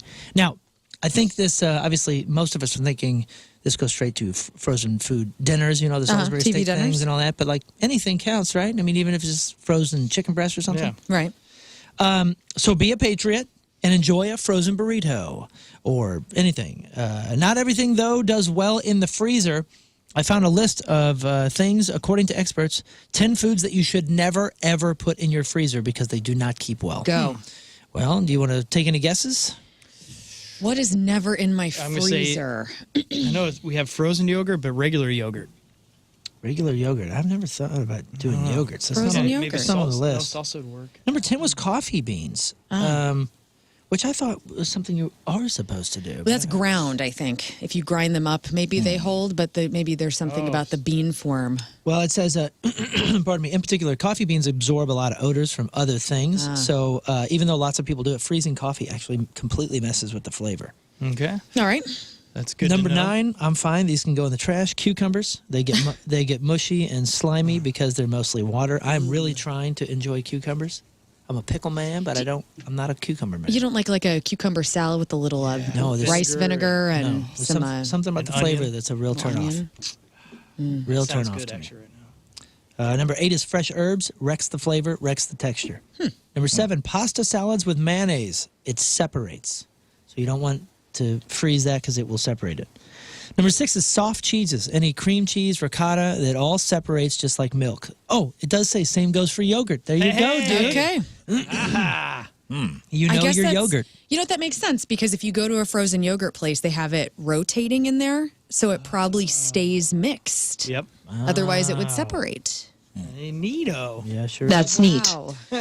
Number 5 is fried foods. They end up very soggy, very gross. So don't store your KFC in the freezer. But I like how you can get the frozen chicken, that's already fried. Yeah, I don't know. And it's always soggy, though. It's never, crispy. It's always a gross... Did you see the thing making its rounds about the Walmart frozen chicken? No. Or the Walmart Let me guess. It's chicken, very chicken. safe for you to eat. Now, there's a video of a gal that she has the entire bag, and they're all about, chicken nugget style. They're about this size. And she cuts every one of them in half, and there's 0 chicken in it. It's just the a breading? hollow breading golf ball. Sounds good. It was Yeah, the I'm entire down. bag. The entire bag. She went through every single one. That's And where the dipping sauce goes. dude, that'd be pretty For awesome. the It's a skin. pocket. When Yeah. I eat it, it's just a sauce pocket for when I go ahead and That's eat that right. Yeah, anyway. the little skin cups. I think Walmart posted something about hey, we're looking into this. We're talking to the distributor. Something went wrong. I'd eat it. Skin I'm not cups. gonna lie to you. If they I sold have a a bucket, visual. if KFC sold a skins only bucket, I'm in. Oh, yeah. Not a bad idea. Fried skin Just cups. pulling the skins out. That's the next thing on the sadness bowl, dude. That's your podcast title. Fried skin cups. Yes. Number 4 is eggs in the shell, and the inside expands and cracks the shell. So if you need to freeze eggs because they're expensive, whisk them first. Number 3 is raw potatoes. Cooked potatoes freeze well, but raw ones not the same. Erroneous. I will buy the hash browns from Trader Joe's in the bag that are frozen, and I mean those are raw. Yep. And they're fine. Hash browns, but isn't it? They're shredded. Is it not cooked or? It's not cooked. Of some sort? No, it's. I mean, it's like they're white, and then you put them on your skillet, and they You brown. season them, you do whatever you want. And they're damn I delicious. think they're just talking about raw Straight up? potatoes. Yeah, Okay. which I know a lot of people have been mistakenly putting in the fridge. Same for onions. You're not supposed to put onions and potatoes in the fridge. Oh, really? When I cut up an onion, I put it in the fridge. Are you supposed to put iceberg lettuce in there? I don't know about that. Yes. I don't know. There's so many rules. So many rules. Number 2 is cooked pasta. It gets gummy and mushy and just not a good idea. And number 1 is milk. It separates when it's thawed. Doggone it. Any sort of cream-based soups, don't be freezing these things. Okay. Crystal Light. This just got announced today, I think. Crystal Light is getting a refresh with booze. What do you know? Sales are whatever, so let's add some booze and throw out Crystal Light Vodka Refreshers. They're described as a 77-calorie, zero-sugar beverage in 2 flavors, wild strawberry and lemonade. Wow, they really reached far out for that. The ABV will be 3.8%. So in a way, it's not surprising that they're turning Crystal Light into a hard seltzer.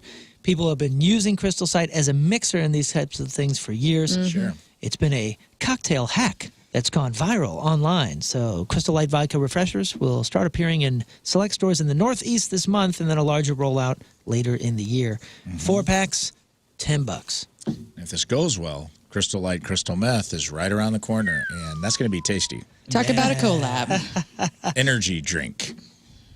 Let's see. Wallet Hub revealed its 2025 list of the, quote, best foodie cities in America. Ranked for being the best and the cheapest. To come to its conclusion, the team compared 182 cities, which usually, includes St. Louis, clearly. It looked at two key dimensions, affordability and diversity, accessibility, and quality. So that sounds like 4 to me, but they say it's 2. Okay. Within those dimensions, it's also looking at 28 separate metrics, including accessibility and affordability of high-quality restaurants, the average price for a beer or wine, any applicable food taxes, the number of restaurants per capita, which I think we actually do really well in, the average ranking of restaurants on Yelp's top 100 places to eat in the U.S. list, and after doing all the math, it named what city the number 1 food city in the nation? New Orleans. St. Louis. You're all wrong. Chicago. I don't think you're going to get it. Oh, Los Angeles. Miami. Miami, Florida. Congratulations. Number 1 overall ranked city for foodies. Now, did St. Louis make the top 10? No. I'm going to say no. The way you read that is a no. We did. Oh, no, we did not. Oh, okay. No, you're correct. The no was correct. We did not make the top 10. Did we make the top 15? No. You're wrong there because we were number 12. Oh, you set us up. We were number 12. That's right. Our score was 62.61 compared to first place Miami, which scored a 74. So I had the top 15. 15 was Pittsburgh. Then 14 was Austin. 13, Los Angeles. Number 12, St. Louis. Number 11, Atlanta. Number 10, San Diego. 9 was Denver. 8 was Seattle. 7 was Vegas. 6 was Sacramento. 5 was Tampa. 4 was Portland. 3, Orlando. And 2 was San Francisco. If you're traveling to cities, I always go to eater.com and they do you can put in a city and it'll tell you, it'll poop out the top 20 best restaurants in that city. Really? Isn't that what Yelp is trying to do? Well, yeah, but I feel like Eater is more curated with actual foodies rather than just the general mass of public people. So I don't know. The general mass of public people. The general mass of public people. And I find that it always helps me. When I go to a new city and I'm like, okay, what do I want to eat? And you're experimental, eater.com. Never fails. Cool. And that's your news for, what was it? Would you say something about normal people? The mass of, the community mass of normal people. Community mass of public people.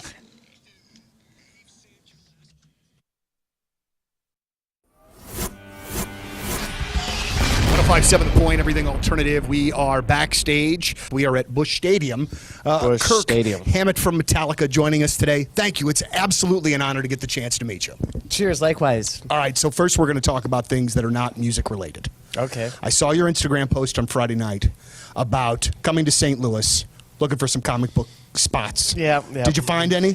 Well, yesterday I had the pleasure of going over to Mountaintop Motor Company, and I love going out there every week. I get to swap out vehicles, and they always put me in something incredible, just like the truck I was in last week. Absolutely amazing Chevy, beautiful red Chevy truck. You got to check it out. Go to mountaintopmotors.com, and you can see all their incredible vehicles, and they really do have exceptional vehicles because they go across the country. They find the absolute best, and they bring right back here to St. Louis. And I mean, this is why they have over 1,000 five-star reviews, because they pick the best vehicles. Plus, they're the best customer service. You're not going to find a better team. They're incredible over there. No pressure, easygoing, a wonderful environment. Plus, you get to go in that the lodge there, and it's beautiful inside. And something else that's special about them is they don't have hidden fees. They don't tack on anything weird. They keep it up front. They're honest over there at Mountaintop Motor Company. And like I said, they have over 1,000 five-star reviews because they are the absolute best. Go to Mountaintop Motor Company today and see what I'm talking about. Check them all out at mountaintopmotors.com. That's mountaintopmotors.com.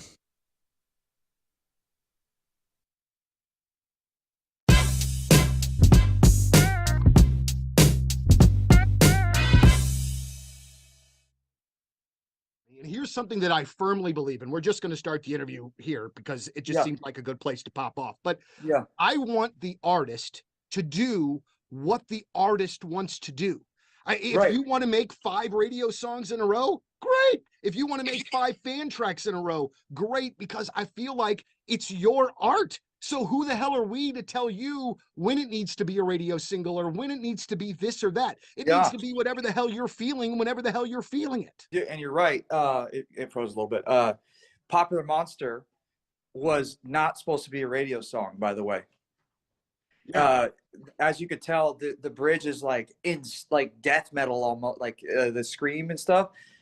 I was like, okay, the rest of the song is like sick. I was like, this is never going to be on the radio. Let's put double kick in the let's make the bridge the craziest thing you've ever heard. And lo and behold, it went straight to #1, went platinum. And I was like, wow, that's, and then they came to me, dude. Wow. So then after that, I found a formula, and there's like this formula, and it worked, and it's what I wanted it to do. And you're absolutely right. You let the artist do whatever they want. And, and you don't, it's like the opposite of selling out almost. Like I did what I wanted to do and it worked, I love that. So it's brilliant. Absolutely. And also too, Ronnie, I think this whole sellout thing, it to me, man, like everybody's trying to eat and everybody's trying to make their best art. So I feel like that sellout label that gets thrown around from time to time is largely completely unfair and most of the time total bull. And so, I just want the artist to do what the artist wants to do, because ultimately in the end, it's going to be better musically when you guys are able to feel it, right? I'll tell you what, yeah. Would you hold a Pepsi in a commercial for $1 million? Would I? Oh, I drink Pepsi. Yeah. I would hold up one with Diet Pepsi for $1 million. Are you kidding? Tomorrow, Ronnie, are you offering? Because if you are, I'm accepting. Of course. Yes. It's like usually people are like, you're a sellout, would literally do the same thing. They're insane. Right. If someone's like, you want $1 million? Here's a Pepsi. Hold it in a commercial. Sure. Well, there's Anton's Plumbing, Heating, Cooling, and Energy Experts. This is who I trust in my home to take care of all of my systems. Water heater replacement that I needed a couple years back. The preventative maintenance program, which I'm on, and I just had somebody over, was it this week? Yeah, it was this week, the beginning of this week.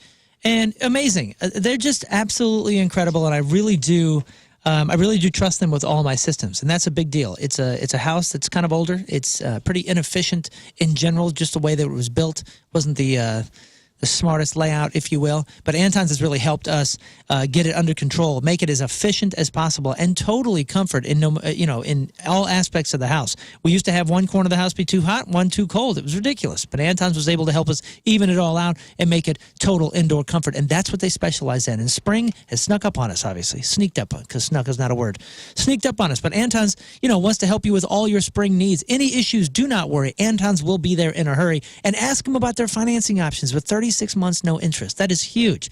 You can get all the details at antonshvac.com. It's Anton's Plumbing, Heating, Cooling, and Energy Experts. antonshvac.com, ANTONSHVAC.com. Ever found yourself in the middle of your daily deuce and thought, I wish this was funnier? Today's your lucky day. Welcome to the Number 2 Show. I'm your host, Rafe Williams, stand-up comedian, plus-size male model, and co-host of the Rizzuto Show on 105.7 The Point. What is the Number 2 Show? Well, it's me on the toilet talking to you on the toilet, just like it sounds. In each episode, we'll plunge into riveting topics that'll have you rolling in the stall with laughter, so much so that it might freak out whoever's sitting next to you. But I say, hey, lean in and make a friend. Sometimes it's just me. Other times I'll have interviews with special guests. Not now, obviously, dumbass. This is a promo. I'll also have musical performances. Ever heard of tiny desk concerts? How about tiny stall concerts? Like to see those nerds over at NPR try that. Is this a genius idea? I don't want to toot my own horn, but you're goddamn right it is. For us today, I almost started doing the Bill O'Reilly thing. Here comes Sting to play us out. Yeah. Thanks for joining us today. Riz is going to be back tomorrow. Today was his colonoscopy. I can't wait to hear about how the clear out went and how the nap went. And I'm curious. I don't know why I'm so curious. I want to know what his first meal back from the procedure was, because that liquid diet and the day of fasting, it sucks for guys like us. Yeah. Don't forget to write down how many pounds you think he lost. That's right. Yeah. Okay. That's right. Okay. Yeah, we'll be taking guesses and the listeners too. I think that we should all be gambling on this. Yeah, and I think the winner gets $100 from Riz, right? Yeah, that's exactly right. That's what he said. Yeah. Right. Second place is 75. Third is. Make sure you check out the clip of the day today, brought to you by Michael's Flooring at RIZZ Show on all of our socials. And, of course, check out the podcast brought to you by Dobbs Tire and Auto today. The podcast title is... It was Flappy, but crunchy. It was flappy but crunchy. We had a lot of options today, that's for sure. Yes. Big shout out to our Team Riz member of the day. Today's is Mike Roth. Mike Roth from St. Anne, Missouri. You know, Mike wanted to hear this song, so we're going to play it for him. We will see you tomorrow. Thanks for joining us on the Rizzuto Show. Goodbye. Bye.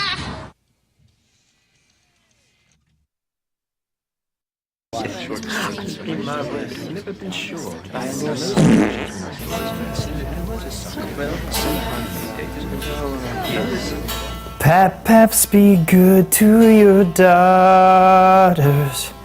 That's how you know to be good.